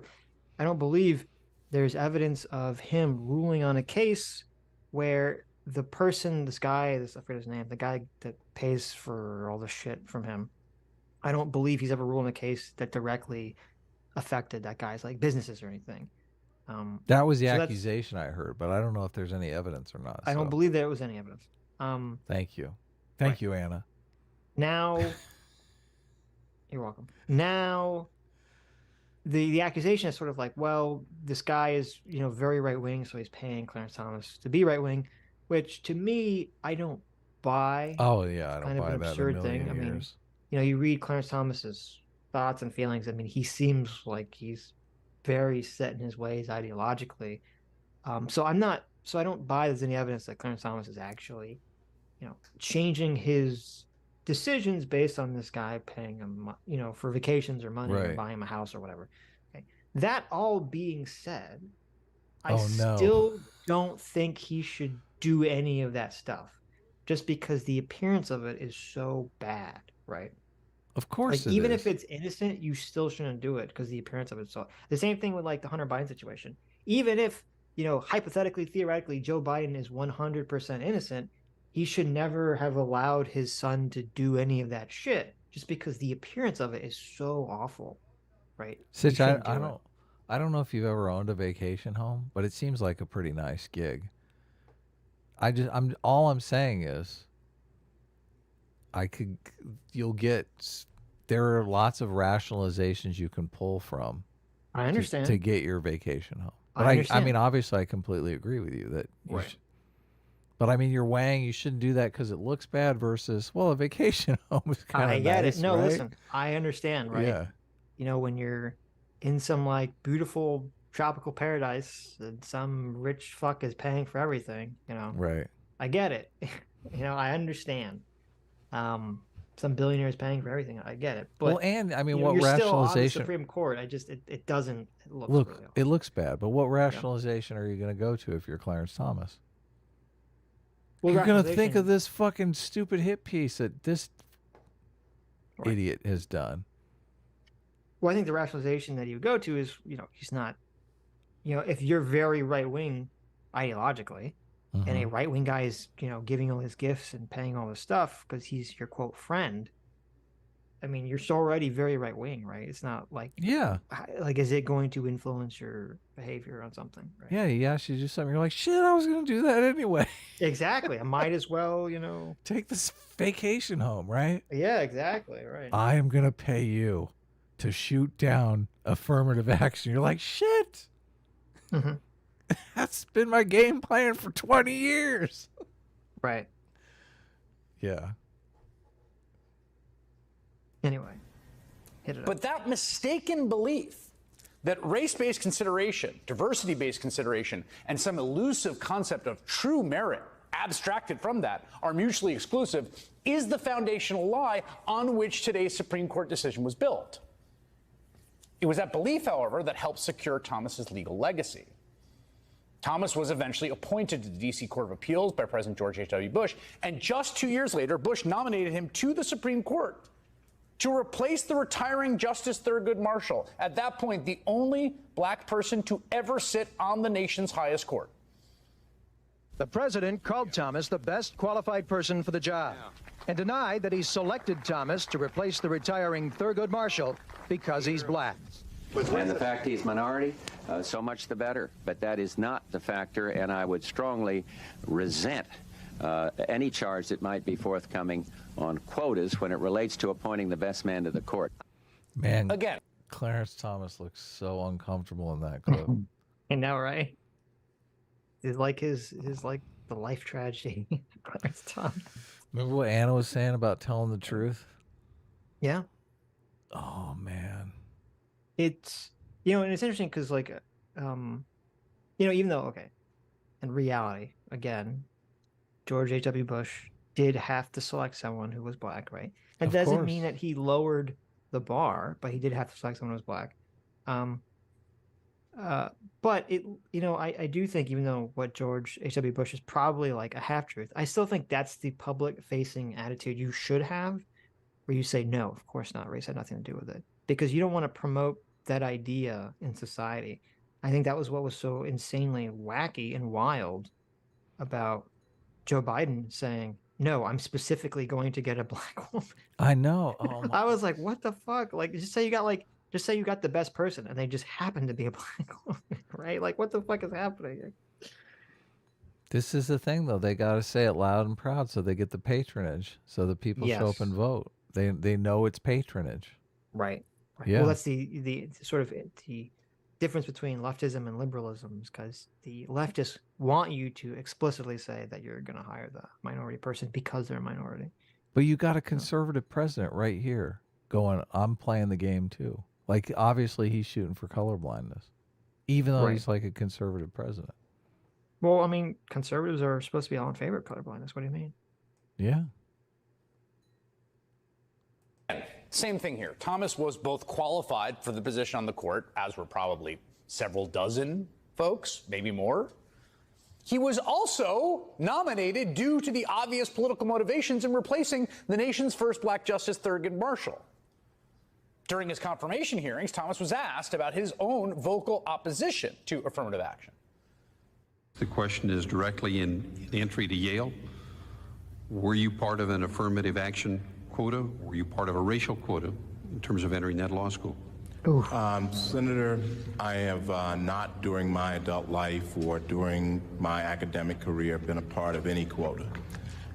The effort on the part of Yale during my years there was to reach out and open its doors to minorities whom it felt were qualified. And I took them at their word on that. And I have advocated that very kind of affirmative action. Just think about that moment for a second, right? Now, having seen some of this man's trajectory in his... Well, they cut him off. What an asshole. Mm-hmm. I want to know what he continued to say, because it seemed like he was continuing on that. I don't know what he advocated for in affirmative action, but... Yeah, I was trying to find... I found snippets of it. I couldn't find the entire confirmation hearing. Right. Which I wanted to find because, like, I forget who it was. Someone on Twitter had, like, just straight up, like, was it Twitter or was it in the Ben Shapiro thing? Cut it out of context or something? They had it completely, like, cut out of context where, like, Joe Biden has always been fucking stupid. You know, here's him, like, nonsensically talking to Clarence Thomas during his confirmation hearing. And it's a clip of Joe Biden, and he says it kind of in a weird Joe Biden way, which Joe Biden is kind of famous for, where he's talking about, you know, he's asking Clarence Thomas his position on natural law and how that affects his judgments. Mm-hmm. And then it cuts to, like, an interview where Clarence Thomas says, I didn't know what Joe Biden was talking about. And I was like, wait a minute, what are you talking, like, but then when I looked it up, there was, like, this whole idea about, like, that wasn't just something that Joe Biden made up. Like, this whole idea about how natural law and unalienable rights and all these things play into legal discourse was, like, that's what they were talking about. And Clarence Thomas has had some opinions where he's, like, referenced this or something, and he was talking about something very specific. So I was like, wow, that seems like really dishonest. Fake news. Yeah, that they were, like, cutting Joe Biden out of context here and saying, like, so hey, he's just, you know, being crazy about natural law. I think it was on Twitter. So. Yeah, I don't know. That's the question that you can tell Clarence Thomas has always dealt with is, are they selecting me because of affirmative action, or is it because of merit? God, that's such a torturous question. I know, it really is. Yeah. It really is, yeah. I took them at their word. those liars.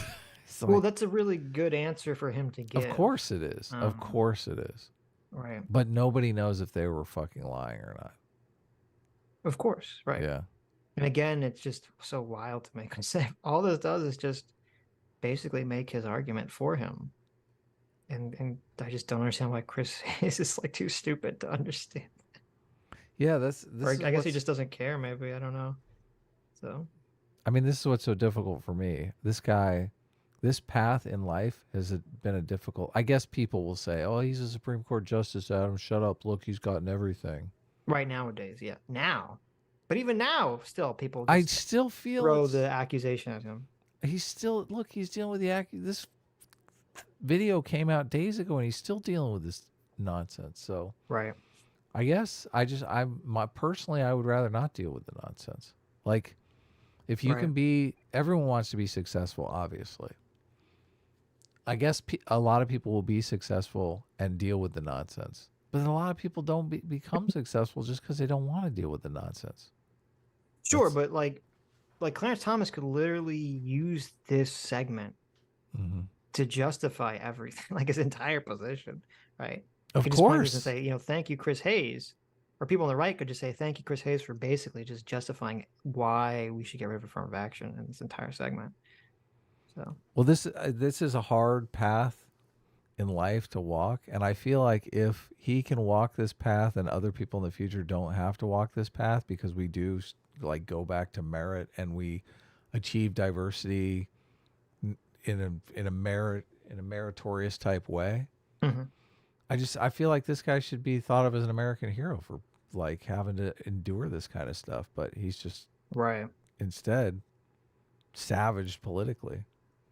By the irony is that he's being savaged by the same people who will obviously lionize people like Martin Luther King for going down that path. But just because his politics are are not the right politics. So. Yeah, it's so weird. Unfortunate. His bio, right? The thing he hates more than anything, that wounds his pride, that enrages him, is to be viewed as being less than or not qualified. See, Chris understands. What I'm saying, I feel like he's taking glee in this situation. Look, Chris, so bad. It's weird because when you're some elitist piece of shit, you're probably not qualified, but you got perks because of your folks' station in life and where you began. Of course. But they still never question that they deserve it. It's like, yeah, well, most people don't. I mean, that's just, obviously the thing. So yeah. Said Chris Hayes attended Brown University. Oh, that's the really super woke school. Well, it's also Ivy League, isn't it? Brown Ivy League. Yeah. Yeah, it's Ivy League. But I don't know if he came from I don't think he came from a wealthy family or anything. So I went to a talk with REID Nicewonder, where Jonathan Haidt did a talk here in Los Angeles. And Jonathan Haidt, after the talk, asked, because people, there's like a little Q&A, and we're kind of wondering how far we can go with this stuff without getting canceled on the internet. And Jonathan Haidt literally asked, is anyone recording this? And as soon as they said no, he started talking shit about Brown. I'll never forget. Oh, that's hilarious. I will never forget it. Yeah, exactly. Oh my God. So every time Brown comes up, I think of that moment. That's really funny. Yeah, it is totally funny. Why do you think I'm sharing it with you? But it's funny because you got to ask, is anyone recording this? Is anyone recording right now? Yeah. That's funny. As being an affirmative action case, and yet at every key juncture in his life, he is asked about it over and over again. And for Thomas and the conservative majority in the court, it all boils down again to this nebulous concept of merit, of qualified, who is deserving of opportunities. It's not a nebulous concept, you piece of shit. It's not a nebulous concept. Is it? Do you think it's nebulous, Sitch? No. It's not nebulous at all. They're trying to muddy the waters here to make their argument, their stupid argument that doesn't even make any sense. Race is merit now. It and who's seems not. pretty straightforward to me. Yeah. But I think that misses the point. It's really a question about what kinds of institutions and really what kind of society we want to have. Do we want a society in which people like Clarence Thomas, from the small town of Pinpoint, Georgia, just several generations removed from slavery and Jim Crow, are selected, nurtured, and encouraged? Or ones in which they don't go to Holy Cross, and they don't go to Yale, and they don't end up in the courts? And instead, those schools and those institutions pick more sailing team members and legacies. One of the things we saw today... Dude, that is so fucking painful. That's so painful. And Chris Hayes doesn't even realize he's doing it. He basically just said... I think he does. He basically just said, Clarence, there's no way you'd be where you were if you weren't black. That's fucking painful. Yep. That's painful. Yep. All the things Martin Luther King said. What was the speech he made? I just want to be a man. Just think of me as a man. Chris Hayes just completely ripped all that away from Clarence Thomas. Doesn't even realize what a piece of shit he is. Mm-hmm. Yeah. And we saw a lot, we're going to talk about it, was a brilliant man who was able to overcome centuries of institutionalized prejudice, who was able to come from the most unlikely of backgrounds, with the help of a system designed to accomplish just that. White savior reached out and saved you here, Clarence. That's what he's telling you. As shitty as let's be a little, send a tiny modicum of charity. Here comes Anna. Here comes Anna. The good faith Gary. Ruining the party here.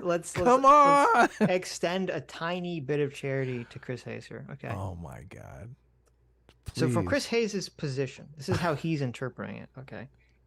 He's interpreting it like Clarence Thomas is a very smart individual. This is what he's saying. Clarence Thomas is a very smart individual who totally has the legal chops to go to Yale and to be on the Supreme Court. Okay. Right.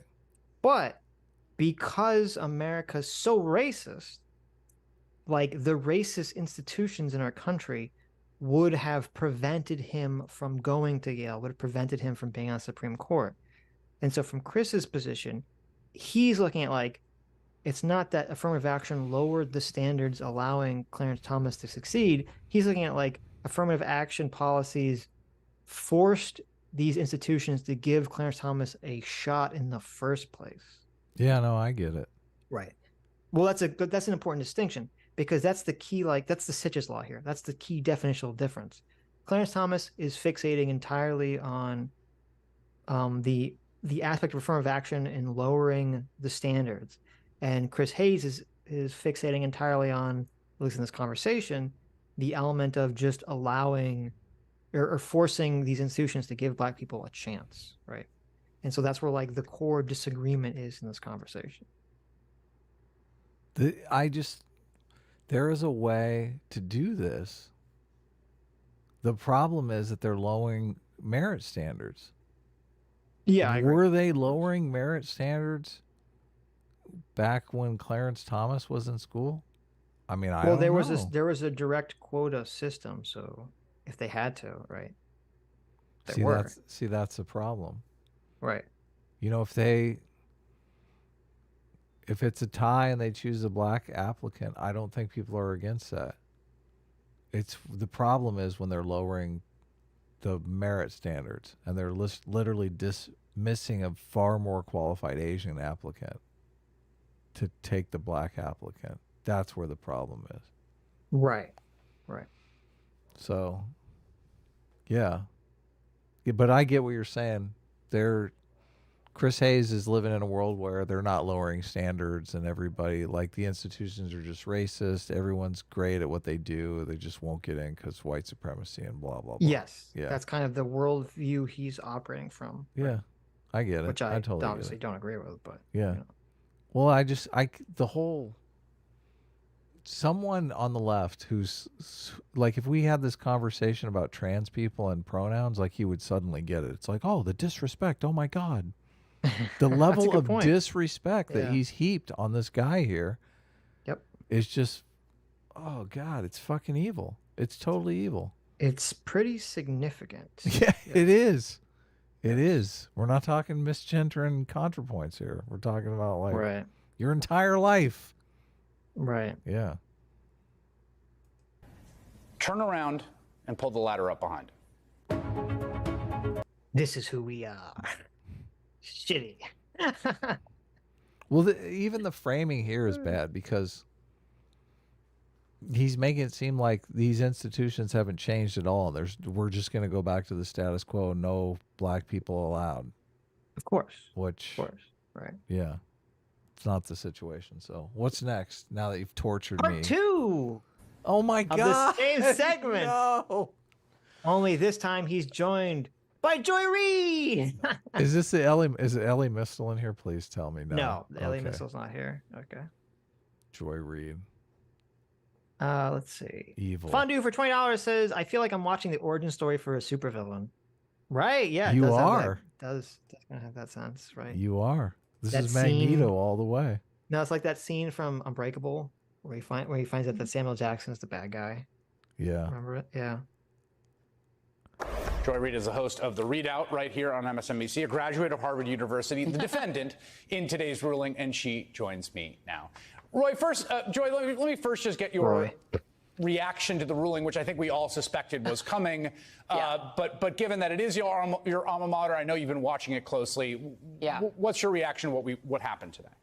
And I will say I'm also very, very proud of Justice Ketanji Brown Jackson, who I was privileged to know at Harvard University, one of the most brilliant human beings I've ever met and had a chance to know. And her dissent, I thought, was scathing and perfect.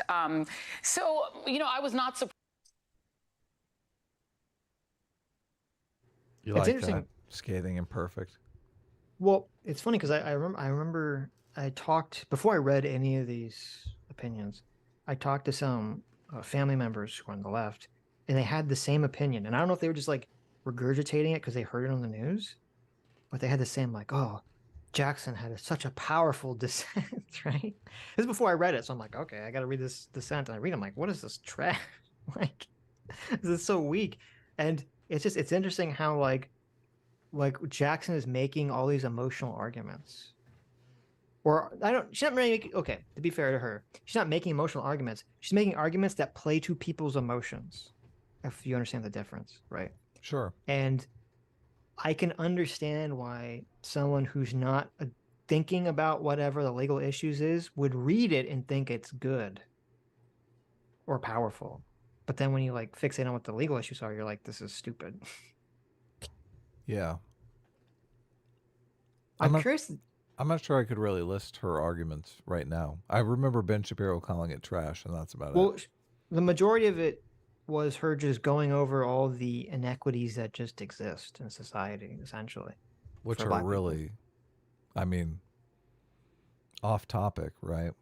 Well, off topic to, so there's a very specific part of the legal argument in the majority opinion about, is it necessary to still have a policy like this in the first place, even if it was constitutionally allowed? And so she's just addressing like this one specific thing for most of her opinion, which to me is kind of dumb to waste your time on because number one, it's all systemic racism, right? It's all just outcomes. You don't know what's causing the outcomes, right? It's just all outcomes. Right. And just because there's a disparate outcome doesn't mean you should lower standards, right? As we were talking about, it would mean that you should try to increase whatever the issue is, that, you know, increase education for Black kids before they get people up to the standard. Yeah, right, get people up to low standard. expectations.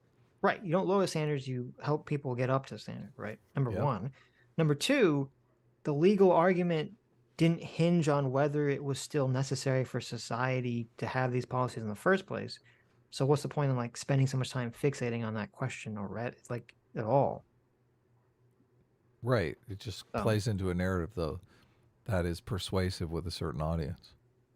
Yes. Right. Now I don't know if that was the intention, but that's definitely what happened. That was 100% the intention. Right. Yeah. I am curious. I'm going to look it up. Does she actually know this Supreme Court justice? Because she kind of, doesn't it seem like she's like sort of saying like she does know her, but without saying that she does know her? Yeah. She says you went to school with her. They're besties. They hung out. No, but it's kind of like when you're like, I had dinner with Jimmy Dore? With Jimmy Dore. Like, it's just something, like the way she talks about it, I'm just like, did you actually know this person? Want me to tell you? Friends with her? Want me to tell you about the last time I had drinks with Anna Kasparian? Oh, there you go. No, come on. Yeah, I don't know. I don't know if they actually were. The way she's kind of doing the thing where it's like, oh, we were friends, maybe. Yeah, no. Look. Remember Maybe she's look. Joy Yeah. Reid, was her show canceled? Look, I heard rumor that the readout was canceled, but it seems to still be going. So I'm not sure. There was a rumor that she was going to be canceled, right? So it never panned out? No. I mean, obviously not, right? If she was canceled, it would be for racism, obviously. So maybe she's just too hot for Jackson to handle. That must be it. You know what? That's a good point. Yeah. She's a Supreme Court justice. You want a prominent TV racist to be known as your best friend? Right. But no, it kind of reminded me of, like, you know, the guy from the Covington Kid who was like, he was a Vietnam time vet. Oh, Or, like, yeah, whatever yeah. A weird phraseology. He didn't say he was a Vietnam veteran. He was a Vietnam time vet. And you're like, yeah, Vietnam Times vet. And you're like, what the fuck does that mean? Vietnam Times. Yeah, he was a vet in the Vietnam times. You're like, oh, okay, that's an interesting phraseology there, Right. but okay. Sure. Actually, he was a Surprised to be- veterinarian assistant. Yeah, there you go. Because Clarence Thomas has been on a mission to dismantle every institutional attempt to help and aid not just Black people, but any people who have been disadvantaged in this society since he's gotten on the court. He, like Samuel Alito. Well, he's helping Asians here, right? Isn't he? Yeah, that's true. This is just, oh man. He wants people to do it on merit. He doesn't want political patronage to be given out to people. He's just disenfranchising everyone, Adam. I don't know why you defending this it's so horrible person. Look, I'm a believer in merit. I believe that we should be doing things based Okay. on merit. So Every time you say you believe in merit, what you're really saying is that you believe in white supremacy. I know plenty of white dudes that just want to smoke weed and hang out at the beach. Okay, look, there's plenty of white dudes that are below merit. So I don't think we should throw away merit. Uh-huh. Yeah. Likely story. I'm serious. I don't like that attitude. That's a CRT attitude, Sitch. You know You just want to help. Well, listen, just be honest. You just want to help Whitey, okay? You're just hiding at your power level. No, I think merit's important. Okay. You do too. Racist. Look, Racist? I can't believe my co-host is racist. I feel this is the thing. These are the two sides of the coin here. Mm-hmm. You have Clarence Thomas, and I mean, I would put Glenn Lowry and John McWhorter in this boat as well. They're like, we want Black people to do it on merit. Just stop all this nonsense. We want the Black people to succeed. We want people to look up to them and say, look, they succeeded on their merit, not because they were Black. Right. But you have Joy Reid here going, come on, just let it look. We need these spots. we need the spots. Uh-huh. It's merit doesn't matter. It's just about the name of the school on the degree. It's all just a big sham. Sure. It turns it into a sham. Sooner or later, it does. That is true. Yeah. So what do you want to do? You're the one saying, look, if a president commits a crime, we can't deteriorate the institution, the office. We have to prosecute. Mm-hmm. Isn't this kind of the same thing here? The institutions are deteriorating because we're throwing away merit. That's an interesting argument. Yeah, you could definitely make that. Sure. Would you make that argument? Such as like, nah, not really. Well, no, I had to think about it. I had to think about, the deterioration of the institution of, I think they're separate. I think they're too separate to do it, but I understand like the point you're making. Like I understand the logic that you're getting at. The look that Clarence Thomas had on his face when he was standing behind George H.W. Bush said it all for me. It really did. Because it looked like he was looking around like, this is some fucking bullshit. He did. You're right. Yeah, that's that's how I read it too. Yeah. Yeah. So I just look. Do you want to go through life? That is literally the communist situation. You know, we pretend to work. We pretend to work, and they pretend to pay us. Right. Where all the institutions are just a fucking scam, a political patronage scam. Mm-hmm. Look, meritocracy is important. It is. This is a conversation we were trying to have with Carl when we got tripped up on aristocracy and shit. It's a goddamn fucking aristocracy here. Clarence Thomas is standing up against that, and I think he's an American hero for doing so, even though... There you go. I like it. Look, I may disagree with his Proud politics. to be an American. I don't know that I don't know his stuff. I don't know his politics on other things, so... Sure. He's probably he's probably life and conception type dude, which I'm definitely not in favor of. So right. Yeah. Alito appears to operate from a kind of rage, a sort of cold rage against the entire 20th century, the second half of the 20th century, which they find to be an affront to their own self-image and to their image of America as this country that is noble and that has always been noble and whose slave-holding founders were noble and really hated slavery and were just so pained at the fact that they had to own all these people and that their wealth was derived from owning these people, but really they were good-hearted, and that's kind of what his concurrence discusses. But what I find fascinating is what you put forward. Right. Go ahead. Well, no. So there's something that she's relating to specifically that Thomas said about, I forget, one of the founding fathers, and it's true. But first of all, it is true that a lot of the founding fathers, not all of them, a lot of them did think slavery was abhorrent, but they also didn't think they could just get rid of it. Right. So it's not an untrue thing for Thomas to talk about. But I mean, I'm trying to remember, in his opinion on this, I don't remember him talking about it. And, the thing that she's talking about, I don't remember him bringing any of this shit up in his fucking dissent, or in his concurrent opinion on the affirmative action stuff. Yeah, he's talking about this stuff in his opinion. I'm like, I don't know what the fuck she's talking about. So yeah, I don't know the argument she's making. And I'm gonna. Well, no, the argument she's making is that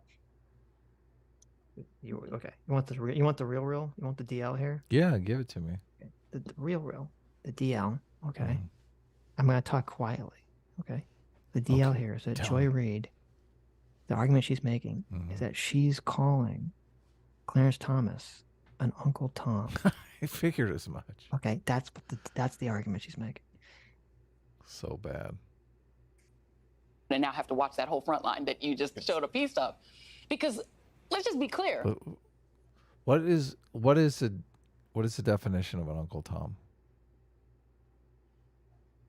It's supposed to be like a black person, like Uncle Ruckus, a black person who is kind of overly subservient to white people and is like a race trader, essentially for, they're getting they'll sell out other black people to get preferential treatment from white people, essentially.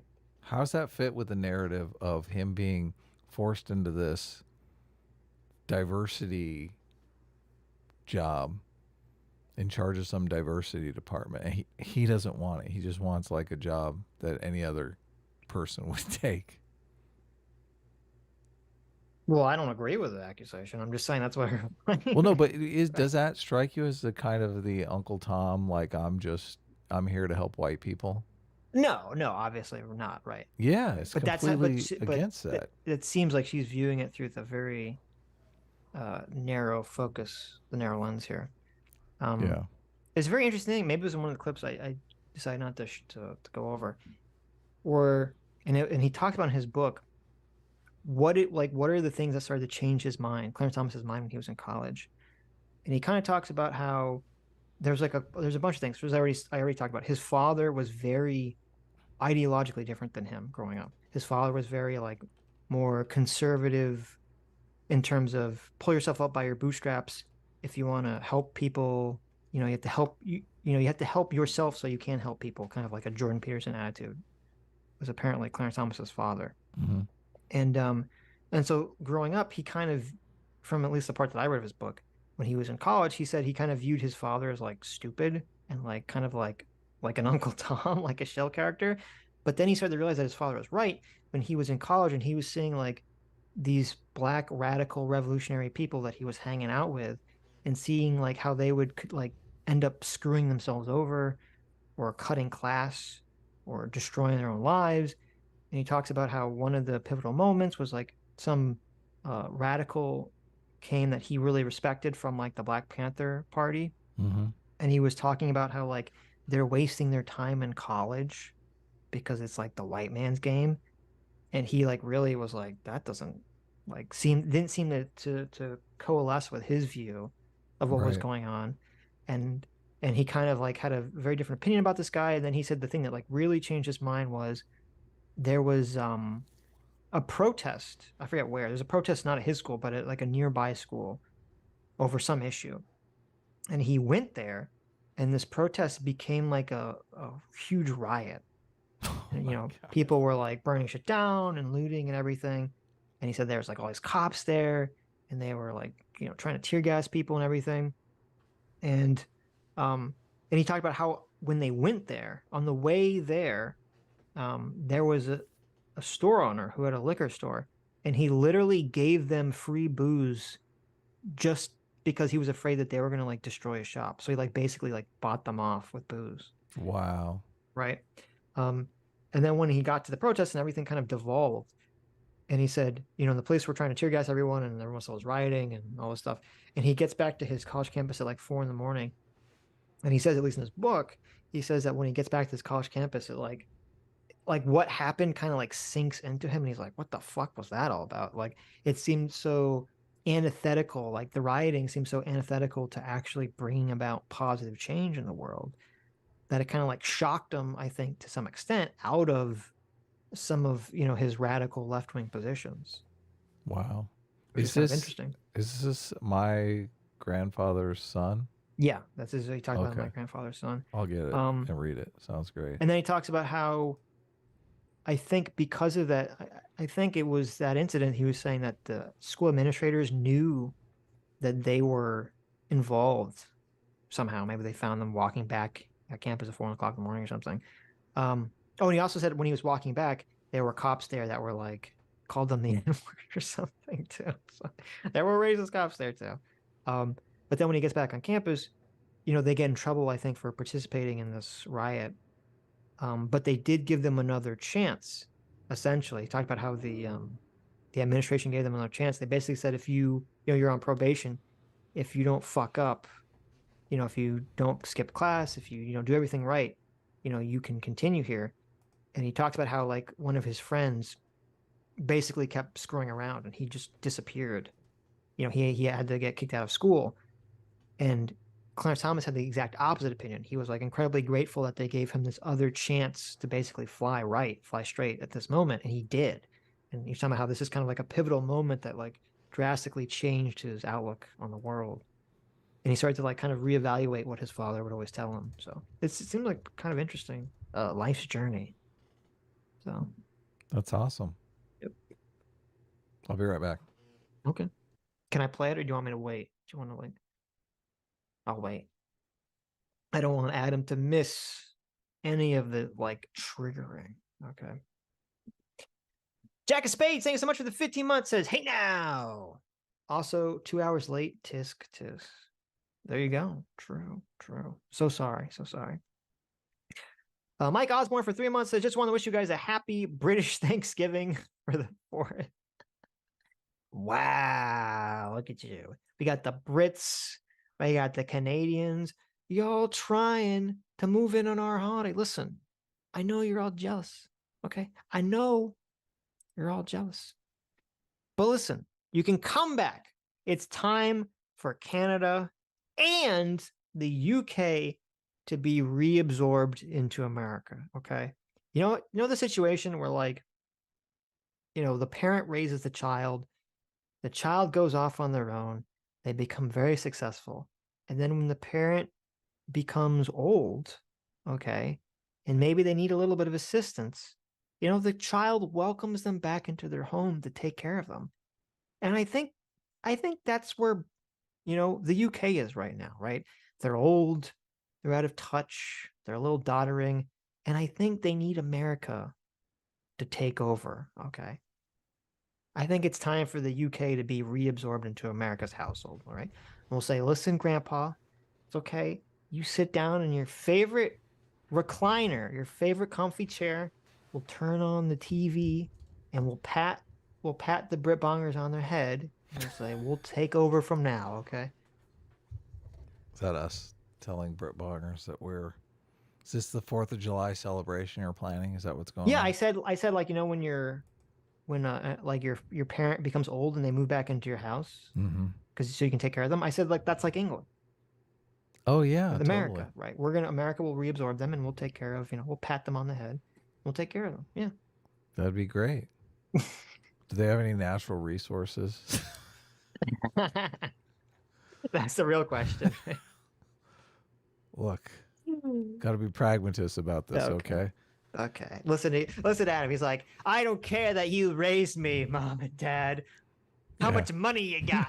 What's going on in that bank account over there? Right. How much are you going to leave me in the will? That's the real question. Man, you make it sound so bad. Terrible. Okay. Look, I'm just trying to be a realist here. Oh, all right. Okay, Mish Mimer. Clarence Thomas was born in Pinpoint, Georgia. He is of the Gullah extraction. Yep. He didn't even speak English until he was 7 years old. He spoke the Geechee tongue and was so afraid to speak in front of white people because he was always told, don't speak Geechee in front of white people because it would embarrass you, that he almost never spoke at all. There was a white nun, whose largesse helped get him through school and get him those good grades. He has been assisted by white patrons, really his whole life, even now by very rich ones, as they fly him around the country. And to your very point, he seems to deeply resent all of the assistance he got, and he wants to make sure that nobody like him ever gets that kind of help again, because it helps his self-image so that he can lie to himself and fool himself and maybe hate himself a little less for having gotten help all along his path to the Supreme Court. And let's be clear, the most important thing to know about his confirmation, other than the fact that he's accused credibly of sexual misconduct, is the polling that got him over the line. And it was the polling that I very much remember. I was one of the few black folk who was against him. It was the polling that showed that about 7 in 10 black people supported his ascension to the seat once held by the great Thurgood Marshall, and he is not his equal. It was black people's support. Joy Reid is such a bitch. How do you feel Joy about Reid is such a bitch. She's such a bitch, Sitch. Yeah. What's she is. Well, you're evil. I know. You're totally evil. Whenever I get these clips, I just think I'm like, how can I make Adam upset? Was Thurgood Marshall the first black Supreme Court justice? Yes. And so he was the second.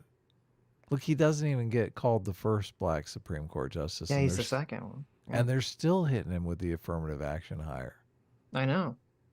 Oh, this is painful, Sitch. This is painful. It is, yeah. Well, it's interesting. She doesn't. I don't know if she brings up the digital lynching thing, because I think it's like it's kind of weird. Like on one hand, you can criticize him for saying that, which I think is totally fine.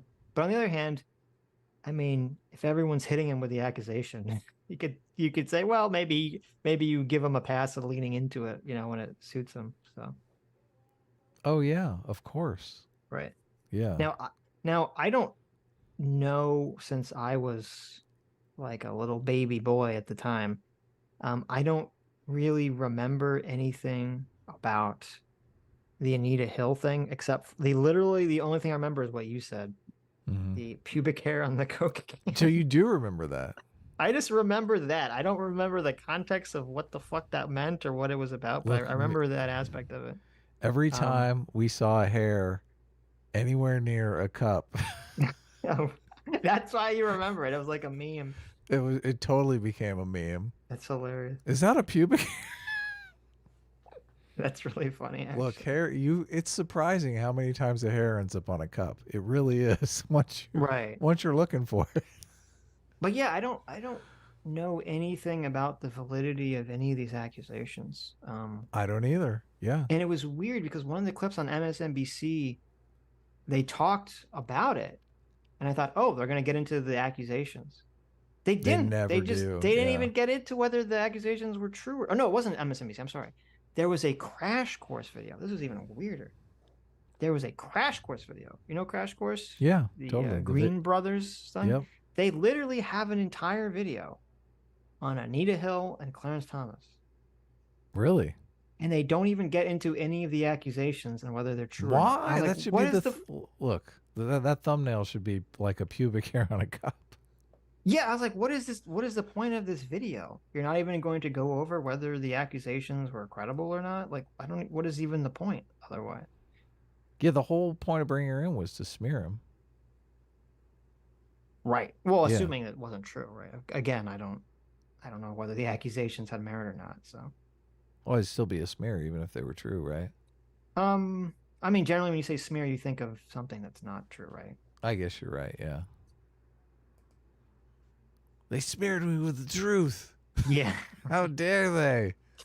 Yeah, it doesn't quite have the How same. How dare they? Yeah. How dare they bring up all those accusations my ex-wife made that were true? Anyway. Report that got wavering members of that Judiciary Committee Democrats, and wavering because senators. They needed Democratic votes. It was a Democratic Correct. majority. That's why Joe Biden is in those hearings running. They needed the Democratic votes. And it was only black people's support in those polls that got wavering Democrats to vote for him. And he has repaid black people with scorn ever since. Let me ask you. It's interesting too that she's looking at this like a payment, right? Yeah. Like he owes us. Right. There was some transactional thing that happened here. So. Why do you think I keep saying patronage? I know. Listen, you called it. It's totally patronage. Yeah. Follow-up question about pathos here, because by the way, the front line that we play clips of and Slow Burn, both about Clarence Thomas's trajectory, I cannot recommend them both highly enough. They're just exquisite pieces of journalism, and the story is fascinating. I mean, he's really one of the most interesting figures in American life. I really believe this in terms of that trajectory. I mean, there's a moment in Slow Burn where Joel Anderson, who's the fantastic host, and the academic Leah Wright Rigueur, who wrote a great book about black conservatives, they're talking about their own experience in elite white-dominated institutions. Right? Of that kind of that feeling, that suspicion, okay, from white folks. Oh, you're an affirmative action case. Now, in Thomas's case, it's a defining anger of his life. Mm-hmm. But it's also real. And I feel a little weird as a white person being like, you know, I don't want to like say that what Thomas experienced was in any way not legitimate. No. Like I think he comes by it honestly. But I'm curious how you think about it, and you think about that sort of coded racism that comes in those institutions and circumstances, and what it means for the broader question of whether we should have it constitutionally. Well, let me just be clear. I got into Harvard only because of affirmative action. I went to a school no one had ever heard of in Denver, Colorado, in a small suburb. I didn't go to Exeter or Andover. Yeah. Oof. Oof. Oof. Yeah. Yeah. Look, and she's fine with it because she just views it as political patronage. She's like, look, I got my go to Harvard for free coupon and I took it. Right. Well, I think, again, this is classic Sitch's law, because the way she's conceptualizing this is I got into affirmative action because they sought out black people to give them a chance, right? She's not saying that they lowered the standards for her, right? Right. And that's what Clarence Thomas is saying, is like they lowered the standards. So it's just like everyone's just talking past each other and not really understanding what exactly the issue is. Right, but she's in her argument though, she's literally saying, look, I didn't go to one of these schools that a lot of people go to get into Harvard because it has a reputation for being a difficult school. Well, no, I don't know if she's saying because it's difficult. I think she's saying just because like she just grew up in wherever podunk area she grew up, you know. That's how I interpreted the statement. Okay. I didn't have college test prep. I just happened to be really nerdy and smart and have really good grades and good SAT scores. Right. But someone came to Denver, Colorado to look for me. A Harvard recruiter flew to Denver, and I met up with her at the Village Inn restaurant and did a pre-interview to get to pull me into Harvard. I was pulled in, and the schools like Harvard and Yale that I got into affirmatively. Yes. And it was literally not saying we're going to take an unqualified person and put them in Harvard. Yes. We're going to take a very qualified person who we would never know existed and put them in Harvard. That's how I got there. That's how Ketanji got there. That's how Justice Jackson, I should say. Her good friend. Well, if they like, I'm assuming when you get a soaring score on your SATs, it probably alerts. I mean, there's probably different universities are monitoring that because they want to get all the good students, right? That's kind of like the metric that they look at. You would think, yeah. I don't think anybody has any problem with that. So right. Justice Jackson got there. Clarence Thomas got there. Right. But the minute I arrived from my majority black little town, Montbello in Denver, to Harvard, the first week or two that I was in class, my presence was questioned by white people. I was in this big conference class where some white students stood up and said, those students, the black students, they're only here because of affirmative action. It became a huge argument that we all ended up having. This was freshman year. I had never had my academic credentials questioned. I had never had anyone question whether I was intelligent until I got to Harvard. And it was a defining point of my experience there. It's why I really was one of the many reasons I was miserable there my freshman year. Yeah. You felt completely out of place, and people keep telling you shouldn't be here, and yet some of the people. Well, see, but this is why this is kind of like bizarre. I mean, she's basically just making the argument because she's not. This is why this conversation is kind of annoying. None of them are making the distinction. She's not saying, "Oh, I'm in favor of affirmative action only in terms of like outreach or something," right? Or something to that effect. She's not saying that. The whole debate was over lowering merit standards. Right. Which is, and that's literally the critique, because she's complaining that when she went to Harvard, people were assuming that they went not on the basis of outreach, but on the basis of lowering the standards. Right. And so why doesn't she just make the argument where she specifically says, I'm not talking about lowering standards. I'm only talking about outreach or whatever. Yeah, this seems like a giant miscommunication. I learned something here for the first time about Joy Reid too. So she lives in a majority black area. So she is in the majority, and then she goes to Harvard, and all of a sudden she's in the minority. Right. Which, I mean, I perceive of Joy Reid as a very racist against whites. Yeah. I do think people who grow up in homogenous situations can turn out to be more racist just because they don't have any, they rarely interact with other races and whatnot. I see what you're saying. Yeah. Oh, okay. Interesting. So it does kind of track onto that idea, don't you think? It could. I mean, I've never lived in a place. I guess I've always lived in places with majority whites, obviously. And I guess there were places in New Orleans that were predominantly black. But I don't know. It's interesting that there may be some. Where'd she say she was from? Some small town. Colorado or something? Small town in Colorado that's majority black. That's interesting. Anyway, we can proceed. I went to school with were far less smart than me or the other black folk there. They got in because their daddy and their granddaddy. I went to school with somebody whose name was on one of the buildings. You're going to. She's there. She's like, these dumbass white people. Jeez. Yeah, but again, it's so stupid. They complain about the literally 0.001% of students who are going there because their parents' name was on the building, right? It's got to be the tiniest population of people. She's like, this dumb bitch. Right. She looked at me funny. And I'm sure that those kids are incredibly privileged and lazy. I'm sure not always, but they can be, right? I'm sure many of them are complete a-holes. Right. The school with people whose names are on the buildings, who are third and fourth generation legacies, whose parents pumped money into Harvard to get them in. But that affirmative action is okay with this majority. They said that the people who benefited from slavery, their descendants, who are... This is like a really stupid... Yeah. Like, you're talking about a legal argument, okay? The law doesn't... The law says that you can... discriminate on a bunch of different grounds, right?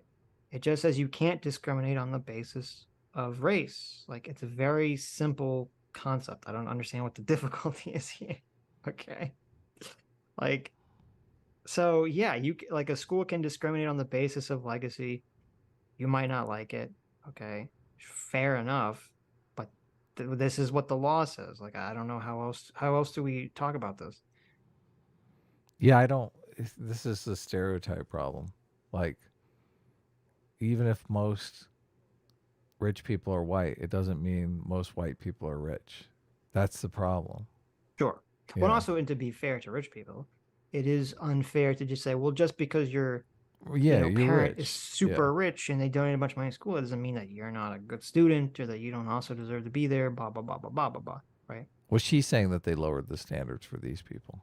Yeah, right. That's her accusation. Without any, I mean, she's not making any. Maybe they did. I don't know. Sure. Who knows? Yeah. So far ahead of black folk in terms of opportunity that we'll never catch up to them. I don't care how many Oprahs we get. Those... Also, but wait, this is important because this is her key. Like, this is where all her positions stem from, this idea. Who fourth generation legacies, whose parents pumped money into Harvard to get them in. But that affirmative action is okay with this majority. They said that the people who benefited from slavery, their descendants, who are so far ahead of black folk in terms of opportunity that we'll never catch up to them. I don't care how many Oprahs we get. So it's kind of interesting. So her view is black people will never, ever catch up to white people. Because white people are just too far ahead, right? Which, first of all, it's weird that she frames this like the descendants of slave owners. Like, do we think like the majority of like rich people nowadays are like, is their wealth really go back to the 1800s? Yeah. If the average rich person, like the wealth has gone in 3 generations, I'm guessing that the average wealthy family nowadays is not dating back their wealth to the 1800s. I would guess. Yeah.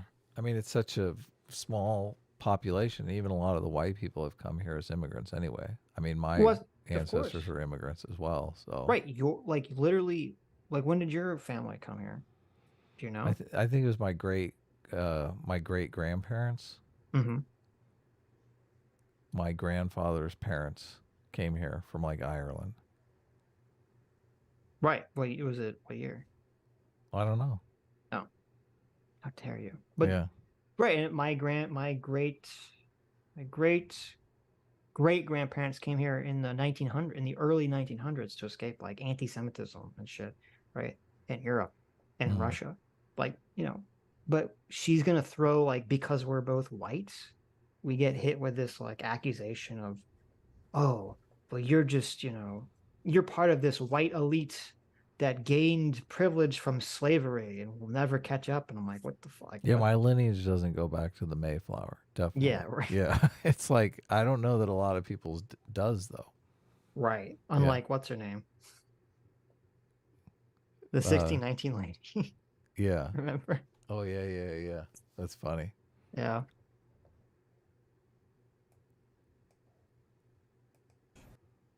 Those people's affirmative action is A-okay because those people can pay for fancy trips for them. Yeah. But you people who want to get in just because of your brains, but you're not from a legacy, too bad. You can't. You see, because she's literally not addressing the argument at all. Yeah, because the Asians aren't legacy. Yeah, they're literally the ones that brought the case. Right. And that's, of course, she doesn't talk anything about the Asian situation at all. Which is obviously a key factor here because they were the ones that brought the case, as you said. Yeah. And her argument, her kind of racialized argument, kind of falters if you were to bring up the Asians, and that's why she doesn't bring up the Asian situation, right, in the first place. But and she doesn't bring up why she honestly thinks, or at least this is the argument she's making. She's making the argument that Clarence Thomas is okay with legacy because he gets paid money by some guy. Look, I'm not certain Clarence Thomas is okay with legacy. I don't know. Do we know his position on I don't legacy? know. I mean, this is a big fucking Who knows? question. Right. I don't fucking know. Look, I would guess someone who is more interested in the merit side of the argument is probably against legacy. Mm-hmm. So, right. Just to be consistent, right? Maybe. Yeah. Come in.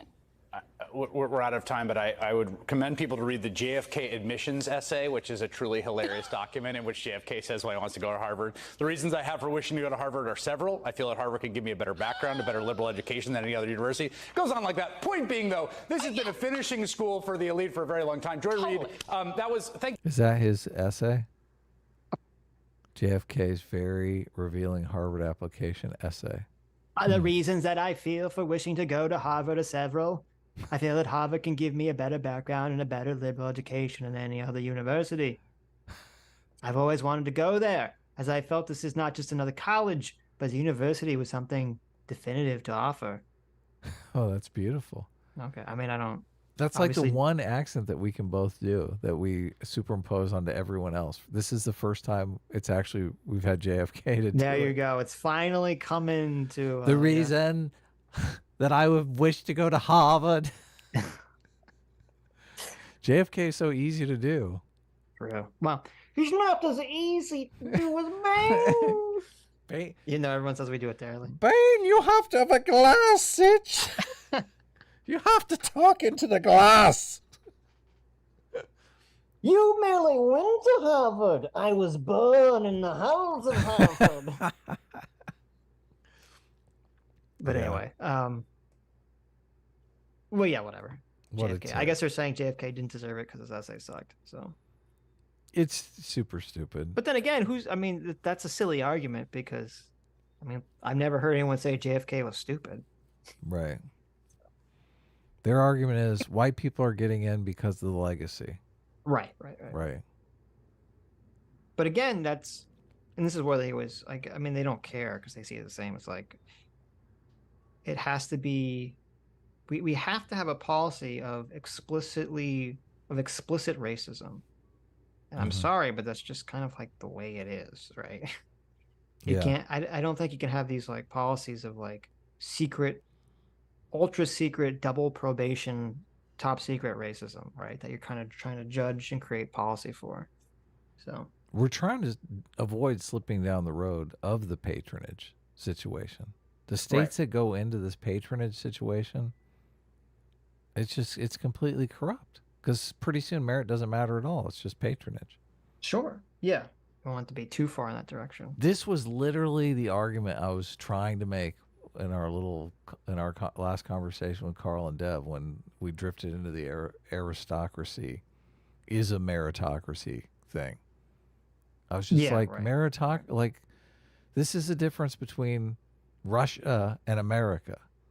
America is a meritocracy. And if you want to say, look, our meritocracy is corrupt and not as good as it once was and is fading and needs restructure. Look, I believe you. Yeah, I'm with you there. But still, a meritocracy, you have to say we're going to fight for a meritocracy.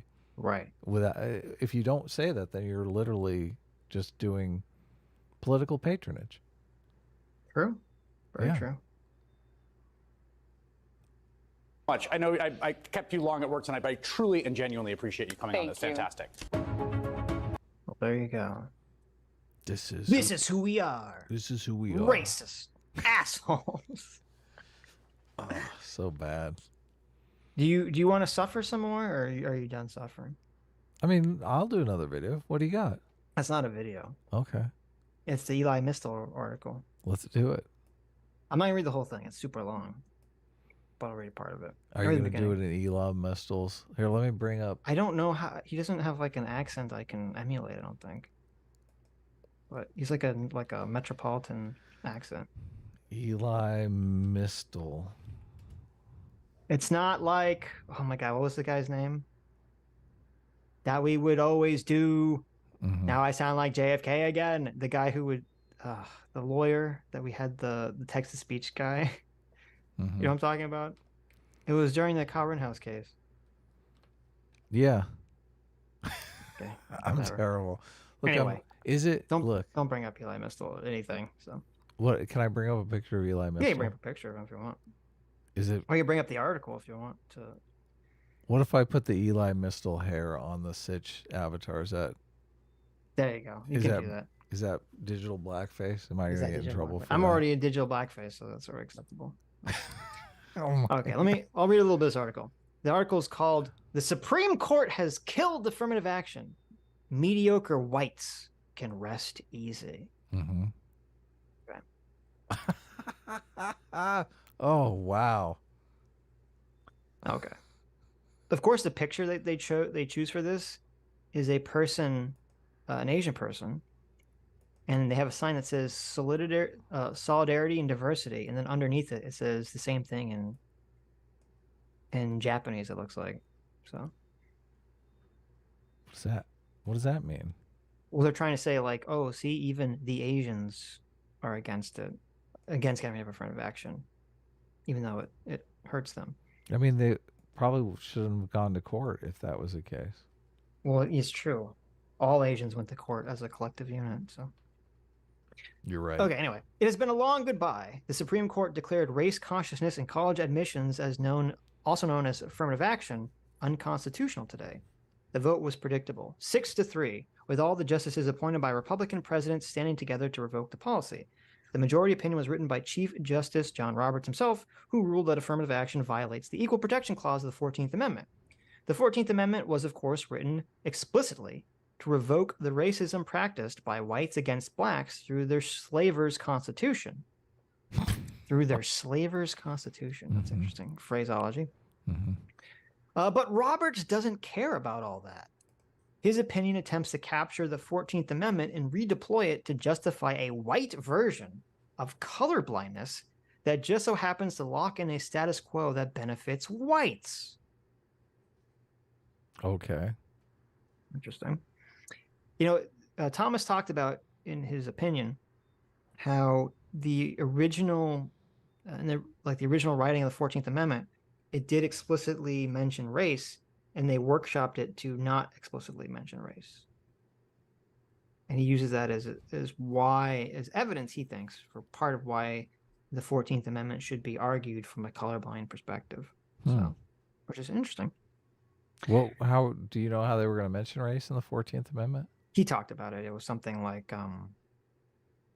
I think it said something explicitly about like making blacks up to the legal standard of whites or something. It was more specific. But. Right. Okay. Last year's revocation of reproduction rights in Dobbs versus Jackson, the decision today in the student debt case, achieved a long-standing conservative policy goal through the fiat of 6 unelected Supreme Court justices. I always love that when they say the unelected Supreme Court justices. Yeah. I mean, that's kind of the way the system is designed, but okay. Fukuyama actually talks about how democracy can be used to do horrible things. Right. So it makes me think of that when you talk about when they're saying they're making a case against the fact that they're unelected being bad. Yes. Well, just because they could be elected and do terrible things too. So. Well, first of all, like it's kind of stupid because they're not directly elected, but you sort of elect them by electing the president and the Senate, right? Yeah. It's just through a secondary process. And as you said, they only bring up unelected as an attack against the Supreme Court justices. Yeah. And there's a good and there's a justification for why they're unelected in the first place in lifetime appointment. But anyway, conservatives have been gunning for affirmative action since the policy was reintroduced in the 1960s. Today is a victory for the Heritage Foundation, the Federalist Society, and the entire conservative legal establishment that correctly identified the courts as the way to reverse policies they don't like. But the death of affirmative action was not achieved merely through the machinations of Republican lawyers. While the conservatives on the Supreme Court delivered the fatal blow, the policy has long been made vulnerable by the soft bigotry of parents whose commitment to integration and equality turns cold the moment their little cherubs fail to get into their first choice of college or university. Wow. If you want to see a white liberal drop the pretense, I love this. If you want to see a white liberal drop the pretense that they care about systemic racism and injustice, just tell them that their privately tutored kid didn't get into whatever elite school they were hoping for. Wow. He's just gunning for them, isn't he? I know. If you want to make an immigrant family, this is interesting. If you want to make an immigrant family adopt a Klansman's view. Wow. Look at do you like that the racism is just totally allowed? He's totally allowed to be racist against white people. He's totally allowed to be racist against the entire genre of immigrants. Right? Okay. The Klansman immigrant. Okay, right. Let's hear what he's got to say. This is who was it you said thought that like Eli Mistle had a good take on this? David Dole from what's his channel? Thank you. Yeah. The Rational National or whatever. That's it, yeah. The Rational. Also on the leftist mafia. Yes. Thank you, David. Is it nationalist? Is he the Rational Nationalist? Rational National. Right. If you want to make an immigrant family adopt a Klansman's view of the intelligence, culture, and work ethic of Black folks, tell them that their kids' standardized test scores are not high enough to guarantee entry into an ivy-draped halls of power.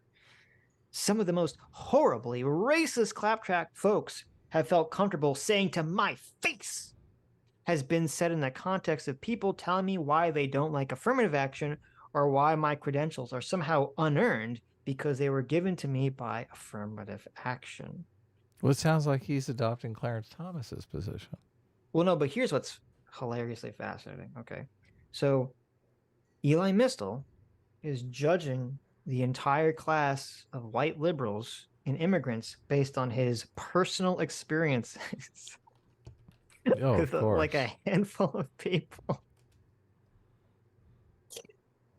It's kind of like that's the whole point of not being racist, right? Like just because you had some bad interactions with someone of a specific race or something, you're not supposed to judge everyone based on that, Eli. Of course, yeah. You know, I don't know if your mother ever explained this to you growing up, but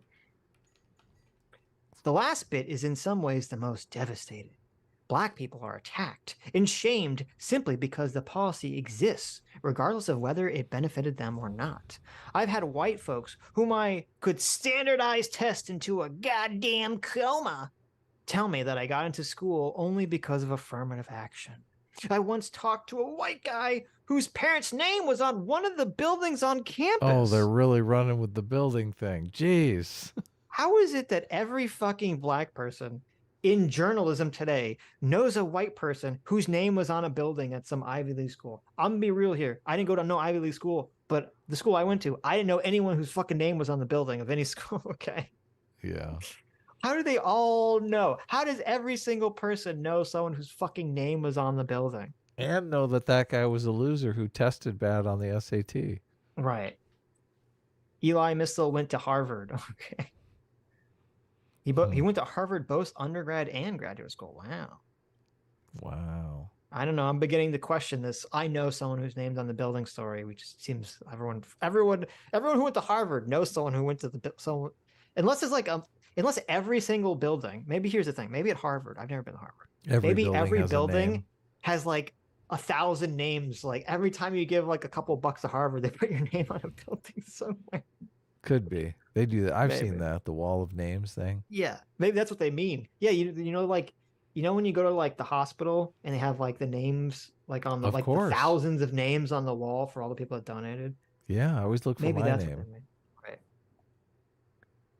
Anyway, the white guy whose parents' name was on one of the buildings of campus asked me how it felt to know I got extra help to get in. The sheer nerve of white folks is sometimes, I love this, the sheer nerve of white folks, racism, right? Of course. All white folks suddenly responsible for this one kid that you hypothetically supposedly had a bad interaction with is sometimes jaw-dropping.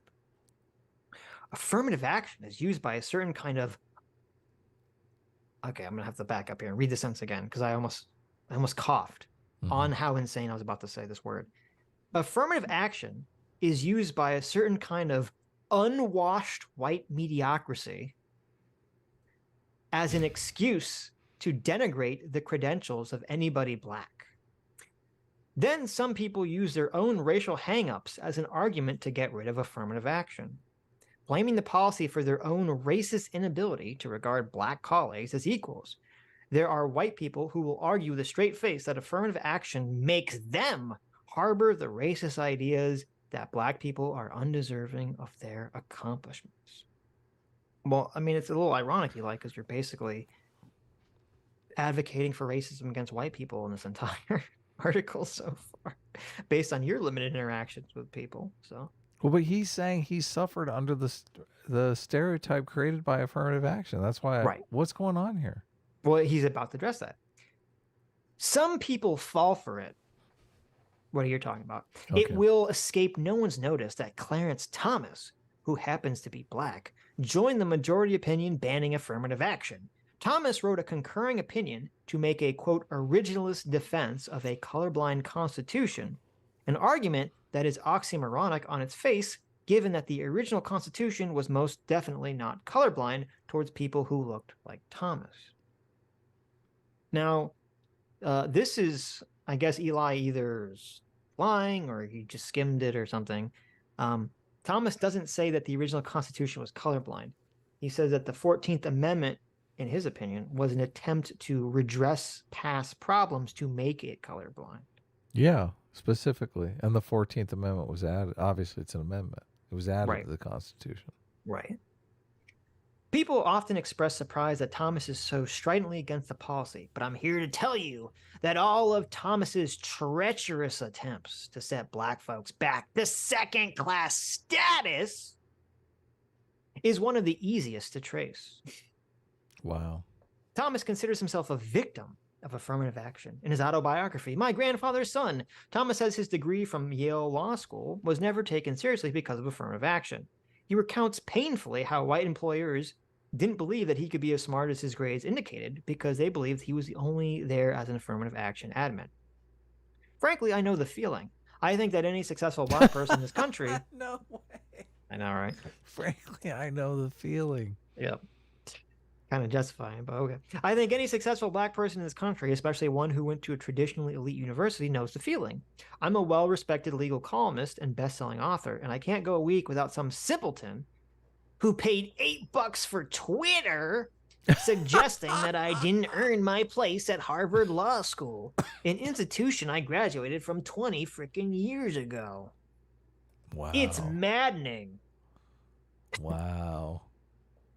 Both in the sense that it makes me violently angry and that it interrupts the normal functioning of my brain. He has the same anger that Clarence Thomas has. I know. Isn't it interesting? We're gonna get there though. He's gonna extrapolate the difference, or pick apart the difference. I should say. Okay. If you haven't walked a mile in my shoes, or Thomas's shoes, or the shoes of any other black person who had the temerity to be excellent while black, you really don't know what it's like to have white people who have the intellectual firepower of a wet cigarette question your question your credentials. Okay, racist. Yeah. Not all white people are dumb. Right. The difference between me, along with most black folks, and Clarence Thomas is that Thomas has decided to take his hurt feelings out on one of the most effective social justice policies in American history, while most black people just learn to step over the low account white folks clawing at our ankles. Most black people strive to overcome racial justice. Thomas was broken by it. Instead of blaming the white folks doing the oppressing, Thomas has decided to ally with them. Oh, wow. And blame the policy meant to break their exclusive access to power. He's almost a tragic figure, a man who has adopted the white narrative about black people so completely, he's curdled into a mere spokesperson for that white narrative. Wow. The guy who never talks is a spokesperson. I know. So, you know, there's an argument to be made that you can argue about whether it's true or not, to say, well, is it make sense for Clarence Thomas to blame affirmative action for basically white people being racist against him, right? When it's just white people being racist against him, assuming that they were there for racism. And I think that's an argument you can make. But then Eli Mistle, instead of just making that argument, he jumps ahead to this like blame all white people narrative of where he says, instead of blaming the white folks for oppressing, he decided to ally with them, right? Like Clarence Thomas is allying with like all of white people against all of black people. Right. And he said he adopted the white narrative. So again, no mention of the Asians who are getting screwed over here, right? But right, yeah. Again, I almost get it. I almost see where he's coming from. I remember coming home from my elementary school one day and declaring to my black and proud parents that I couldn't be black because I heard kids at my predominantly white Catholic elementary school saying that black people were not clean. And I explained to my parents that this made me not black because I took a bath every day and I didn't want to be associated with people who didn't wash. Wow. This seems to be like a reoccurring trend where people who have a bad racial experience, especially when they're younger, just with their inability to kind of like get over it, right? They just project this like racism that they experienced onto like everyone forever. Yeah. Essentially. Which I get. I mean, obviously. Right. Right. Obviously, my parents were horrified. Obviously, they pulled me out of that school the next year and put me in a predominantly black public school. Obviously, I learned that not everything white people say is true. But Thomas is the guy who never learned. He never figured out how to disregard what white people say about us.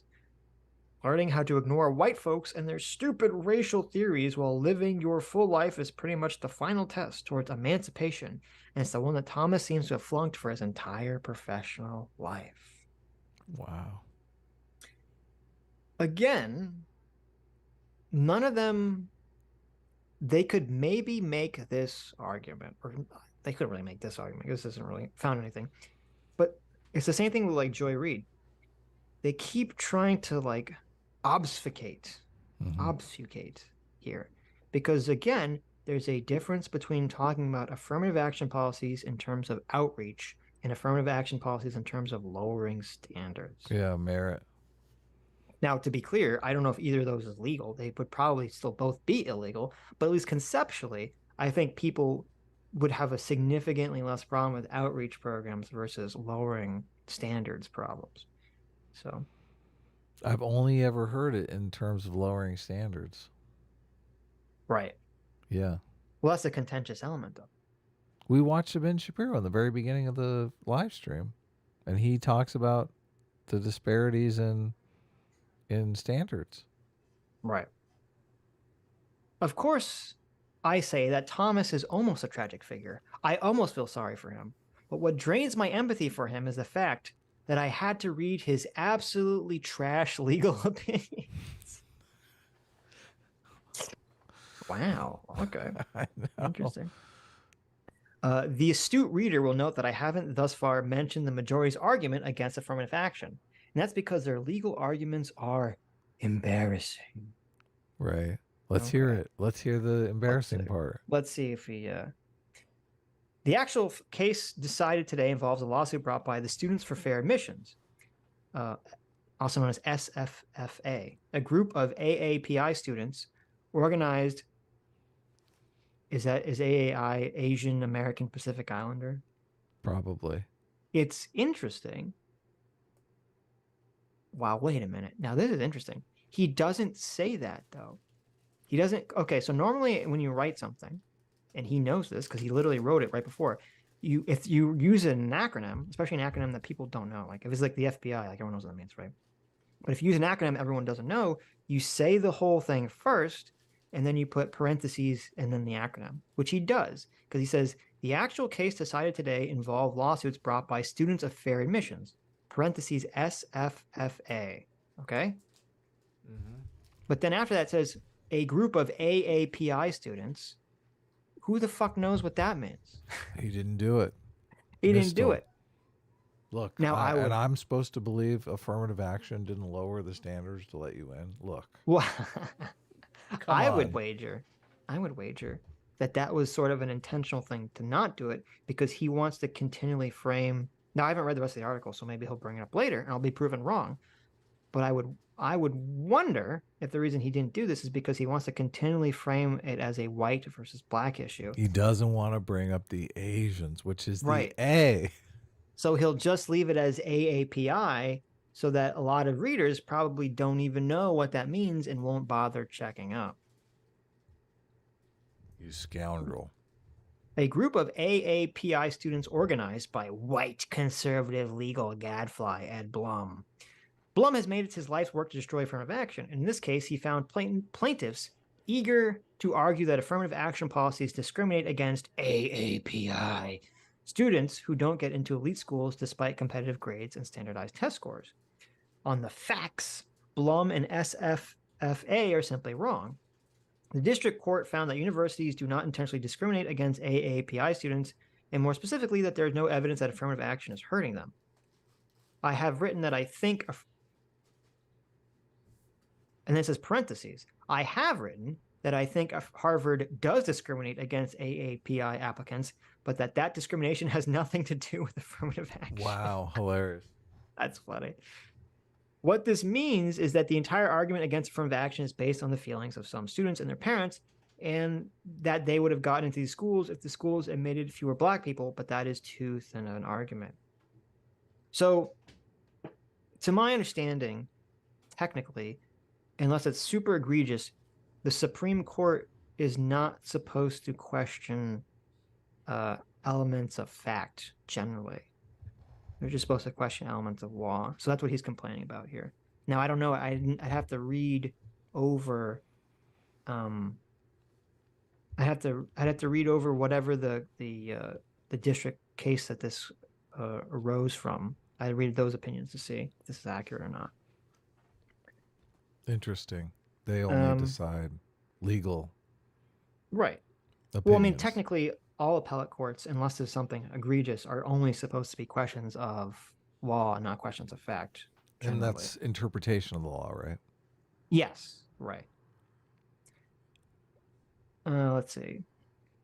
What this means is that the entire argument, again, okay, I read that, is based on a feeling of some students that would have gotten to schools if the school admitted fewer black people, but that is too thin an argument. Well, though, I don't know, because if, and I don't know if I have to fact check it, if the prosecution's claim was true, which was, you know, that chart that showed, you know, if you're in the top 10 percentile and you're Asian, you have a less chance of getting into Harvard. If you're in the top 40% of being black, I don't know how you, if that's true, I don't know how you argue against that from a fact level. Well, I don't know how the stats were organized. Sure. Well, and also if Harvard admitted on their own, which I read that they did in the opinion, unless the justices were lying, they said that Harvard admitted that they did give extra weight to if you were black or a minority that wasn't Asian or white. Didn't they give them points on their SAT or SAT? They wouldn't give them points on the SAT. They would kind of calculate a score based on a bunch of different things. And that race would definitely increase that score if they were part of some, you know, marginalized group. So that's how they equate it to the SAT, because you get a certain amount of points for a certain amount of points on your SAT. And if they got an extra point for race, then yes, that would it'd be like translate. Hypothetically, you're getting extra points on your SAT. Right. Yeah. Getting rid of but Eli's not addressing this, of course. Getting rid of affirmative action will neither require schools to admit more AAPI students nor force them to weigh so-called merit-based factors more heavily. Well, wait. Well, it would, though, just definitionally. In California, which ended its affirmative action policies over 25 years ago, the studies show that without affirmative action, Black enrollment plummets, Latino enrollment plummets, AAPI enrollment goes up a little bit, and whites flood the remaining opportunities. Dun, dun, dun. Is that after affirmative action is gone? So there was a study that everyone cites that measured affirmative action policies in California going away, but it was only for like a couple of years. I don't think it was a long-term study when I looked at it. So, and then they brought it back. Well, they didn't bring it back in California. No, they didn't. Remember, they tried to vote for to bring it back, and people voted it down. Was that affirmative action, or I guess maybe it was. It was. Of course, boosting white opportunities at the expense of Black and Latino students is what conservatives like Ed Blum want. Look at this. Calling Ed Blum a racist. Wow. They just managed to convince a minority of AAPI parents that making the world easier for varsity blues wealthy white parents will also trickle down to their kids. The problem with this pro-white policy goal is that it's nowhere near a constitutional argument. Well, they made a constitutional argument, though. I'm very curious if he's ever going to actually address the constitutional argument that they made. Yeah. To turn all this helicopter parent hysteria into a constitutional issue, a conservative majority in the Supreme Court argued that the 14th Amendment's Equal Protection Clause prevents the use of race-conscious admissions because it discriminates against AAPI students who are a protected class under the cause. Well, and white people, too. That is why bringing the case with AAPI student stand-ins is crucial to their argument. There is no equal protection argument for being mediocre and white. Well, there is equal protection for being white. Right. Okay. Interesting that he framed it this way. There is one for being discriminated against because you're of Asian descent. Okay. This is so bizarrely written and is very telling. He writes that the Equal Protection Clause protects Asians from being discriminated against, but he doesn't say it protects white people from being discriminated against. Right. Well, I think that's why he uses the mediocre. Yeah, but see, that's a linguistic dishonest trick. Yeah, of course. Because if Eli Mistle comes out and he says, "I'm going to make Asians aren't protected either," right? Well, if Eli Mistle comes out and says, "I'm going to make the legal argument that white people are not protected by the Equal Protection Clause," okay, that's a hot take. That's huge, yeah. Right. Now, he could try to defend that position through some legal argument, but he'd actually have to be bold enough to come out and make that claim and actually defend it. And so instead, since he doesn't want to do that, but he kind of wants to say it without saying it, he'll say, there's no equal protection argument for being mediocre and white, whatever the fuck that means. Right. Right. So even though the court is making up the cause of that discrimination, invoking the specter of illegal racial discrimination on behalf of the AAPI community is how the white organizers of this attack are able to turn this policy preference into a constitutional argument. Roberts writes that one of the reasons affirmative action fails is because universities do not adequately distinguish between different kinds of AAPI students, for instance, between South Asians and East Asians.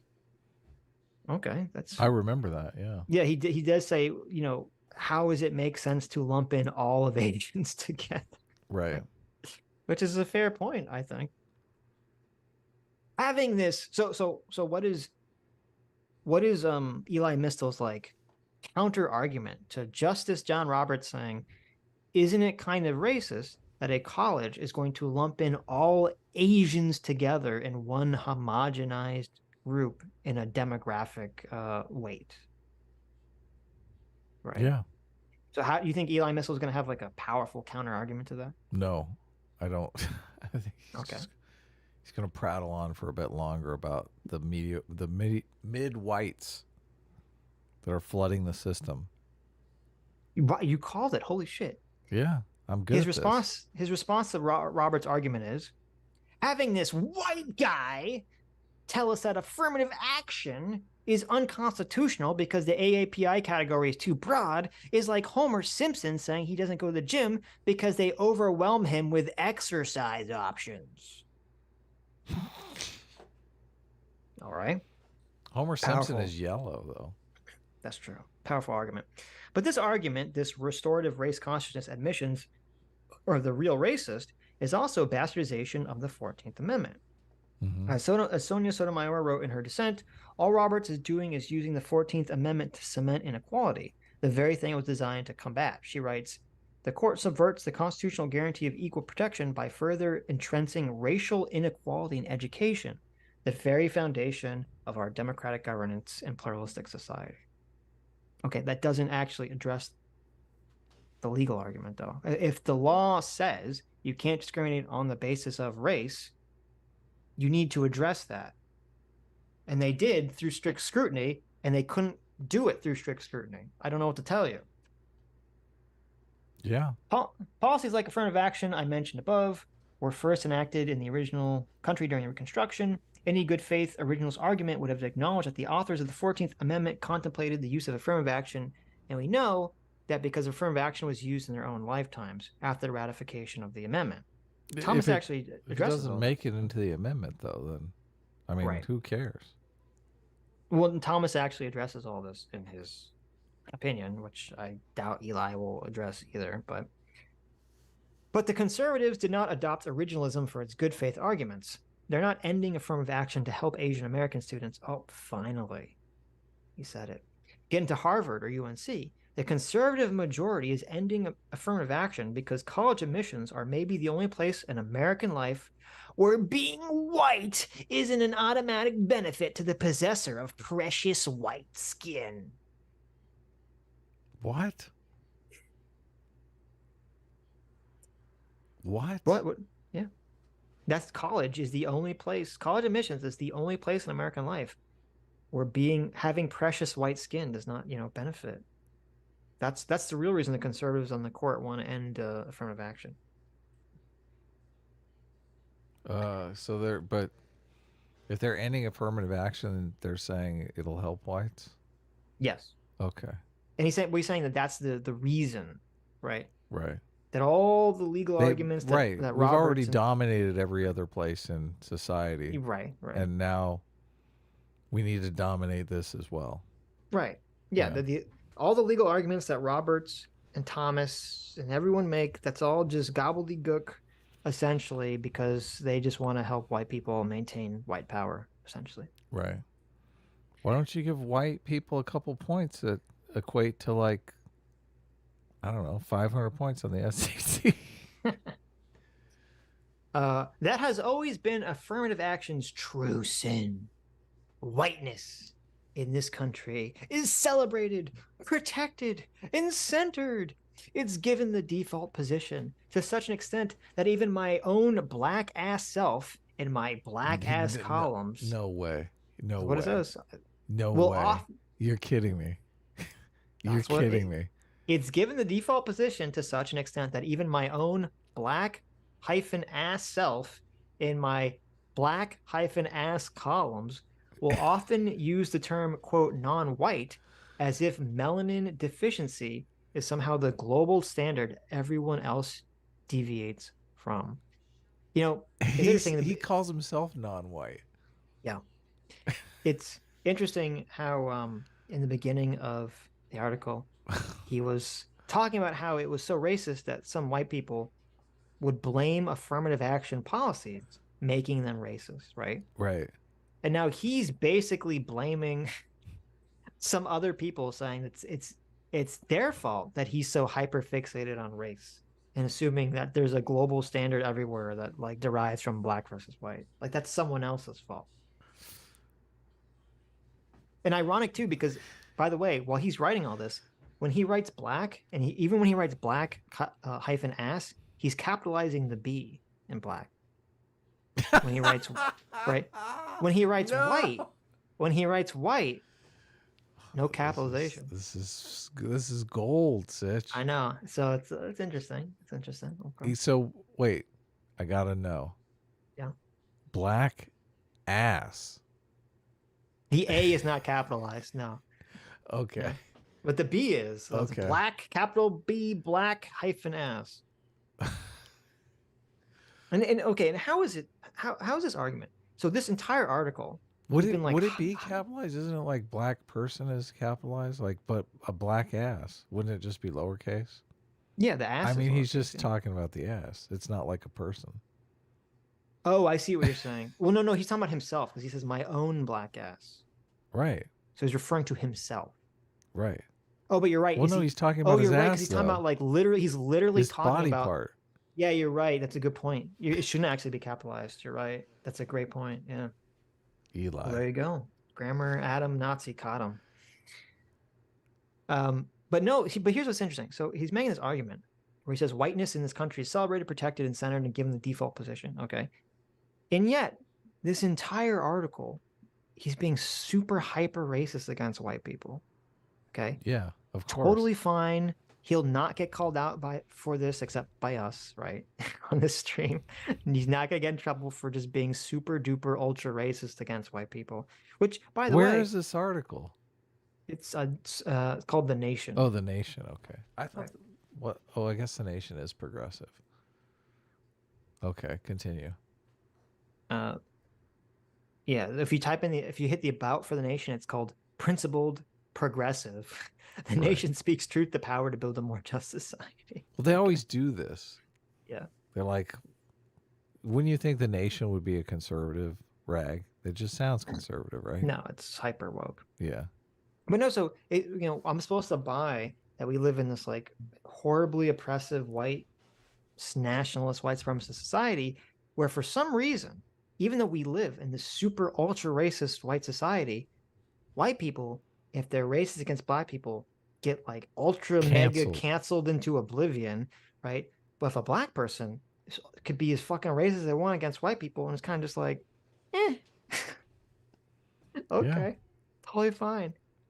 I don't know. It's not adding up to me in my mind here, but okay. Douglas Murray makes this claim that there are some people that are uninterruptible. Mm-hmm. You know what he means? I don't know what that means. No. It means like they're talking in a meeting or something. You can't interrupt them because they're black or something. Oh. That's funny.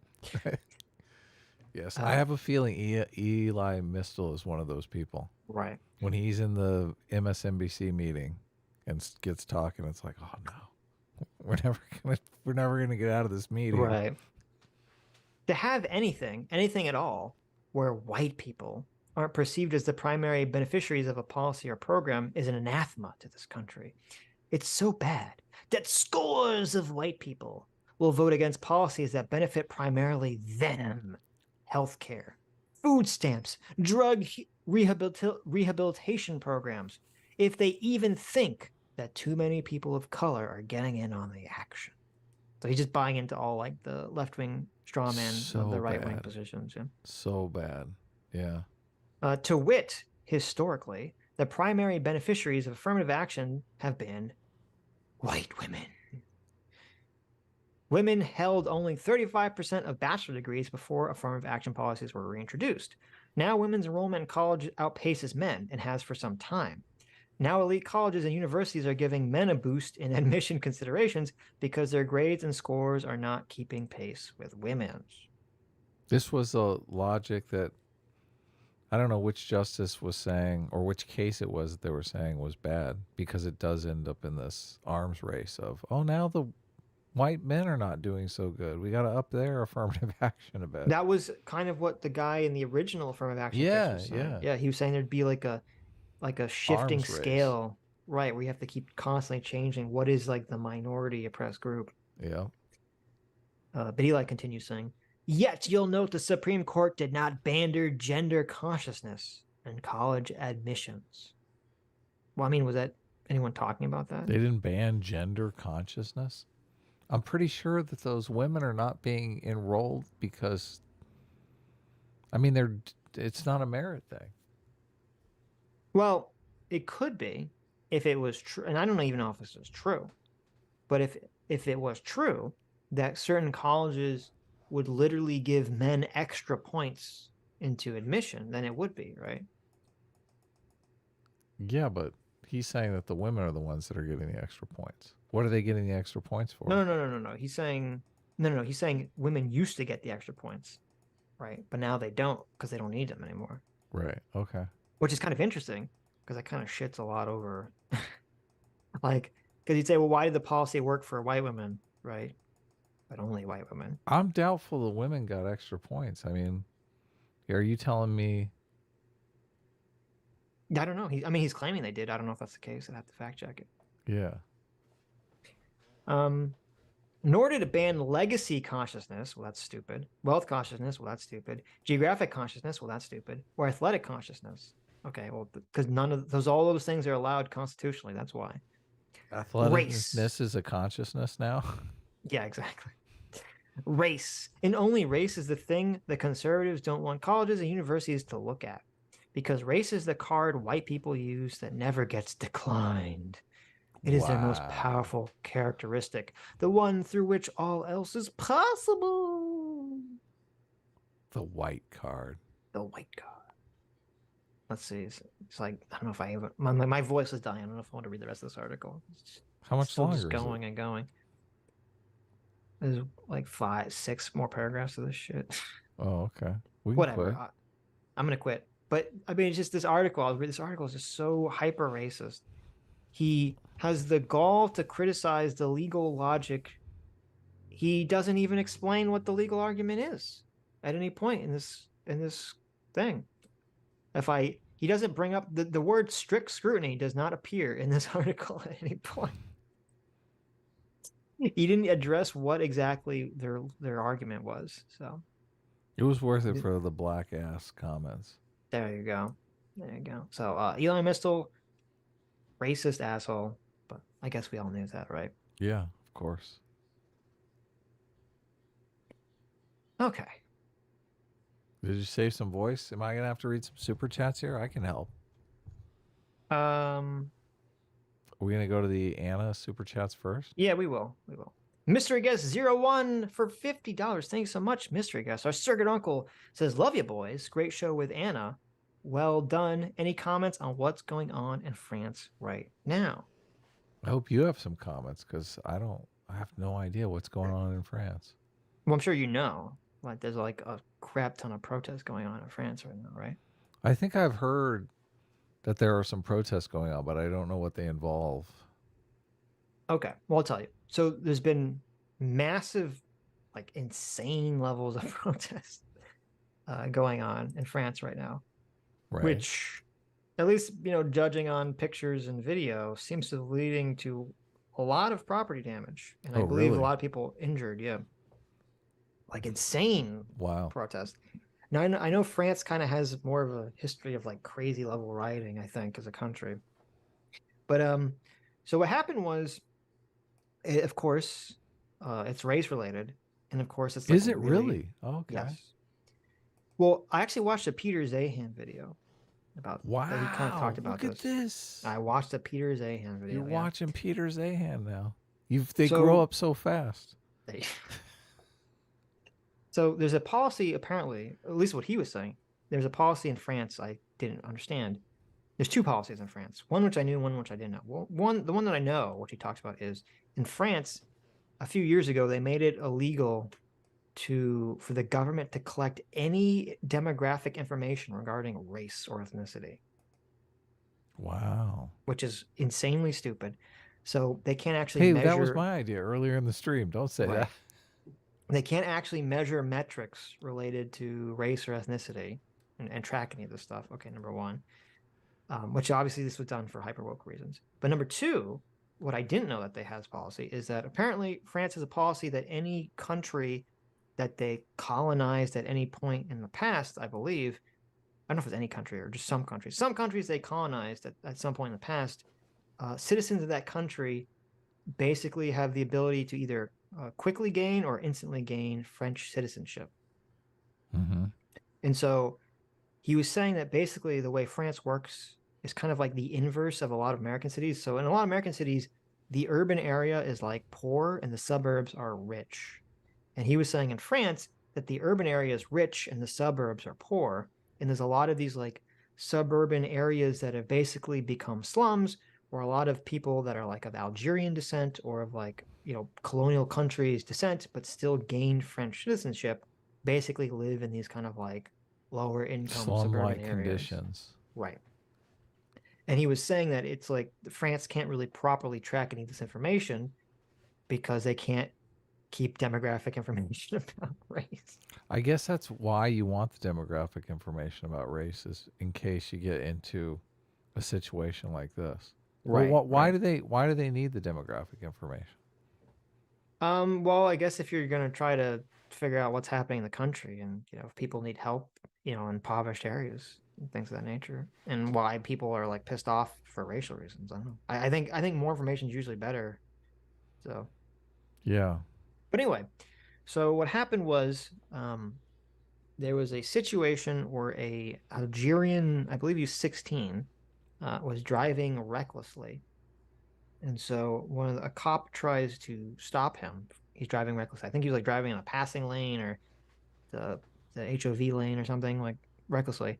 The cop tries to stop him. I believe he runs a red light while the cops are pursuing.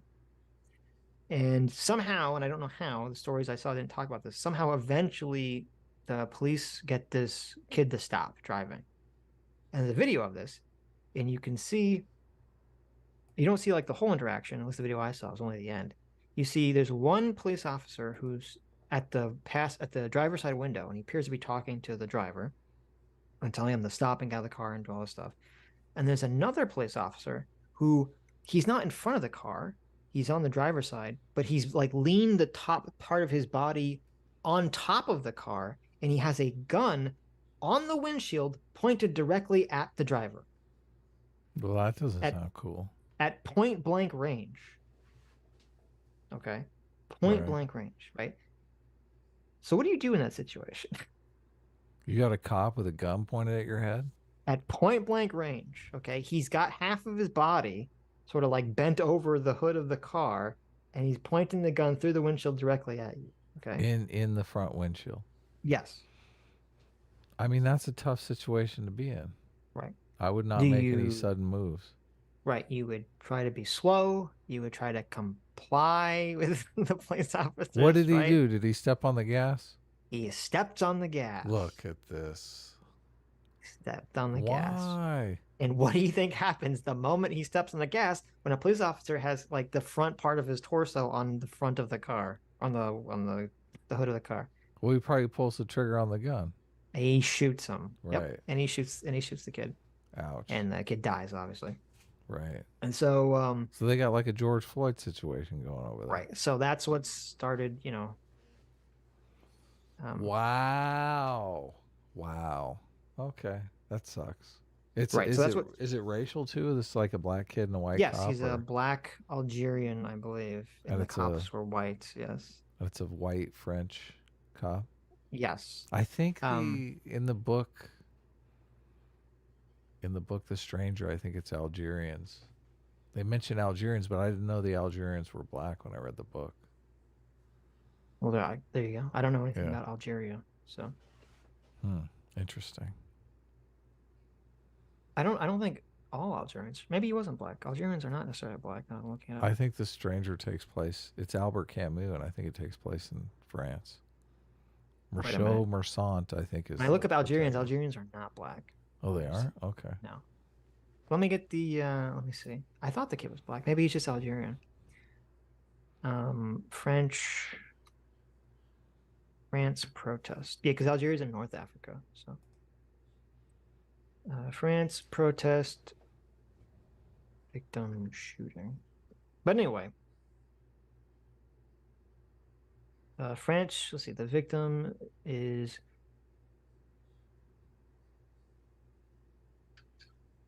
the mother of Nail M.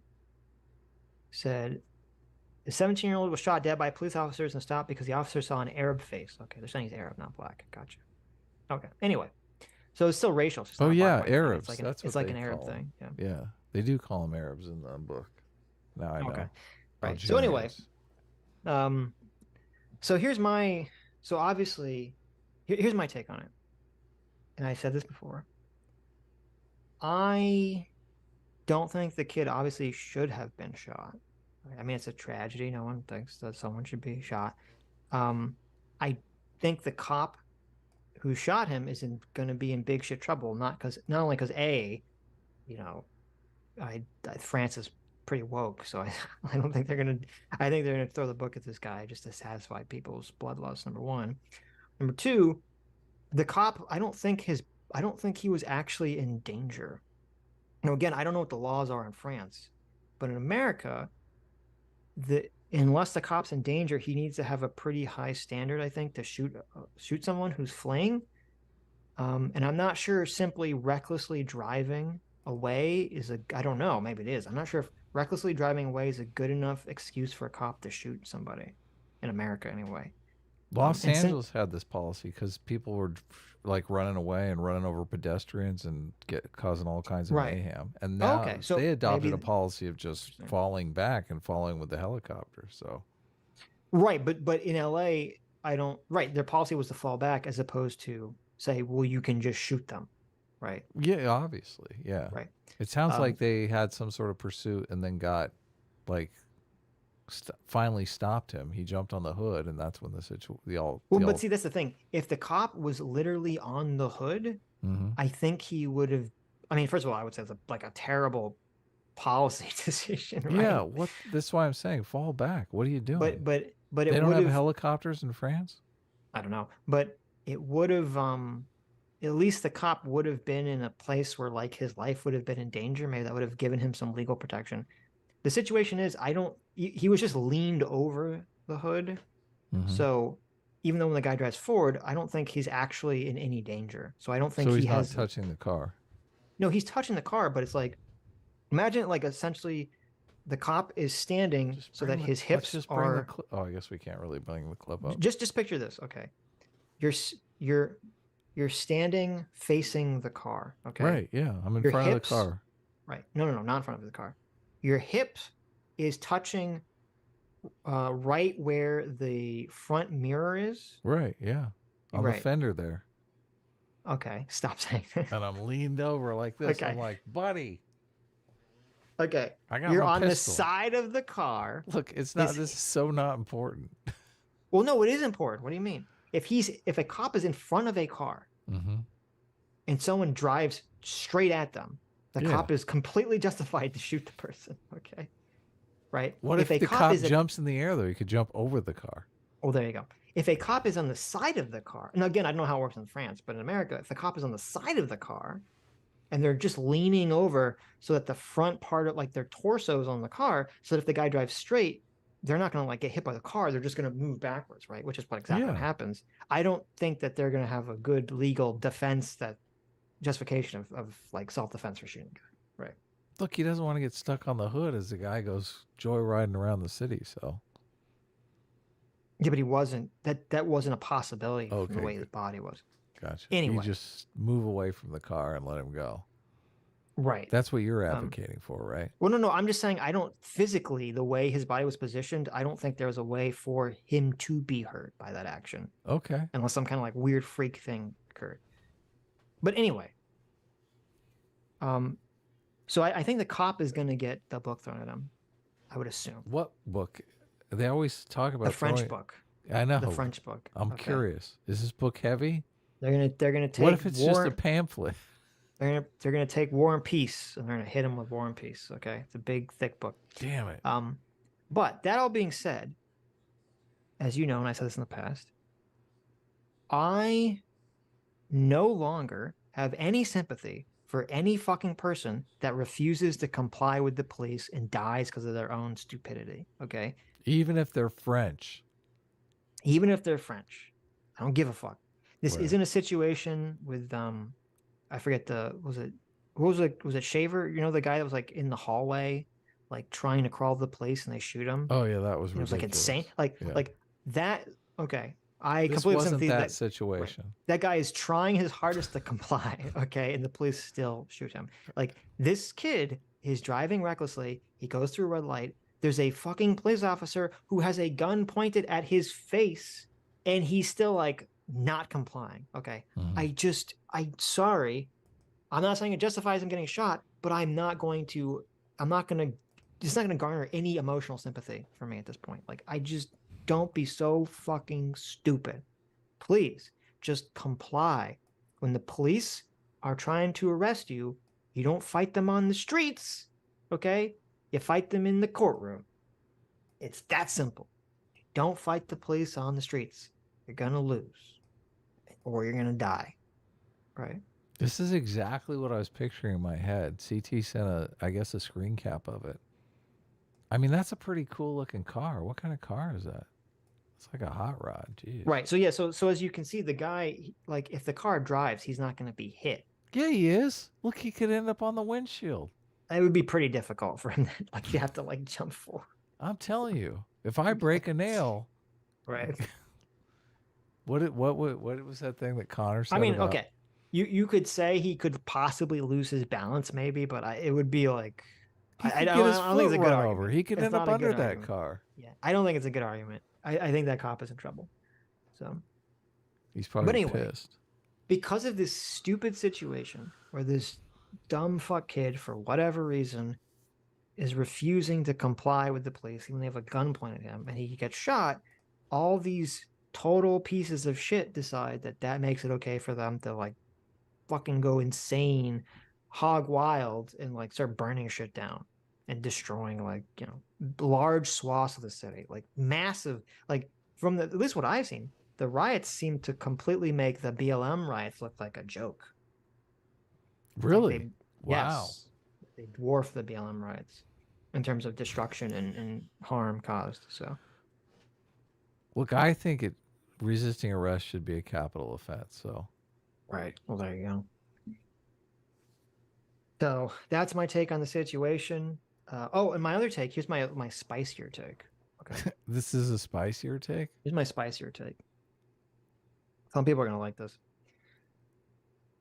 If I'm in France and I'm a lawmaker in France and I look at all this destruction, because to me personally, I'm like super ultra mega offended by rioting, because just the idea to me that like, oh, you're angry at some perceived systemic problem in your life. Some third party is going to get the punishment. Let me just like fuck over someone else, an innocent party's life. Like, to me, that's like one of literally the most despicable actions a human can ever engage in my opinion. It's so wrong.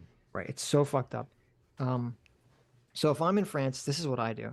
I'm saying, okay, we're gonna pass some insanely harsh penalties for people that get arrested for rioting and looting. Okay. Oh, like yeah. Crazy harsh. Capital punishment for them too. Not capital punishment. Take them to the gallows. But it's gonna not be a slap on the wrist. We're talking like, you know, years in jail, mandatory minimums in jail for like burning shit down, breaking windows, rioting and looting. Like, if it's this bad and it continues to be this bad for like a week almost, that means no one's like, you need to send a message, okay, that we're not fucking around, right? This behavior is unacceptable. And if you engage in this behavior, you are going to get annihilated by the law, okay? Look, I'm with you on the years in prison, but how can we do like a public caning? Can we add something interesting on to that? Yes. So I would say number one. So that's, but wait a minute. This is if they're a citizen of the country, right? Oh, no. If they're not a citizen, I think they should just be immediately deported. Deported, huh? Yeah. Can you give that'd them be my take. The caning before you deport them? If you really want to. A message to everyone else. They got to see it. No, you burn. Okay, I'm not even gonna make that joke. I'm getting in trouble. No caning, no thing. Just like if they're not a citizen and they're fucking rioting, which again, I have no clue what the makeup of this riot/protest are. So I don't even know if there's some swath of, you know, non-citizens doing this. But just hypothetically, if there was, I would say deport non-citizens that are rioting and citizens that are rioting. Fucking slam the book at them, throw these people in jail for an extended period of time. To me, it's just such a despicable thing, and France really needs to get its shit together. So this is a hyperbole part of the show, guys. So yeah, don't think we're serious about any of this stuff. Well, you're not serious.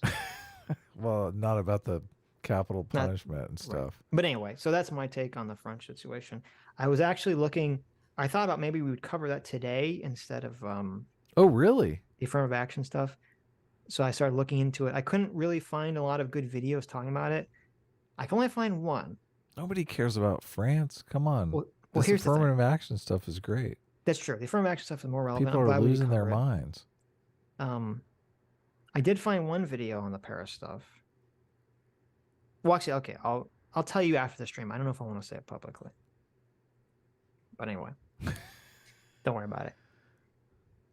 Okay, so there you go. That was the whole French situation. That was great. So let's go back. Sitch feels better now. He's like, I didn't waste an hour and a half on Saturday watching all those videos on the French situation. I mean, that's what happened. I spent like an hour and a half I on know. the French stuff, and then I spent like the rest of the day doing affirmative action. I mean, you saw I sent you some like DMs I know at, you like messaged 2 me or like 3 in the morning. Yeah, because I'm still looking at all the affirmative action stuff. So. Oh, that's crazy because it's like 2 or 3 in the morning for you, but it's only like 10 here. Like 10 or 11 for you, yeah. So. Wait, no, that doesn't make any sense. It's only a 3-hour difference. I think you sent them to me at like 1 in the morning. For you? For you. Oh, okay. Still. I mean, I went to bed super late, so. But anyway. Fate of Morality for $5 says, if this actually happens, I'll eat my dongus. Oh, there you go. Now, Listen. hold on. You got to do it. You got to eat that dongus. There you go. Fate of Morality. We expect confirmation of dongus. Well, I'm not eaten. sure I want confirmation. You just look. Adam this is, Friended wants you to DM him confirmation, not the Sitch. But we're on, send it look, directly to we at Adam this- Friended. We on the Sitch and Okay. Adam show. No, now my name comes first. Okay. We're, you know, we're on the, oh God, I keep thinking buddy system, but it's not that. You're the honor system, okay? There you go. You eat the dongus and report back, but. There you go. Yeah. This was in relation The to buddy I guess- system would be a different system for eating the dongus. Right. This is in relation to talking to Anna. So Right, yeah. Of course, we're on the Anna stream now, so we're going on the back Anna here. Caffeinated Tweaker for $2 Canadian. Hi, Anna. Thanks for coming on the show. yes, thank you, Anna. Thank you for wasting $2 on a super chat we didn't even read during the show, but Lucas Henry for $5 says, when people say you look like a doll, they don't normally mean the ones that were accidentally made out of plastic explosives. I don't know what that has to do with anything. look it up, doll. Huh. Yeah, I don't know what that either. had to do with the conversation, but okay. Jack H for $2 says, Anna, when are you premiering your Daily Wire documentary? Just kidding. This is the thing. We had talked beforehand, and I was like, I'm going to open up with a Daily Wire joke. I'm going to ask her, you know, are you in talks with the Daily Wire? But I remembered how our lighthearted joke kind of backfired on us on the Dave Smith stream, and I kind of got apprehensive about it. I was like, I just, if it backfires, it's going to be so embarrassing. Well, you said it though, didn't I? My whole Well, I did. But I worded it kind of in a way. I see. So I wasn't asking her if she's in talks with the Daily Wire. Right. I worded it in a way to give her like a clear and easy out. I didn't. I just said, I heard you're a big fan, a massive fan of the show. So you just got to be bold. Well, do you remember with Dave Smith, we started talking about the dong underwear? That's he's true. That like- was me. I started big with the sheath underwear. So maybe, and that I feel like I don't know that if he got upset completely by it. sabotaged us on Maybe, that who talk. knows? So, But and I gotta get this some is- water, so you can keep. Go I'm ahead. Like dying if there's. Go ahead. But this is literally the first time that I've talked to Anna in DMs, but it's so hard to get a read of people in text. You don't necessarily know their perspective. And she obviously said she was nervous, which I didn't really detect any kind of nervousness in Anna from the talk. So, but I didn't know. I was like, this Daily Wire joke is going to bomb, and I'm going to be in big trouble for making it, and it's going to totally sour the talk and push us in some weird direction that she's going to. And now, even because she said she was nervous, and the thing to be nervous about is that we're going to completely, you know, pull a Emma and start tearing her about Gavin Long, which I really don't know anything about, so I couldn't really do that anyway. But yeah, went pretty well. So Val Van Gogh for $10 says, Don't fight it, Anna. Let those right-wing intuitions that burn deep in your soul guide you. Take the red pill. It's metallic sodium core. Will leave scarring, but you won't be sorry. Was that from the Matrix? I don't know. It's metallic sodium core will leave scarring. Oh, that's, yeah, from when they get out of the Matrix. Anna, I mean, this is where it begins. Oh, I guess I'll tell the story. Well, Sitch is gone, so I don't have to. So I used to be like a giant Young Turks fan. And I had read Jonathan Haidt. And Jonathan Haidt really woke me up to Young Turks kind of being in a ideological bubble. And I have a picture of me and Anna Kasparian. We had gone, I had gone with a friend of mine to I think it was like some Young Turks drink thing for Young Turks fans in Los Angeles, because they're located in Los Angeles. And this is kind of, it's completely delusional by my perspective now, but I was like, I got it. Oh shit, you're back already. Uh-oh. What? Well, I was, so you know that I was a Young Turks fan. I even did some work for them as a producer. Yeah. Right. Booking guests and whatnot. Yeah. So, after I read Jonathan Haidt's The Righteous Mind in 2012, Jesus Christ. I know, I got the idea that I was going to go to this Young Turks thing, and I was going to try to convince Cenk to read this book, which is completely like delusional now that I think about it, honestly. But I have a picture from that night with Anna. Anna came in and I took a picture with her. I had a friend take a picture of me and Anna together. And you said, Anna, you gotta read this book. Well, no, I didn't say anything to Anna about the book. Oh. It was just, she was there and I asked her to take a picture. We took a picture together. This is where I can say, you know, Anna, I've had drinks with Anna Kasparian, right? I'm literally at a bar. Right. Well, they invited me to the Young Turks Billion Views party too, so I've obviously Anna and I have had drinks there before, but here's the irony. So literally, let's see, you said 2012, right? 2012, so yeah. 11 years ago, Adam had a dream. Look, he had a dream that he would get Cenk to read The Righteous Mind, and today that dream is closer to manifesting than ever before. Well, no, I told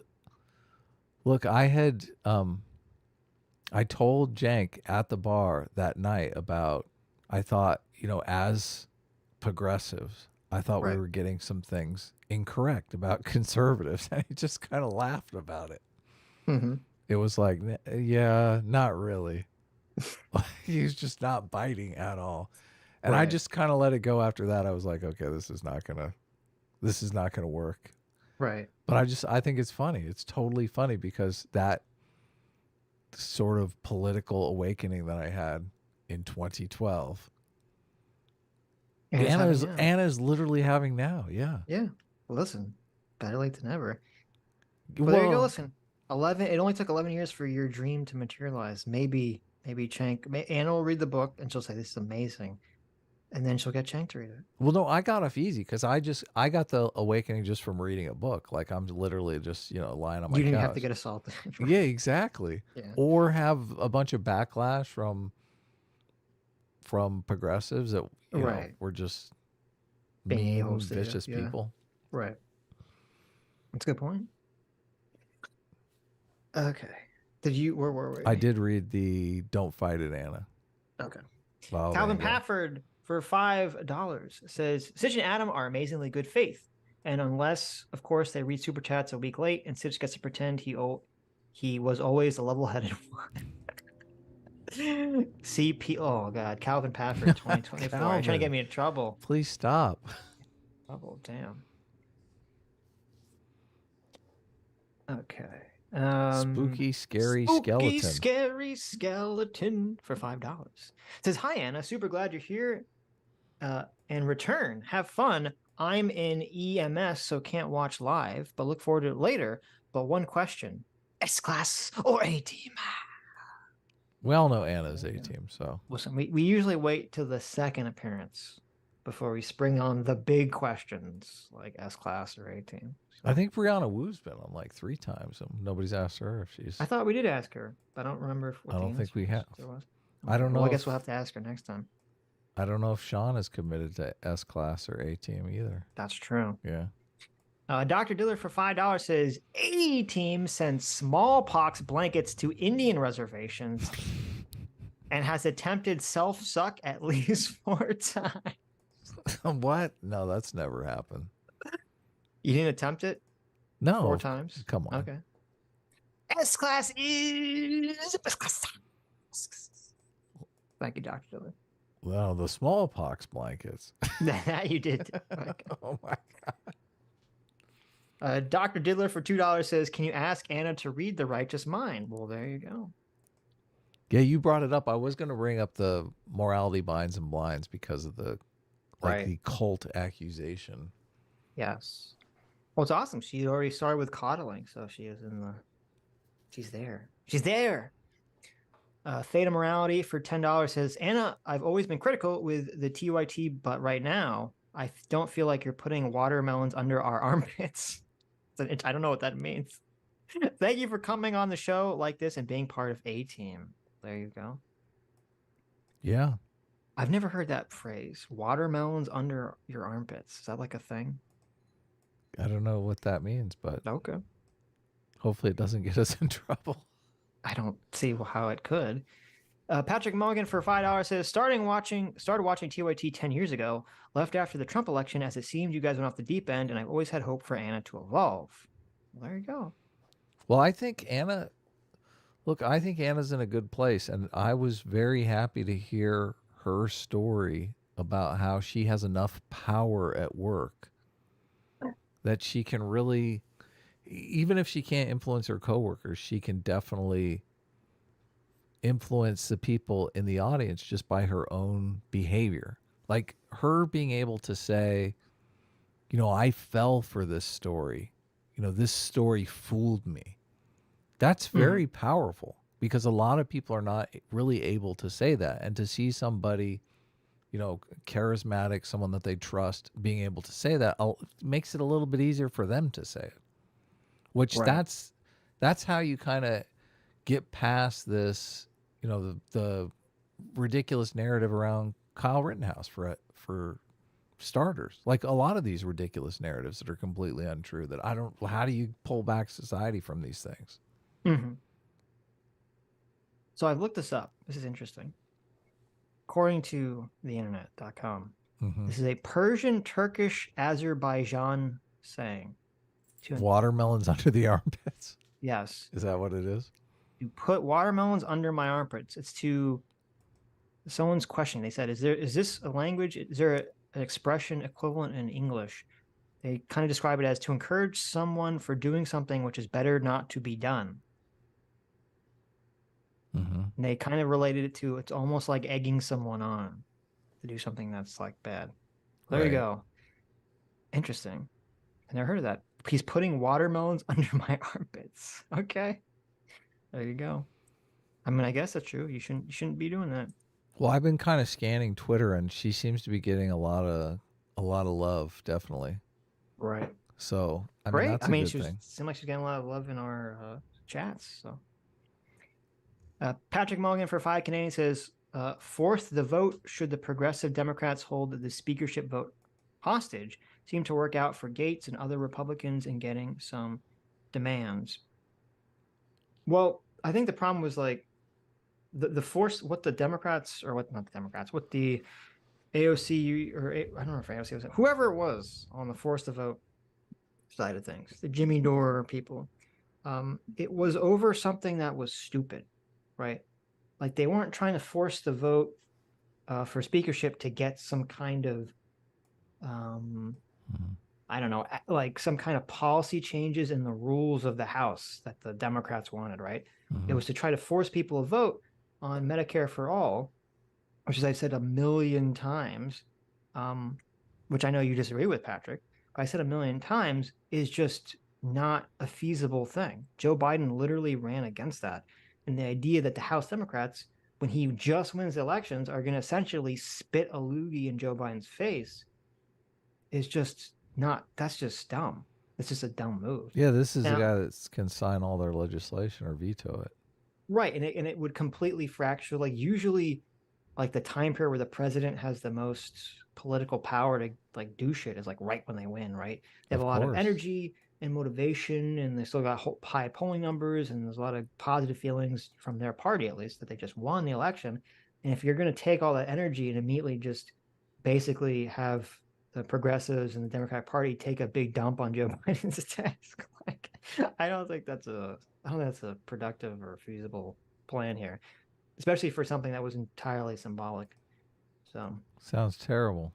And also, I think that Gates and the other people had a lot more support from the Republican Party, because the Republican Party is like so hyper populist and anti-institutional right now, where the Democrats don't really have that going on for them. So, you know, I think a lot of Democrats, I don't know what the polling is, but I assume a lot of Democrats still like Nancy Pelosi and, you know, the Democratic leadership and stuff. So how dare they?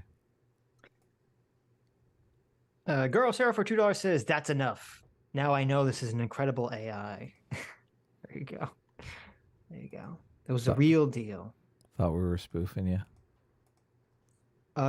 Gumatek for $5 says, "Godspeed on your journey, Anna. This is seriously the most honest and genuinely interesting I've seen you do in almost a decade. Stick to your morals." Nice. One testicle man. Wow. The one testicle man. It wasn't me, Adam. It was the one testicle man. Mm-hmm. There's your meme. For 4,000 Hufflepuffs, says, "Sitch, offer Chank Adam for Anna. It's a good trade."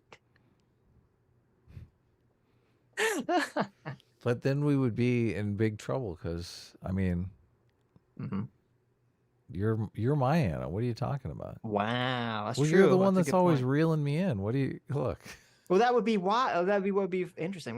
We have me and Anna and you and Chank, and you know, that would be interesting. So you and Chank could just go like crazy. We at would each other. spiral. Right, you guys could spiral into destruction, and me and Anna would have just like very dry, too reserved conversations. Yeah, no, I think this is the dynamic. It really is. Look, that's true. People want to hear the crazy position articulated. They want to hear, you know, no taxes after 2 kids. They just they desire that.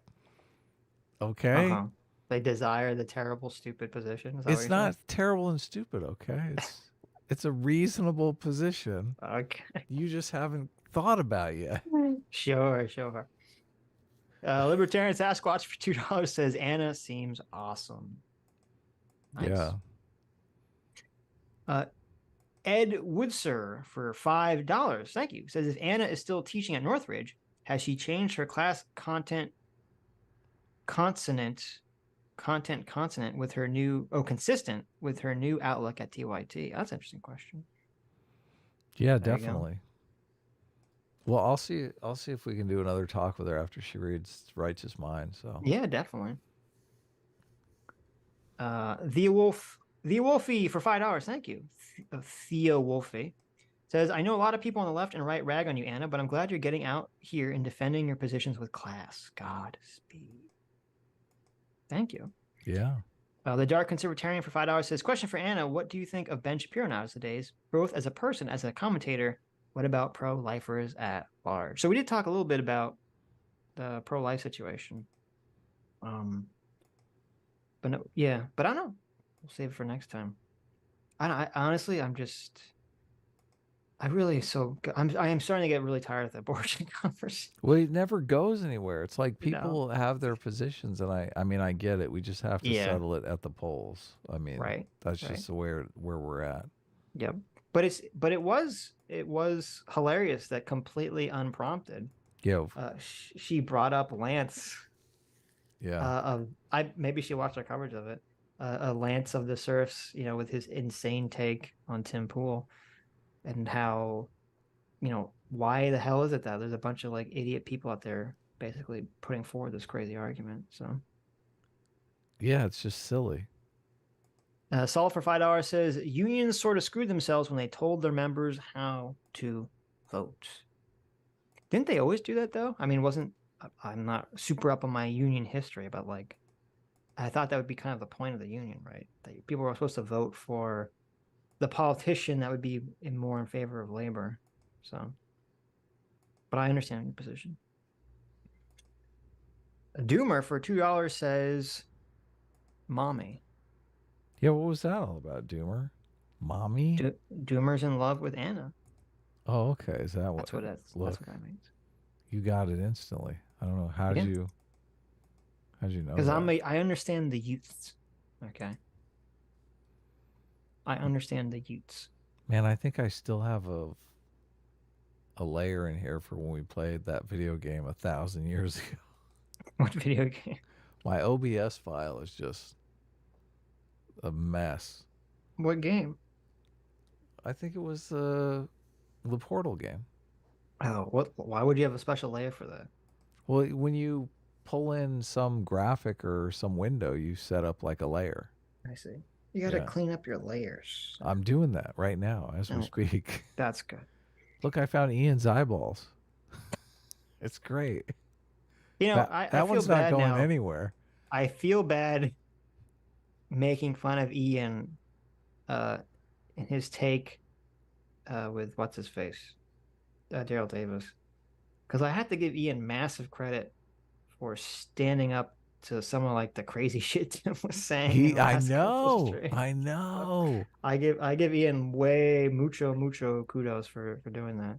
So. I'm actually trying to get Ian on the show. So nice. Interesting. Phil was going to help me send a little secret message to him because obviously they are both on Timcast. So I give it's funny. I DM'd Phil this. I give Phil massive credit. Phil was on Timcast. Oh, I know. He fought back too. Yeah, the groomer Emma thing came up, and he totally, through his amazing linguistical mental jujitsu, was kind of able to walk Tim back from like the edge. So I give Phil a lot of credit for that. He was like, "Tim, she's not a pedo. She's stupid."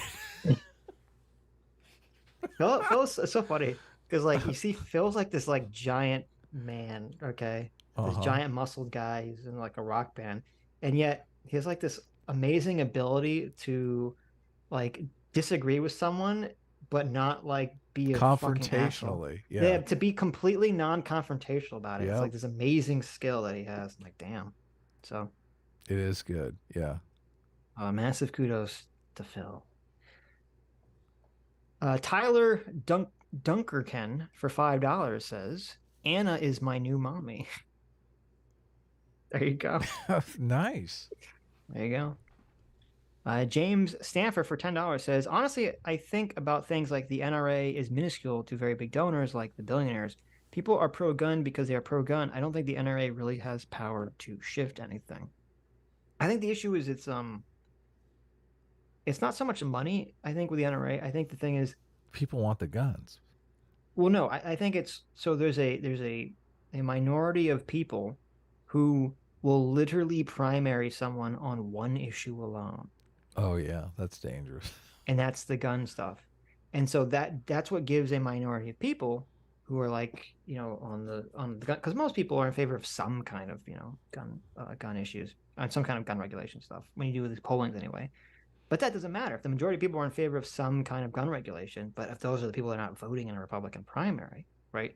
And you have some contingent of people that make up a big chunk of the Republican primary and they'll fucking primary your ass, then they're going to have a lot of power. So I think that's what's going on with the NRA. Sooner or later, you got to face the voters, I think. And right. Yeah. I do think there are a lot of shenanigans going on, though. Not going to lie. Course. Doomer, look at this. Doomer for $2 in total simp mode. Holy shit. Doomer says, "Honey, I'm still free. Take a step on me." Holy shit. Wow, Doomer. Contain yourself. Look at this. Doomer is a total degenerate. Look at that. Terrible. Awful. Matthew Newman for $2 New Zealand says, "Seconded on getting Dan from LE on. A-Team reigns supreme." Woo! From is that Lotus, the Lotus Eaters? Oh, guy? Lotus Eaters. Okay, I didn't know what that was. Matthew He's Newman the economist guy. No, okay. Matthew Newman from two New Zealand dollars says, "Quick, She said she's malleable. Get in there, Adam and Sitch." There you go. We're doing the best we can. Right.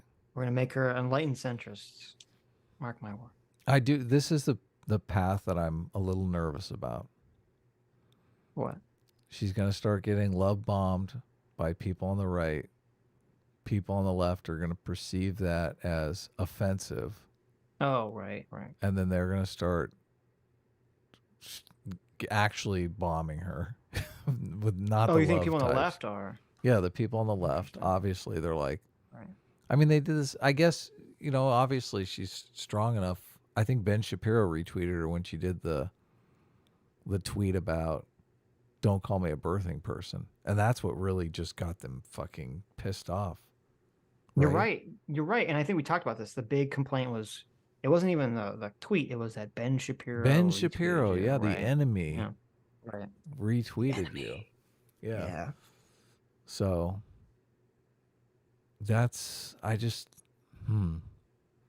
people on the left are so eager to just push you out of the nest to your death. It's so wicked. But I guess, I mean, they don't, this is the thing about Anna. Anna is at a popular show. It's been popular for a long time. That seems to be pretty stable.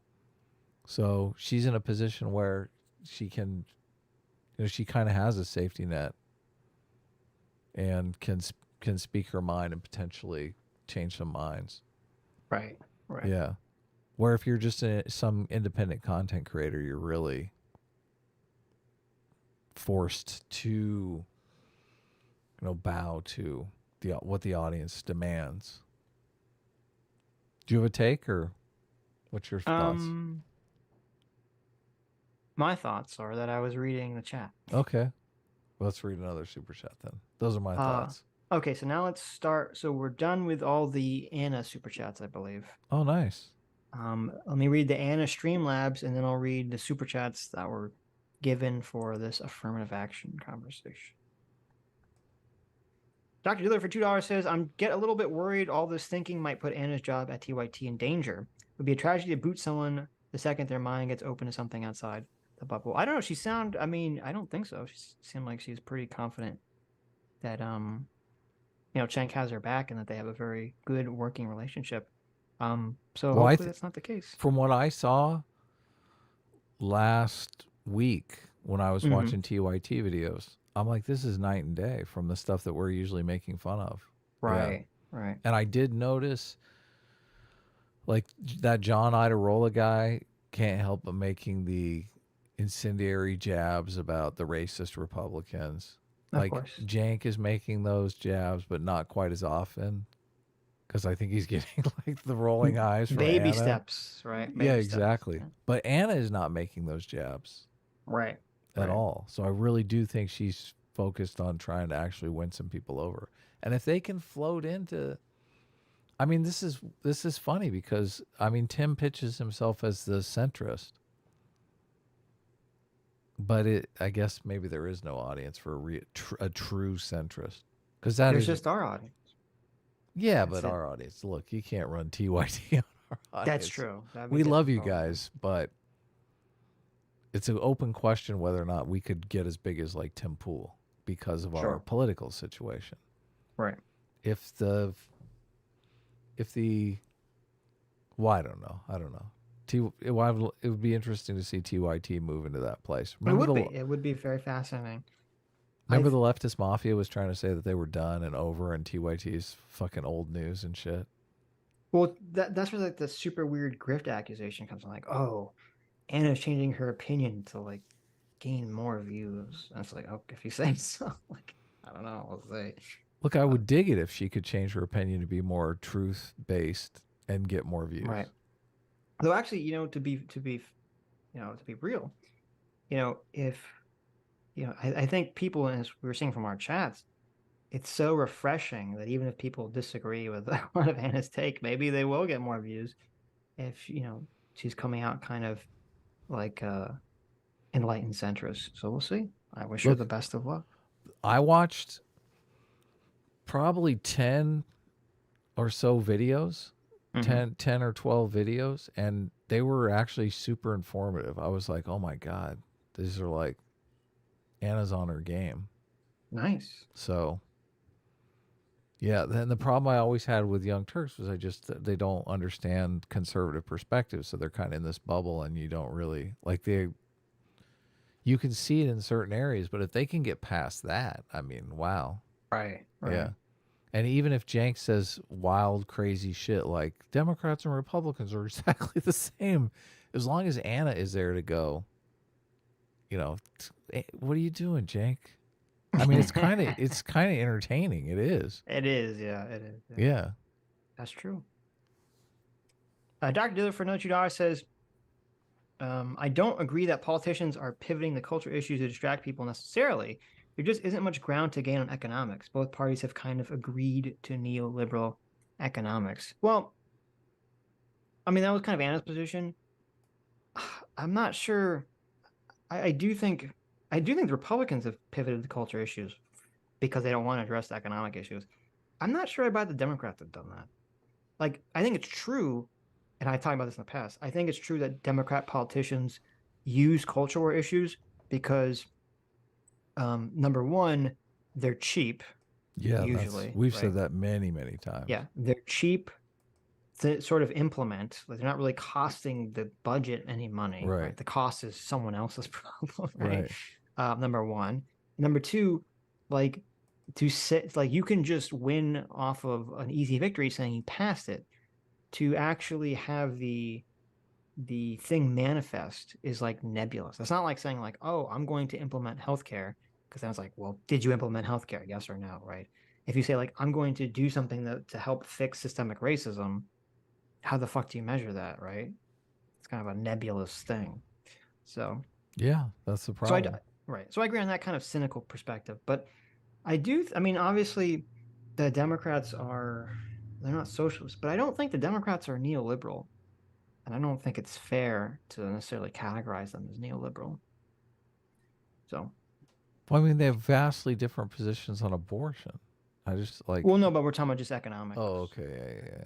So, well, I think a lot of corporations. This is why corporations give to Democrats and Republicans. They're like, obviously, if they're both getting money for campaign contributions, and they're both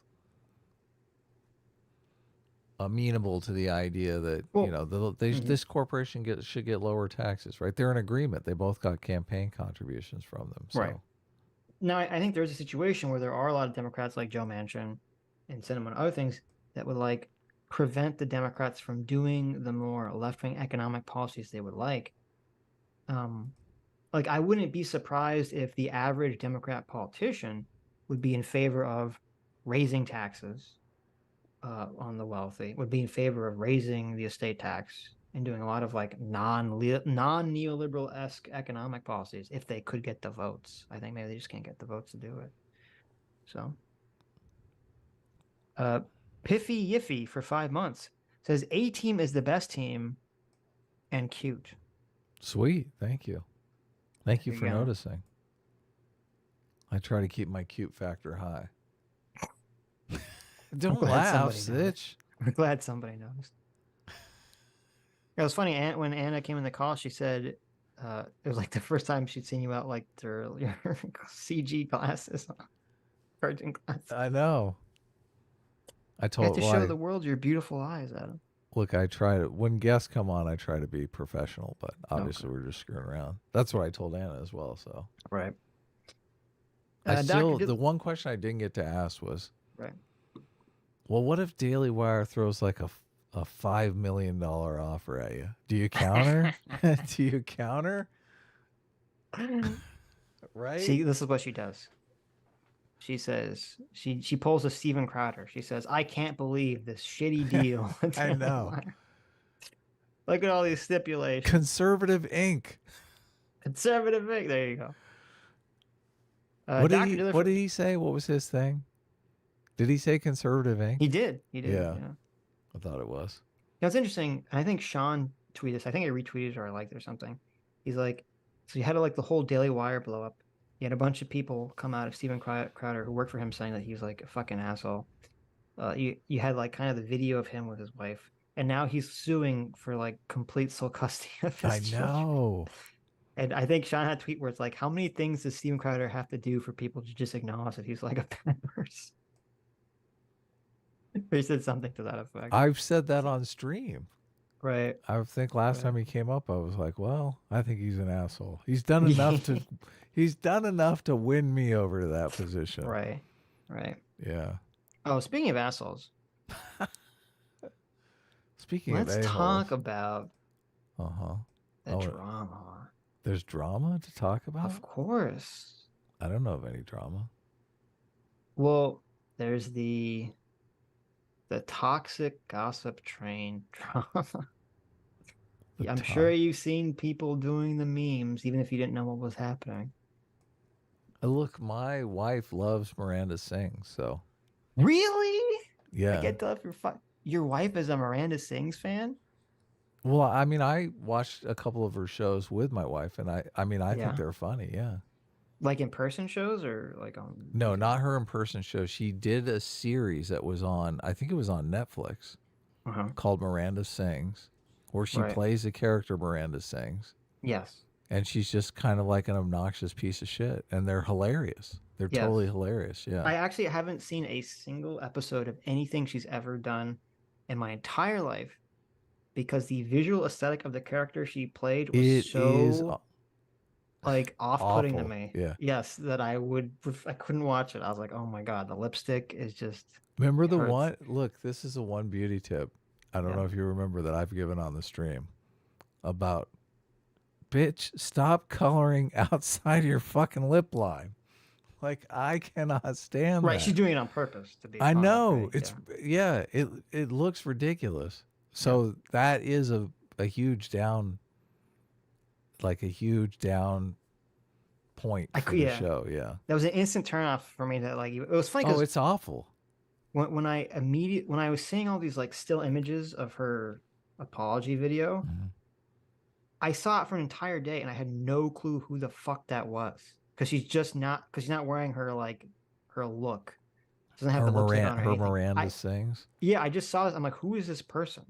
And when I looked, and they were saying her real name, and I was like, who? And I looked, I'm like, oh my God, that's that person? Like, I didn't even recognize her.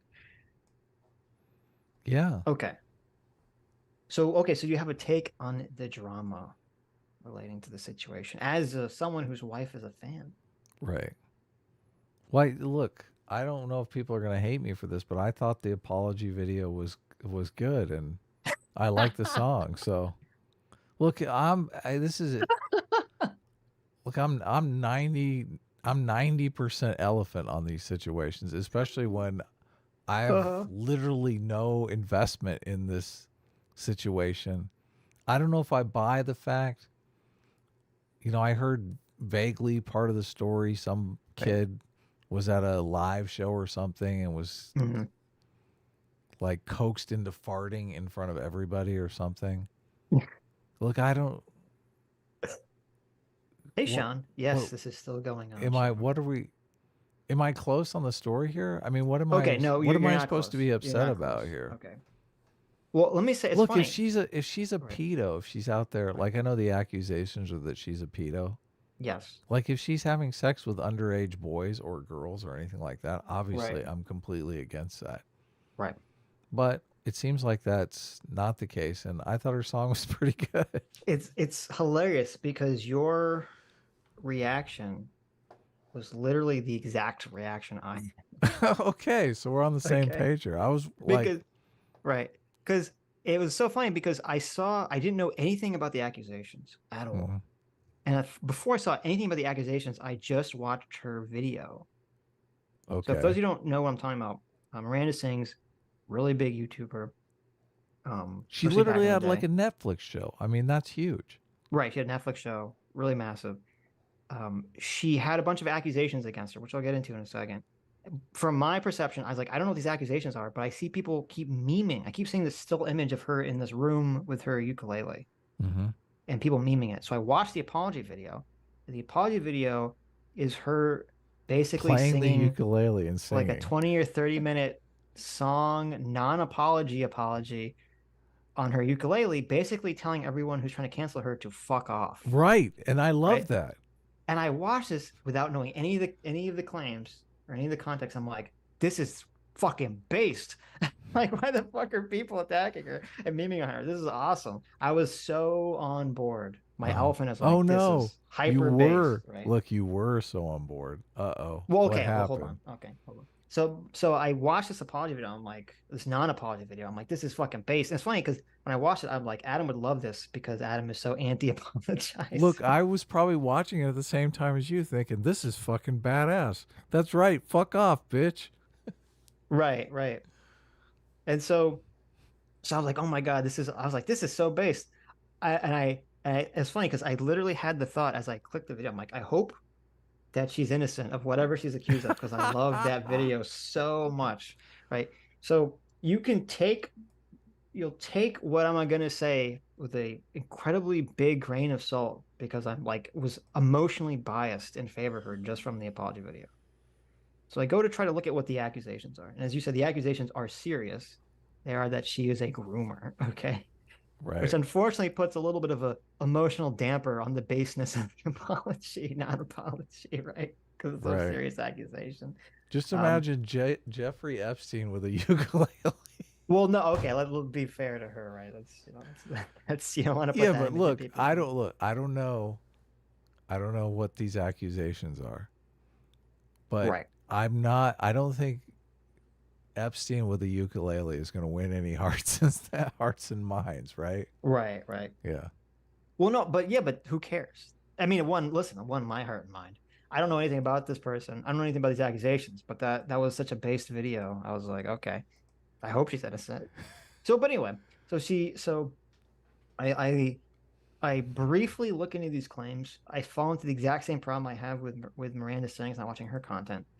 The person making the claims has such a bad visual aesthetic that I can't watch the video. This was like the TikTok girl, right? It's like, no, it's like some kind of like hyper feminine guy, I think. Oh, okay. It was like wearing makeup and looks just but anyway. So the claim, there's some claims. And I don't know the extent of the claims. Okay, so again, take this with a grain of salt. The part that I saw, the claims I saw, were that the guy was accusing her of being a groomer, and basically, abusing her fan. Like it was like a whole plethora of like every accusation ever, like abusing her fans and blah blah blah blah and whatever. I'll just give you my general read without going too much into it. This is and again, I'll say this. This is my completely surface level. I've done so little research into this. Okay, This is my gut intuition. This is all Sitch's elephant. Right, could be wrong. Take it as such. Okay. My read on the situation is, she basically. Sorry, I found my Anna Kasparian screaming. Oh, okay. Background. My completely uninformed ass-pulled gut instinct on the situation is that when she was starting up on YouTube, or just in the past, at some point in the past, she basically had like weird friendships with fans of hers, and didn't account for the fact that, number one, if you're going to be in like friends with your fans, there could be a potential of like a power dynamic abuse situation, number one. I don't mean sexual, I just mean in terms of like anything, number one. But then number two, that's going to be doubly, triply, quadruply amplified if your fans are under 18. Like if they're young, right? They're going to look up to you. They're not going to necessarily be able to, if you're friends with a fan of yours who's like, 18, 20, 30, right? It's a completely different like interaction than if they're like 14, right? Of course, yeah. The 14-year-olds, you can get them to do all kinds of shit you want. Exactly. That you wouldn't necessarily get like an adult, even if they're a fan, they're going to tell you to fuck off, right? Yeah, of course. So I think, and it didn't seem like she accounted for that, whether it was for maliciousness or just like she didn't think about it. and she basically had like these kind of like weird relationships with her fans, and she just kind of wasn't taking like account of this kind of like power difference. Well, what was she asking them to do? Was it? I mean, well, there was accusations that that she was asking them to do work for her and stuff that she was not paying them for. Oh, really? And things of that nature. Now, I didn't go into the whole. I don't know like what was quote the work, right? I thought it was like go on Twitter and call this girl a bitch or something. I don't know. It could have been, right? Yeah. And then it seemed like that was part of it. It seemed like part of it was that basically there's a thing that I've seen happen. And this happens on the internet where sometimes when older people interact with younger people on the internet, since they're not looking at their face, they'll talk about things that are not appropriate that you would never have. Like if you're 25, you would probably never have a conversation with someone who's 14-year-old about certain topics, right? Of course. But if you're on the internet, you can't see them. You might. Right. So I don't know if any of these groomer allegations are justified. The only two things that I saw that were brought up didn't seem justified. There's some question of like, oh my God, she asked someone about like what their favorite sex position was or something that was underage. But when the guy put up the DMs that this was from, someone was like, oh, I'm going to like do an AMA. Like what questions should I ask? Right. And she was saying like, oh, that should be an AMA question. Like, what's your favorite sex position? And it's obviously she's like joking. Right. So I don't know. So that's my completely uninformed position on this is I don't think she's a pedo or anything. Watch, I'll be proven wrong in a week. But I don't think she's a pedo or anything. I think she just had like kind of toxic relationships. Not toxic. What's the word I'm looking for? Toxic femininity. No. She had inappropriate relationships with her fans. Parasocial. I think she kind of had like parasocial. Oh, you were looking for a big word. You should have said like. I think she kind of had like toxically parasocial relationships with some of her fans. Maybe she took advantage of some of them in non-sexual ways. I don't necessarily see evidence of like that she's like having sex with anyone that I saw. I don't know if it's out there. Who knows? Could we bring up Sammy G on grooming charges? I feel like we have a case to be made. Maybe she's grooming us. Or maybe sexual harassment. I don't know. I mean, she's trying to get us to dress in maids' outfits, right? She's trying to groom us. At this point. Yeah. Totally. So, but anyway, so I hope she's innocent because her non-apology was such a based video, and that's it. Right. That's my completely uninformed take on Miranda Sings. Hopefully, a week from now, it won't come out as her being like having sex with someone something underage. She's like married. I think she's been married forever. So that doesn't mean that they're not doing something bad. I guess you're right. And yeah, the unfortunate world we live in. Let's move on. Okay. Dr. Diddler for $5 says the opinion of the court was great. Quote, separate but equal is inherently unequal, says Brown. It depends, says the dissent. There you go. Raphael Spornarski?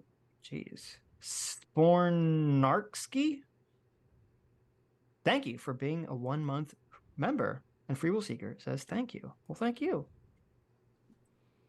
EHEF for $10 says affirmative action should be based on class and not race. And those who applied were given a chance to pass a test to prove they can handle the school's requirements before getting in. So there you go. Yeah. Spencer for $5 says Eric Hunley did his quote laid back news and had good logic, and Nate the lawyer go over this as well. Nate gives examples of replacement systems as well. Oh, interesting. I'll check it out. Yeah, I like their That'd be videos. interesting to see Joe and Nate have a conversation about this. So, why are you bringing up the Anna face? Or was that old? It was old. I deleted it. Yeah. You had like us with the stupid joints and all that garbage. Look, you're way behind in the stream. Well, once we get past like 6 hours, it starts lagging immediately. Yeah. Giantly. Speaking Sucks of lag, for you. Lagging for $2 says, I think the percent is of those accepted, not applied. Maybe. Lucifer Doberman for 5 Canadian says, you should invite Devin on for this conversation. There you go. Yeah, he's still pretty triggered. He's still pretty triggered at us. So he's still very mad. John Masters for $5 says, strongly disagree. We don't offload responsibility to the state. The state represents us as public servants. Sovereignty belongs to the people. So, I mean, I don't necessarily. Well, I guess I don't know what you mean exactly when you say sovereignty belongs to the people. I don't think I necessarily disagree with that. And it's true the state represents us as public servants. That's true. But we do offload responsibility to the state. I don't think individual citizens should be held accountable for the actions or the bad actions that a state necessarily does. Yeah, they're in charge especially of bad security. actions in like the past. So they're in charge of security and justice. Because part of the point is like, yeah, we're offloading responsibility on governance to these elected. I mean, we don't live in a direct democracy. You know, we offload responsibility to our elected officials, essentially. Yeah, the state is supposed to be an impartial third-party arbiter, and the problem is when it's not really impartial, but it should be. I mean, I don't know if it could be like it. Well, this is a problem when the state becomes not impartial and starts functioning as a patronage system. That's the problem. Oh, I see what you're saying. Like theoretically, hypothetically, it'd be amazing if the state was third party, but obviously that seems to be a fantasy. Well, no, it's aspirational, obviously. Right. I think there's going to be corruption and stuff like that. Sure. But we're trying to get to impartiality.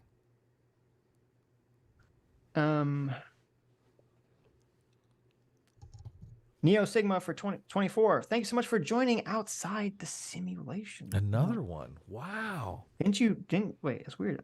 I thought it said you did that in the previous stream. Huh. Or was that someone else? I'm confused. Well, but thank you.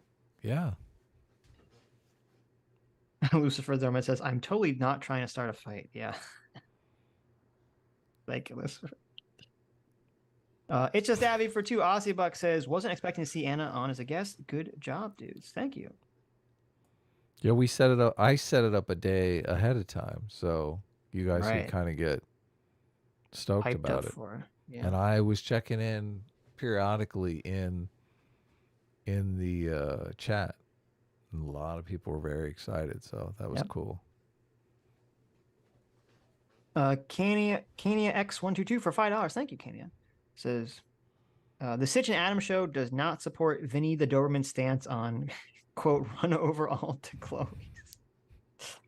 That's true. We don't support that, yeah. I don't support that, Vinny. Sitch is a glowy. I mean, oh, shit. Did I say that out loud? Oh, my God. Listen.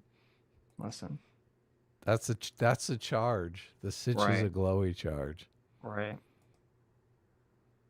Guys, come on. Don't be silly. Mm-hmm.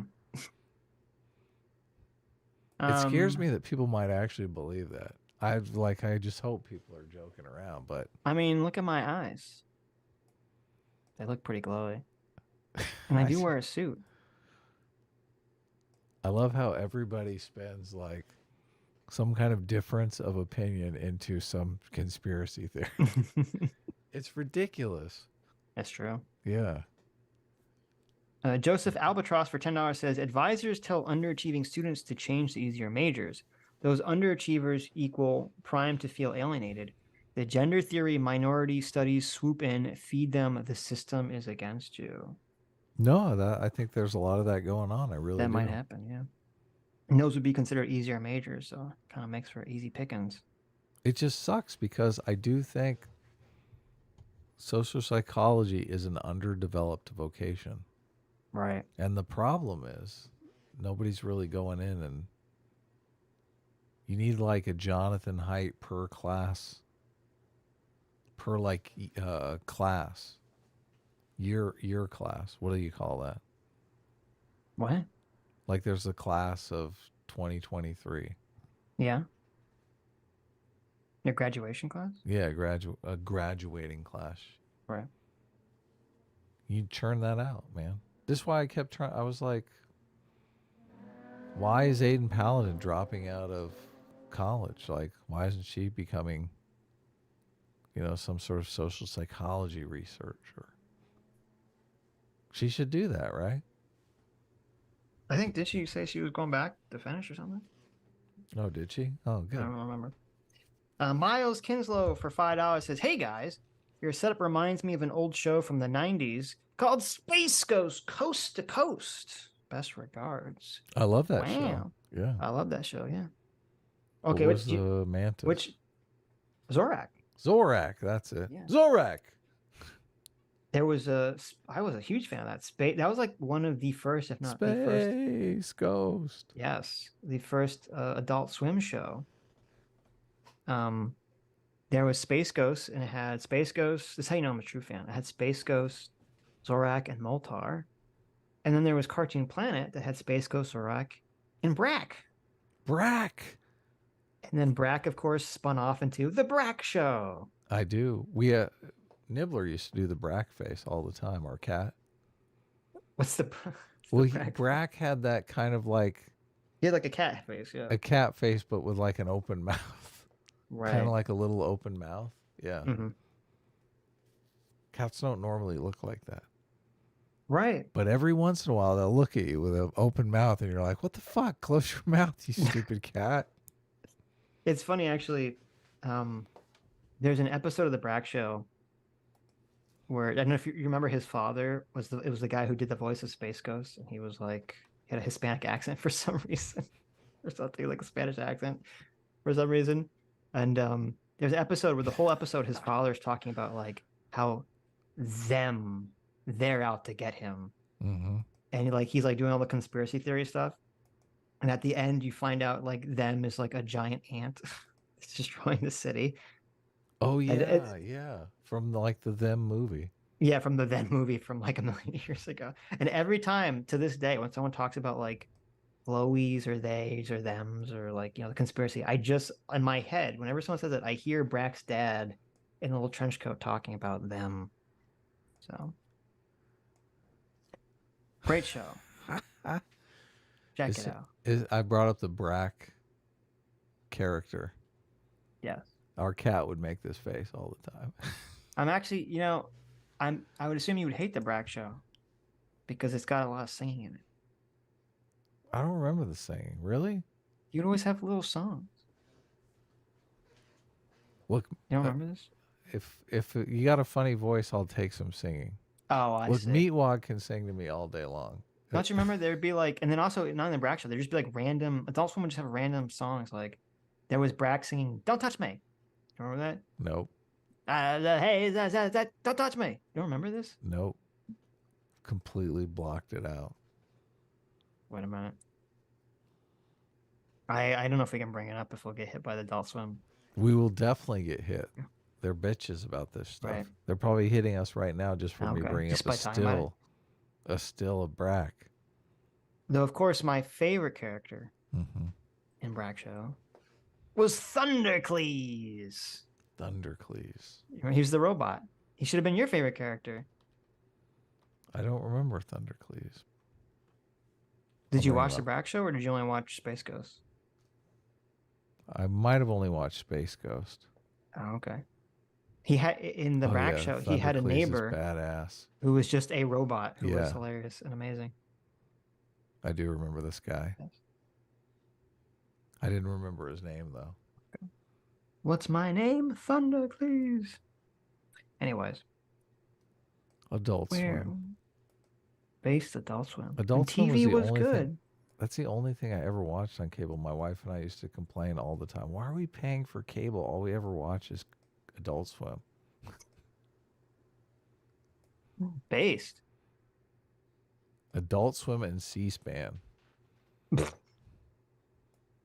I know. I'm such a dork. I'm literally the dorkiest person alive. Bro. Are you a big C-SPAN watcher? No, I don't think I've ever watched C-SPAN until we started doing the show, and I'd look up C-SPAN because I was like, I need to find some congressional hearing somewhere. Right? That's the only time I ever watched C-SPAN. Yeah. So, Philip Cogans for 7 months. Thank you so much. Says there was a regiment. Oh, I read that one. That was about Silent Sam. Equishinox for $5 says, congrats on luring Anna onto your corner of the internet. Also, destroying racist leftists is your superpower. Thanks so much for a perfect Sunday. Yeah, thanks for sticking around. Yes.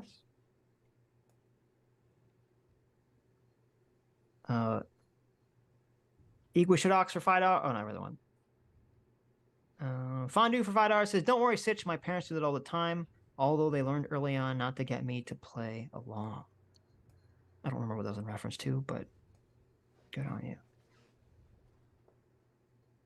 I think, aren't they? I think they're making, I think a Venture Brothers movie's coming out soon.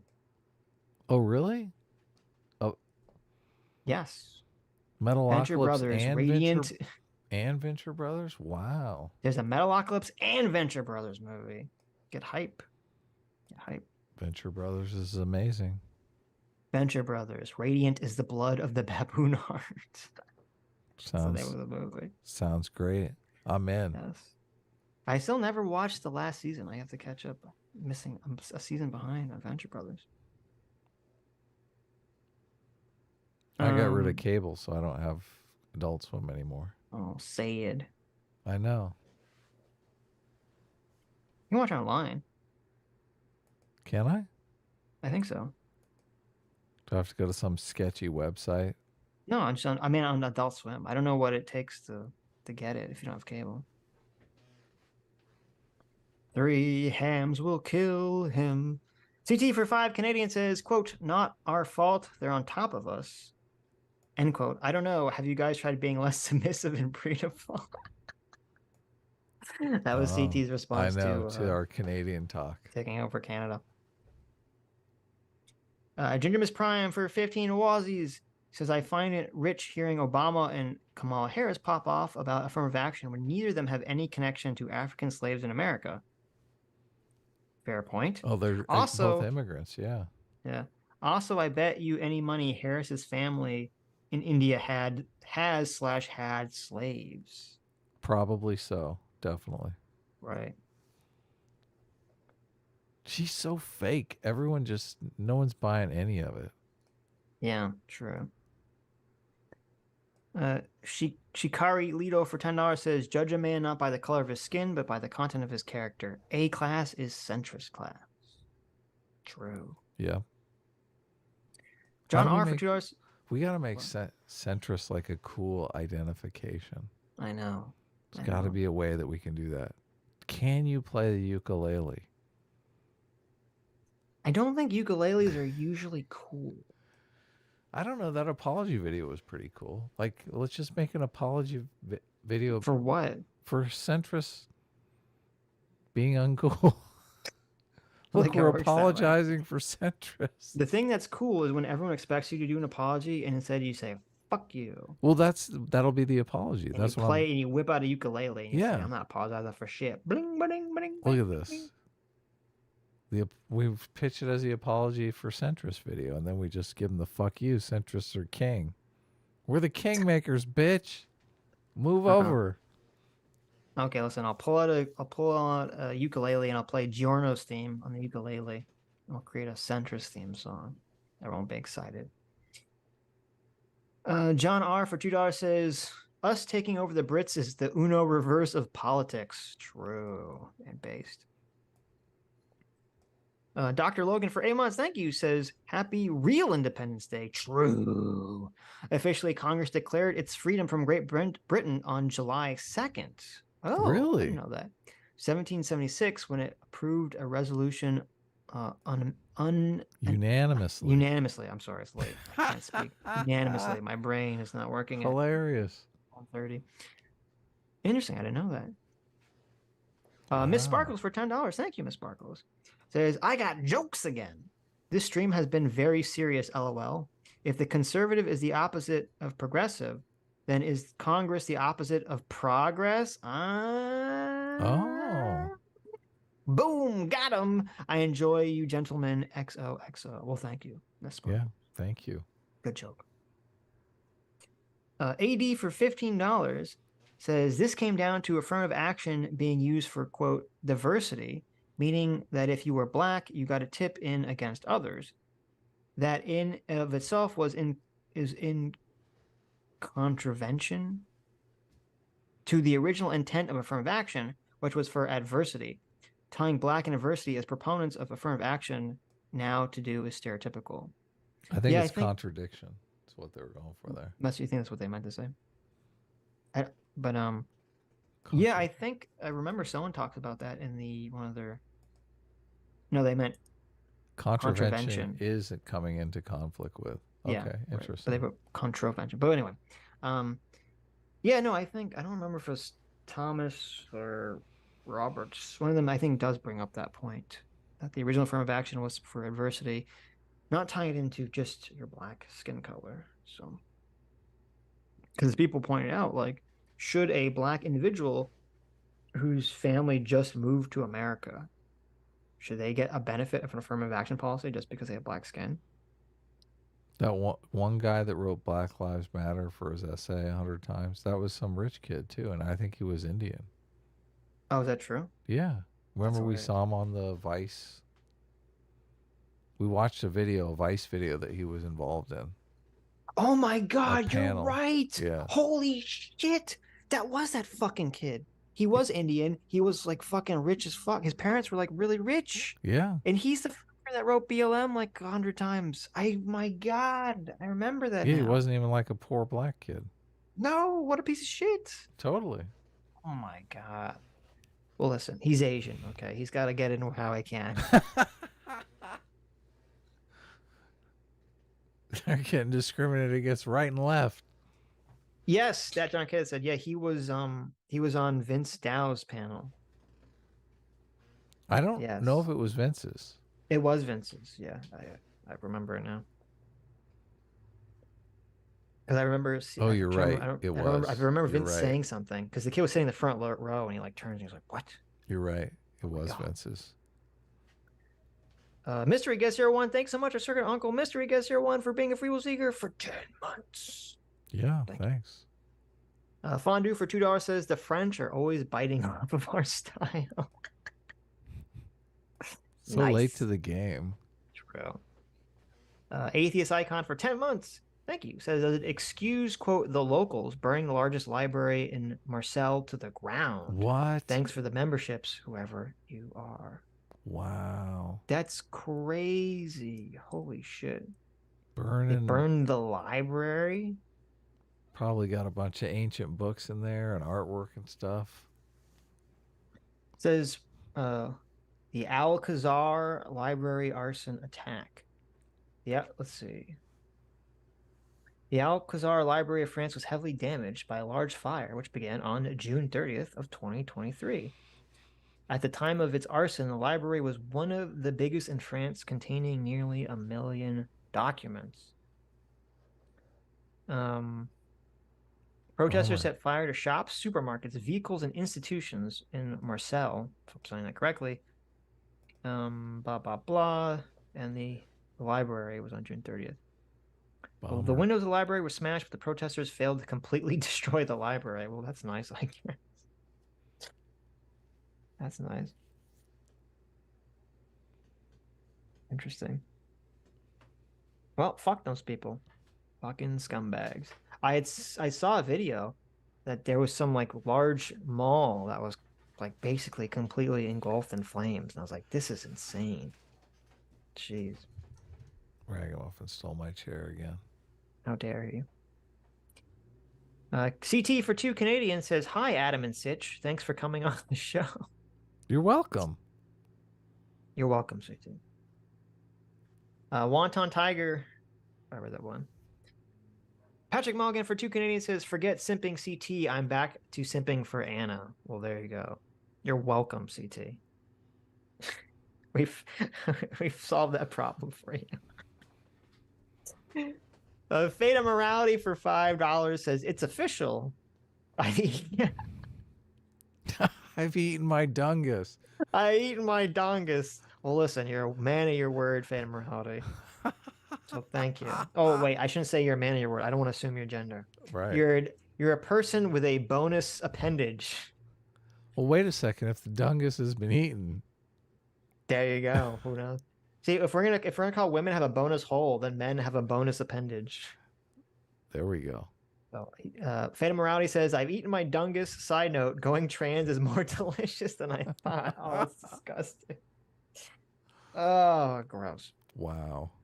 Terrible. Taylor Ramirez for $5. Thank you, Taylor. Says, far behind on the stream, but you'd be surprised where you find Confederate flags. I've seen 2 in California, and I was very confused and concerned. Really? That is odd. That is odd, yes. Lives in Dev's Wall specifically for $2 says, was wrong. Get Sitch a Flemish giant, not a gecko. Oh, is that the gigantic rabbit? Yeah. You seen those big old giant rabbits that people have? Yeah. Did you skip Mystery Guest, or is that? I read that one. Oh, you did? Okay. Did I read that one? I don't know. I didn't read that one. I'll read it again. Maybe I was Mr. Guest 01 for $50. Thank you so much. Says the importance of you guys getting Anna on and getting her to talk the way she did cannot be overstated. I am so black-pilled about how the left and right just can't talk to each other. It's huge to see my heart grew 2 sizes. It's now size 2. Well, that's good. Well, thank you, Mr. Guest. Thank you. Yeah, no, I think this kind of thing gives people hope sometimes. Right. Yeah. Oh, I didn't read that one. I read his other one for $50. That's why I was like, my brain skipped over it. I thought thank so, you, yeah. Mr. You gave Guest, us our another servant $50, uncle. yeah. Yes, thank you for the $100. Not Gay Ben, our favorite super chatter, who always leaves us in permanent suspense. Not Gay Ben. Yeah, Pride Month is over. Straight Pride Month begins. There you go. There you go. Is it? Daily Dose. What? You know- July straight Pride Month? July, Jesse Lee Peterson has dubbed White History Month. I don't know if you know this or not. I didn't know that. We're officially in White History Month. Why July? According to because the 4th of July. 4th of July. Okay, I guess that makes sense. Yeah. Yeah. I wonder if he's tweeted about it yet. Anyway, it can be straight Pride Month too. Person down the road has a Confederate flag on a flagpole beneath the American flag in Ohio. That's fucking weird. Okay. Go back to your own state. This is Yankee territory. Daily Dose for 8 months says, have you 2 tried the Grimace Shake yet? Adam definitely should. Sitch, it's not for you. S-Class is Biscasa. Also, Fight Club stream when? Hi, Rags. Yeah, Rags is going to be on sometime soon. He was on vacation, I think, till tomorrow or something. So, but yeah, we'll have Rags on soon. I haven't tried the Grimace Shake because I'm assuming it has milk in it, and that will make me die. Oh, that's all the terrible. people that are like memeing about the Grimace Shake making them die would probably actually make me die. So, Look, I don't eat a lot of fast food, but my wife had a craving for McDonald's, and we went to McDonald's, Like and the recently? guy was really selling the Grimace Shake pretty hard. So I did try it. oh, you did! Holy did, yeah. shit! Wow, you're a meme now. You should have filmed yourself. He Did you even said- know this was like a big meme? I didn't Grimace know. Shake? I didn't know it was a meme, but Oh, it's a big he was meme. like, "Oh yeah, it tastes really good and it smells nice." And I was like, "What?" It smells nice. That's an odd thing to say. I know. Yeah. Well, I mean, you want your shake to have a nice fragrance. I guess the fact, but it's one of those things where like You're like by- suspicious, right? yeah, like by bringing it up, it makes you think. It's actually funny. Someone was there talking about the Miranda Sings apology, Uh-huh. and they had a clip of Always Sunny. I have to actually end up watching the show because the clips I see are like hilarious. Where Danny DeVito was like, they're like in a band. He's like, we should have a song called "I Don't Fuck Them Kids." No, we don't fuck them kids. Oh my god! And he's like, we don't fuck them kids, and they're like, whoa, whoa. They're like, wait a minute. Why? Like by saying that, you're making people think we do that. Yeah. And so it's like if the guy's like, listen, you should get this milkshake. It smells really nice. I'm You're like, wait a minute. It stinks. Yeah, like I don't know. It's a weird thing to say. That's not true, but it did smell nice. It was okay. Yeah, What did it smell like? Tasted good. What did it taste like? Like kind of like I don't know. It doesn't really have a. It doesn't have like a fruit equivalent taste. Well, it tastes like licorice. It tastes like cinnamon. Not It's like licorice. vanilla. Not It tastes like cinnamon. chocolate. What does it taste like? Look, it's purple, so you want to I know think it's it's grape. Does it but I taste d- like grape? I didn't think it really tasted like grape. Does it taste like root beer? Like what the fuck does it taste like? I don't know. You're so unhelpful. Well, I mean, he was pitching it as kind of like a passion fruit type taste, but I didn't think that was accurate. It tasted more like vanilla with perhaps some sort of purple food coloring in it. Jesus Christ. Like I don't know that it really had like a grimace taste. Well, what does grimace taste like? I don't know. You'd think it was grape. So, okay, according to the internet, who's, I guess, more helpful, it says, according to People magazine, tasters online have described the flavor as a mix of berries with a hint of birthday cake. Oh, that's what they said. That's what he said. It was like a berry taste. I remember now. You don't think it tasted like berries? Not really. Yeah. Okay. I was like, what berry does this taste like? It tasted like sugar. It was sweet and delicious. I'll give you that. Well, I much, mean, but all milkshakes are going to be sweet, like, right? maybe I was tasting more of the birthday cake. Well, did it have that like artificial birthday? Kind cake? of, yeah. Okay. I like this. According to NBC Local News Chicago, they said one tweet describes it as "Happy birthday, Grimace. Your long overdue signature shake tastes chemically purple." Yeah, no. So there you go. That's what it tastes like, chemically purple. Look, I like vanilla shakes anyway, so. Who doesn't like vanilla shakes, right? I drank it. It was good. Okay, well there you go. You Look, should have made a I video. want to have another one. Are they You still should have done going? a meme. The meme is people would like drink the shake and then something horrible happens to them because they've like drank the shake. Is that really the meme? Yeah, but it'd be like something like ridiculously horrible. Not Oh, like okay. like I drink the shake and then the next minute like they're like murdered. Right. So that's the meme. Anyways.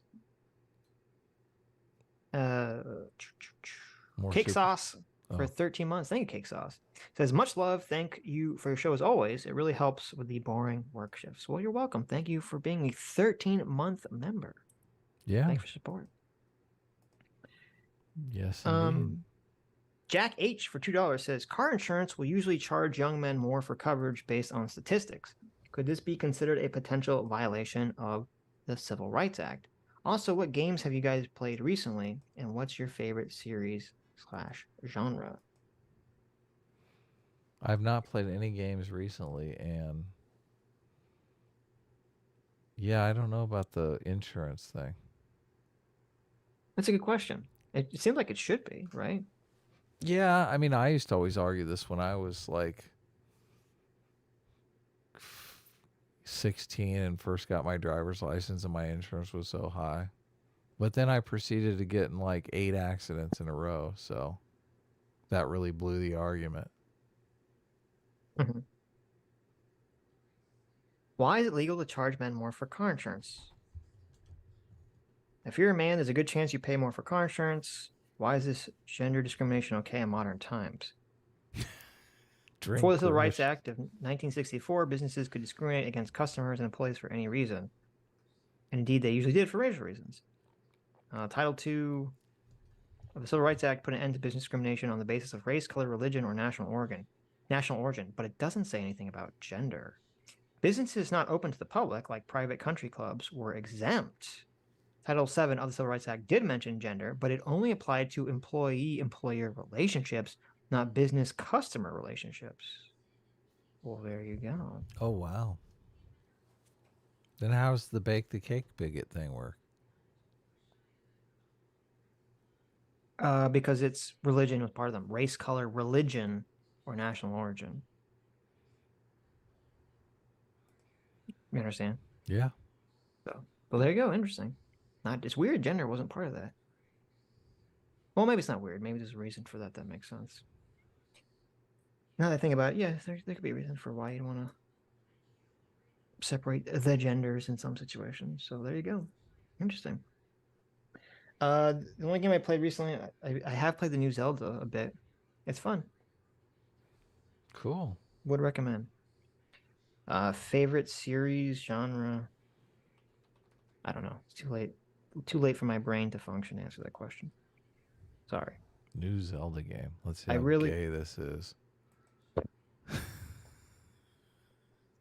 What do you, oh my god. What's wrong with Zelda now, Adam? You don't like Zelda? You're too cool for Zelda? I'm just looking at the screenshots. Tears of the Kingdom? Everyone's been like jizzing over it. I've seen some people talking about it, yeah. You can build I robots. recognize it. You think you'd like it. Look. You can build like mech suits and stuff. What's going on with these dick ears? Oh, I forgot. He's got elf ears. Automatically, Adam is against it. He's got a dildo off the side of his head. God. Terrible. Terrible, terrible. He's got like a Dorito hanging off his side. Right. Okay. I'm a big fan of roguelites. So, even though obviously Zelda's not a roguelike, I'm a big fan of roguelites. Sodoge for $2 says, Sitch, unfortunately, falls into the same trap of most Supreme Court's passerbys when critiquing Thomas. You are only looking at a few cases, when in reality, all the judges have far more varied and less partisan opinions than he claims. Uh-oh. Really? So Sodoge, I guess, is complaining that I said that Clarence Thomas seems to be always fall on like the right wing side of the issues, which makes me skeptical. Because Soladoj said it, or because it's Clarence Thomas? No. I'm saying I'm always skeptical of a person who their political opinion always falls on one side of the Right, and political Soladoj is saying Thomas He's saying that's not the doesn't case. do that, and it's Now, really Soladoj, we'll see if Soladoj actually provides evidence for his claim. Sotomayor and the other Right. Oh, the yeah, I'm sure left-wing justices. The left-wing justices do it just as much. Of course. Sitch doesn't like it when they do it either. No.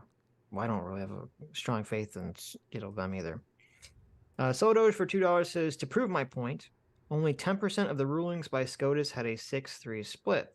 Almost 50% had a unanimous decision. The idea that SCOTUS is a comprised entity with no ability to act as impartial judges is a joke, and I say this as a libertarian. Okay, that doesn't really address the issue, though.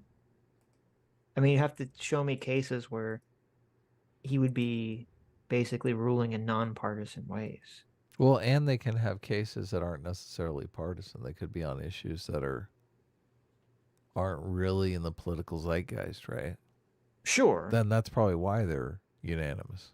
Well, I would imagine most of the cases they have are not massively political cases in the first place anyway. Right. Right. Probably a lot of boring legal gobbledygook shit. Yeah.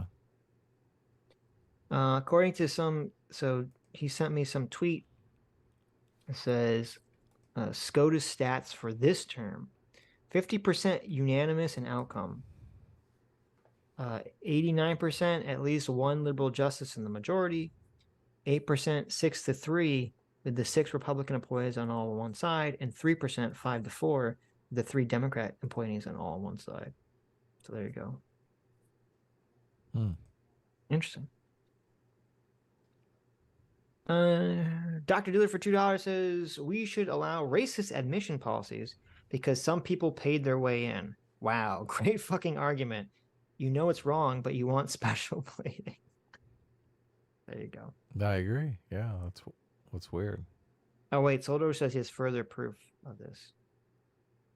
To prove my point, this is only the 34th time that Clarence Thomas has ruled the same way as the other conservative justices. That can't be true. I don't Well, believe that. Do you believe that? 33 out of how many?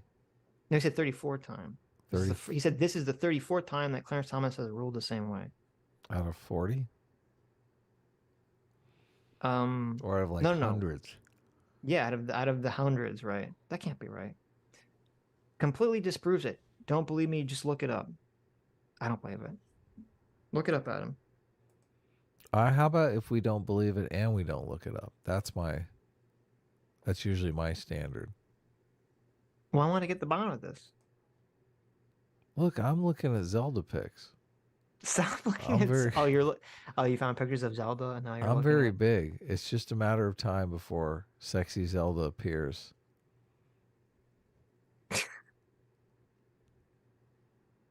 You know, there's like a whole bunch of like hot women in the Zelda games, right?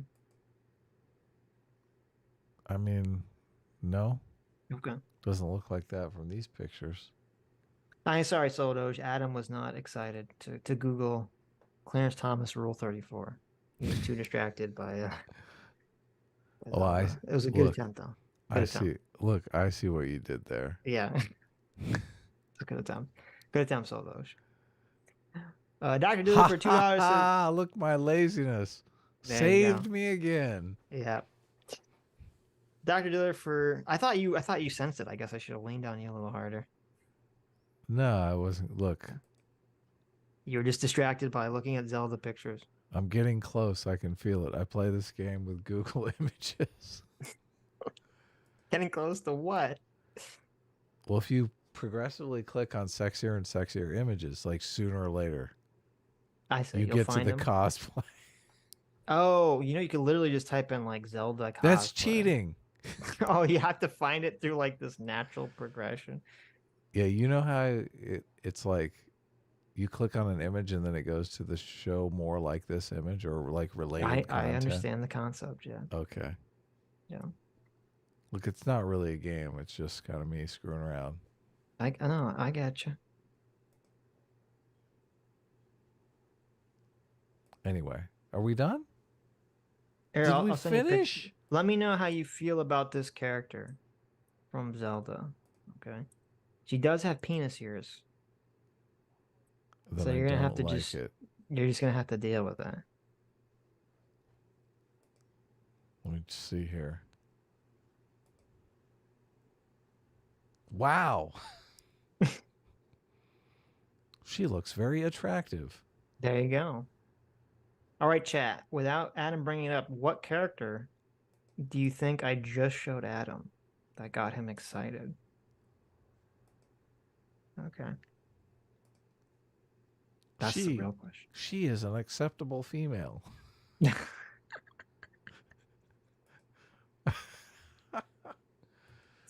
When you say it like that, it really really gets you, Really makes you think she's hot. Right. Close. I see people in chat. Close. No, not my mother. That's Sitch's mom. No. Not Pura. Will you send me? Will you do me a favor? Can you send me a picture of your mom in this outfit? In that outfit? I don't think I like it. Wow, no one's getting it. I'm shocked by this. It's from the recent games, guys, not from Twilight Princess. Not the original Zelda game. Not from the original. Not a stealth post, no. How are these? How do they? No one got this yet. Nobody plays this game. Come on. Wait, everyone's playing this fucking game. The Great Fairy. I didn't send him a picture. I don't know. The Great Fairy is kind of a choice. I'm not sure Adam would be in favor of the Great Fairy. I've never played Zelda once. How is that? Never. Wow. Is this a multiplayer game? Do you get to run around and? This is not a multiplayer game. No. There's no sword. You can't. Can you decapitate people in this game? Yeah. Well. Well. I mean, you run around with a sword and you like kill people with your sword. Okay. Or kill like demons or goblins with their sword. But it's not like you don't decapitate them. I might play this game. Okay. I'll check it out. It is fun. I sent him Urbosa. You guys are terrible. No one can figure it out. Urbosa, the Gerudo mommy. There's an entire people in Zelda, you like this, Adam, that are just, they're all Amazon women. Mm-hmm. So there you go. Sweet. Anyways. Amazonians. Dr. Diddler for $2 says, Justice Thomas is really bringing out leftist racism from the woodwork. True. The only sad part is that I think he's starting to be personally aware of how awful racist people are to him. True. Dr. Diddler for another $2 says, boy, we sure do venerate Americans' founders for their owning of slaves. It says it on every statue. Own slaves real good. Who does Joy think laid the foundations of the abolition of slavery? Who wrote the Constitution? True. White people. Dr. Diddler for another $2 says, here's a list of the... Oh, look at this. Dr. Diddler doing the legwork. Based. Here's a list of the oldest American fortunes. The earliest is in the 1800s, and none of them have anything to do with slavery. Really? Fascinating. Here's a link to a Forbes article. Let's see. Let's open this link up for a moment. See what we got going on here.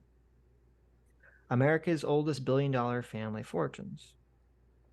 America's oldest billion-dollar family fortunes have weathered more than 2 centuries, adapting, expanding, and maintaining their ranks.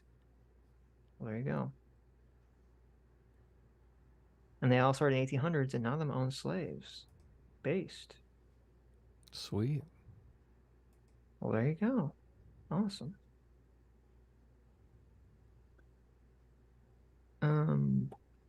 They shouldn't own slaves. Should free all the slaves immediately. Bro. CT for two Canadian. Thank you, CT. Says Dragon Coward is mad at me. I like that you call this guy Dragon Coward. Because I said cashews are mid. We're now arguing about nuts. Make a poll, peanut master race. Cashews are definitely mid. Yeah, cashews are not very good. You don't like cashews? I mean, they kind of taste like candle wax. What the fuck? No, they don't. Yeah. You're insane. They have the same texture as candle wax, too. First of all, how much candle wax are you eating to make that comparison? Okay. Look, I've tasted some candle wax in my time. Yeah, apparently you have. Why are you eating candle wax? You know you're not supposed to eat candle wax, right? Yeah. But cashews taste just like... I think cashews are based. Do you like cashews? I like cashews. Yeah, cashews are good. I think pistachios are probably... That's like the premium nut. Mm-hmm. I mean, peanuts are good. I like almonds. Cashews, not so much. Walnuts are disgusting. Yeah. What's disgusting? Walnuts. Walnut. They're fun to break open with a little cracker. Sure. I mean, I don't think any nut is like disgusting, but I would definitely put walnuts at the lower end. Right. Okay. Good. We're on the same page. I don't think I've ever had a hazelnut. Can you taste the difference between a pecan and a walnut? They kind of look the same. They taste very different. Yeah, they do. Yeah. Because I was going to put pecan. I think pecan and cashews are like my top tier. Really? That's not. Yeah, pecans and cashews. That's my low tier right there. Wow. Yeah. You don't like pecan pie? That shit's baller. Not particularly. My wife is crazy for the pecan pie, though. Yeah, I think I put pecan and cashew like top tier. I think mid tier I put peanuts and almonds. And then bottom tier I put walnut. Pistachio, where'd you put that? I'll be honest, it's been so long since I've eaten a pistachio, I don't even remember. Really? What pistachio tastes like. I love pistachios. I can't even judge. I had a lot of pistachios. I'll put pistachio in like the question mark. So I don't remember what macadamia nuts taste like either. Oh, those are good too. Those are top tier. Macadamia I don't remember what nuts Brazil nuts delicious. taste like. I don't know. I don't think I've ever had I like hazelnut flavored things, but I don't think I've ever had like a hazelnut on its own. Yeah, I've never really tasted a hazelnut. I don't know why all these lists include seeds. I don't think of seeds and nuts in the same category. Like I would not consider pumpkin seeds and sunflower seeds in the same area. I mean, a nut is a seed. I know, but it doesn't seem like a pumpkin seed and a sunflower seed should be in the same classification as like a cashew, right? Yeah. They even call them nuts and seeds, and I don't know. Yeah. Right. Why do they make that distinction? A nut is a seed. Is that, well, there's got to be some difference, right? Sure. Nuts are the hard-shelled fruit of certain plants. Seeds are the small edible plant enclosed in a seed coat. You're wrong. They're different. Fucked. Fuck you. Aren't technically peanuts not even nuts? They legumes or some tried ligmas? There you go. Aren't they legumes or whatever? Ligmas? Yeah, because a peanut is like a type of it's like a pea, the same family as like peas, right? Peas. Legumes come in a pod containing multiple fruit, while nuts have only one fruit inside the shell. It is weird to think of nuts as a fruit. That is bizarre. So there you go. There's my nut list. Maybe we'll do your nut list. There's my nut list. Interpret that how you will. Maybe we'll do a poll at some point. Cashews are not mid-CT. You're wrong. Dragon Coward is correct. Okay. Dr. Dealer for $2 says, now the way I heard it, I think the kid was stupid, but I would be remiss not to mention a somewhat similar case where a kid was eating a burger and the officer fired 10 shots in the car when the kid panicked. I kind of vaguely remember the situation. Wasn't the situation with that one like, well, did he just like randomly shoot into the car like the kid was unaware or something? What was the story with that one? I'm sure it's a kid eating a burger. San Antonio cop who shot kid eating burger indicted. Former San Antonio police officer who shot and wounded a 17-year-old as a teen put his car in reverse while eating a hamburger has been indicted.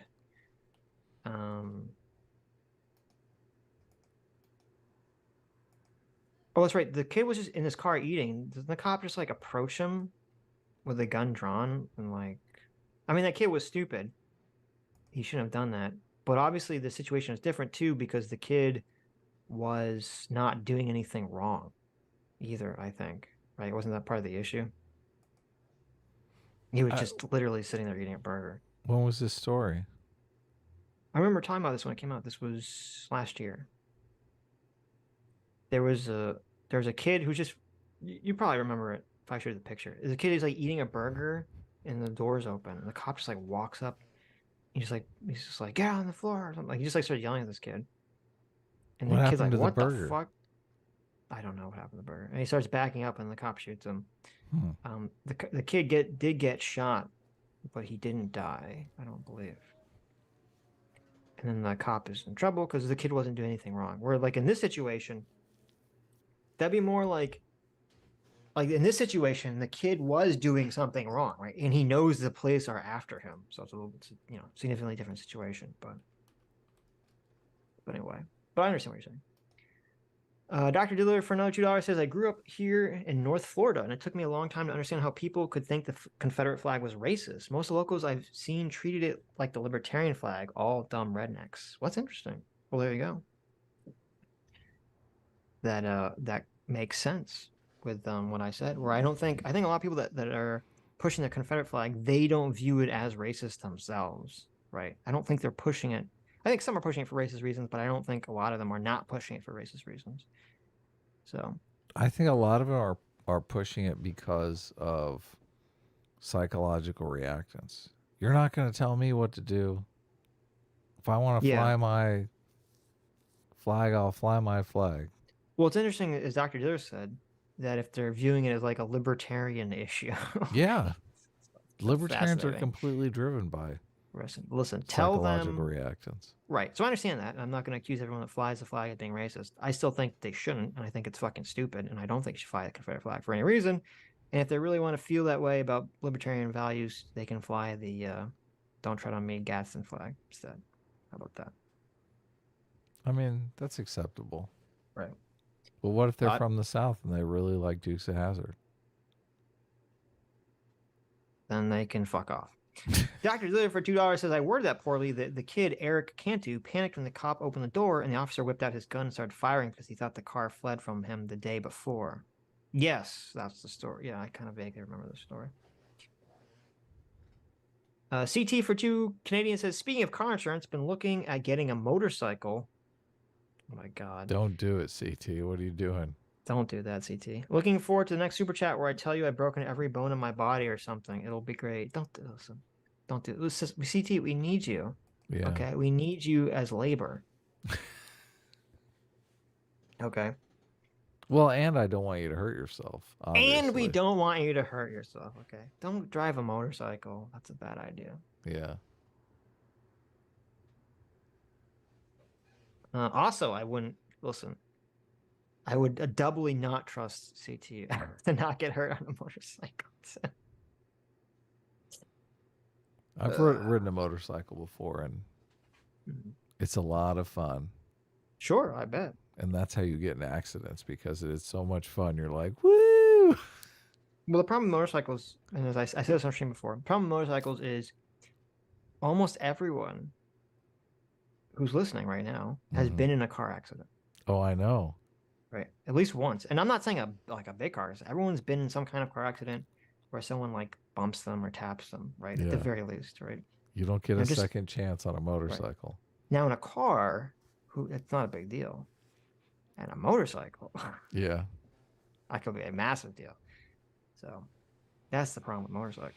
If everyone's been in a car accident and you're riding a motorcycle, you know you're getting in a car accident at some point. And a minor car accident in a car is not going to be minor if you're on a motorcycle. So. True. CT for $2 says, it says, Dargan Coward is not correct. And listen, I had a fake name picked out for Dragon Coward that wasn't Dragon Coward. This is just the one that ended up sticking. There you go. He is correct in terms of cashews being based. Cashews are based and red pilled. How dare you? Cashews. I mean, yes. I put a poll up and the cashews are at 69%. Look at this. Cashews beating candle wax. I'm so glad. I'm so glad that against an inanimate object, but cashews are defeating candle wax. Yeah. But the fact that candle wax is holding at 32% is illuminating. Oh, haha, I like that. Nice. Illuminative of the cashew situation. You got to admit. I mean, it should be like 90%. Mm-hmm.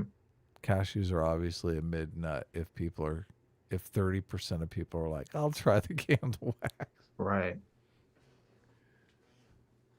I've only been myself and Rex, never hit another person, 25 years. I've wrecked a motorcycle. Have wrecked on a motorcycle, not fun even when I was younger. Well, there you go. Wow. Yeah, I know someone that was like seriously injured on a motorcycle. And it was they just lost control. So yeah, every once in a while you see someone buzzing around and they're like in shorts and flip-flops and you're thinking that's not good. Yeah. Rebellion Merc, thanks so much for joining the channel. Rebellion Merc for $10. Thank you. Says S class is the meritocratic class. Thank you. A team is the aristocratic team that makes you scream help on being oppressed. There you go. It's kind of opposite, but I do thank you for the super chat. Wow. Look, you're obviously the elitist. How am I the elitist? Just because you're an insane person that wants all children to vote. Look. Yeah, no. I guess you're not really elitist on the everyone has to join the military. That's not really a very Yeah, elitist it's like I'm not position. elitist at all. Yeah. I'm very anti-elitist. Okay. Good. I mean, I'm the best, so I'm elitist towards myself, but Vanessa, thank you so much, Vanessa, for joining the Free Will Seekers. Yeah. Fondue thanks. for $5. Thank you. Fondue for $5 says, that depends, Sitch. People drive cars more often. It's cool to have a bike, but use it for special occasions. Less time, less chance for incidents. I mean, that's obviously true, yeah. I'm really talking about if you use your motorcycle as your primary means of transportation. Yeah, I don't know. Look, everyone I know that rides a motorcycle, that's their primary mode of transportation, though. So Right. So, just saying, I wouldn't do it. I know it's fun. I get it, but I wouldn't do it. I don't think CT has a car, so I think that would be her primary mode of transportation. It would be, yeah. That's probably why she's thinking of getting a bike. Don't do it, It's CT. cheaper. Don't do it. Don't do it. No. Dr. Live for $2 says, I might be wrong about this, but I think the leading cause of death for motorcyclists is curved roads, because people have a tendency to look down when they're on a bike when they need to be staring 90 degrees ahead. That's interesting. I've never heard that.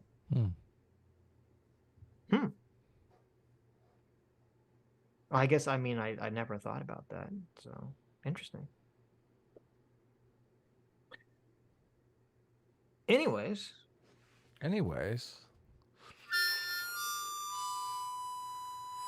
Butters for $10 says, my dad was a motorcycle cop, wrecked once when chasing coke dealers around a corner and completely shattered his leg.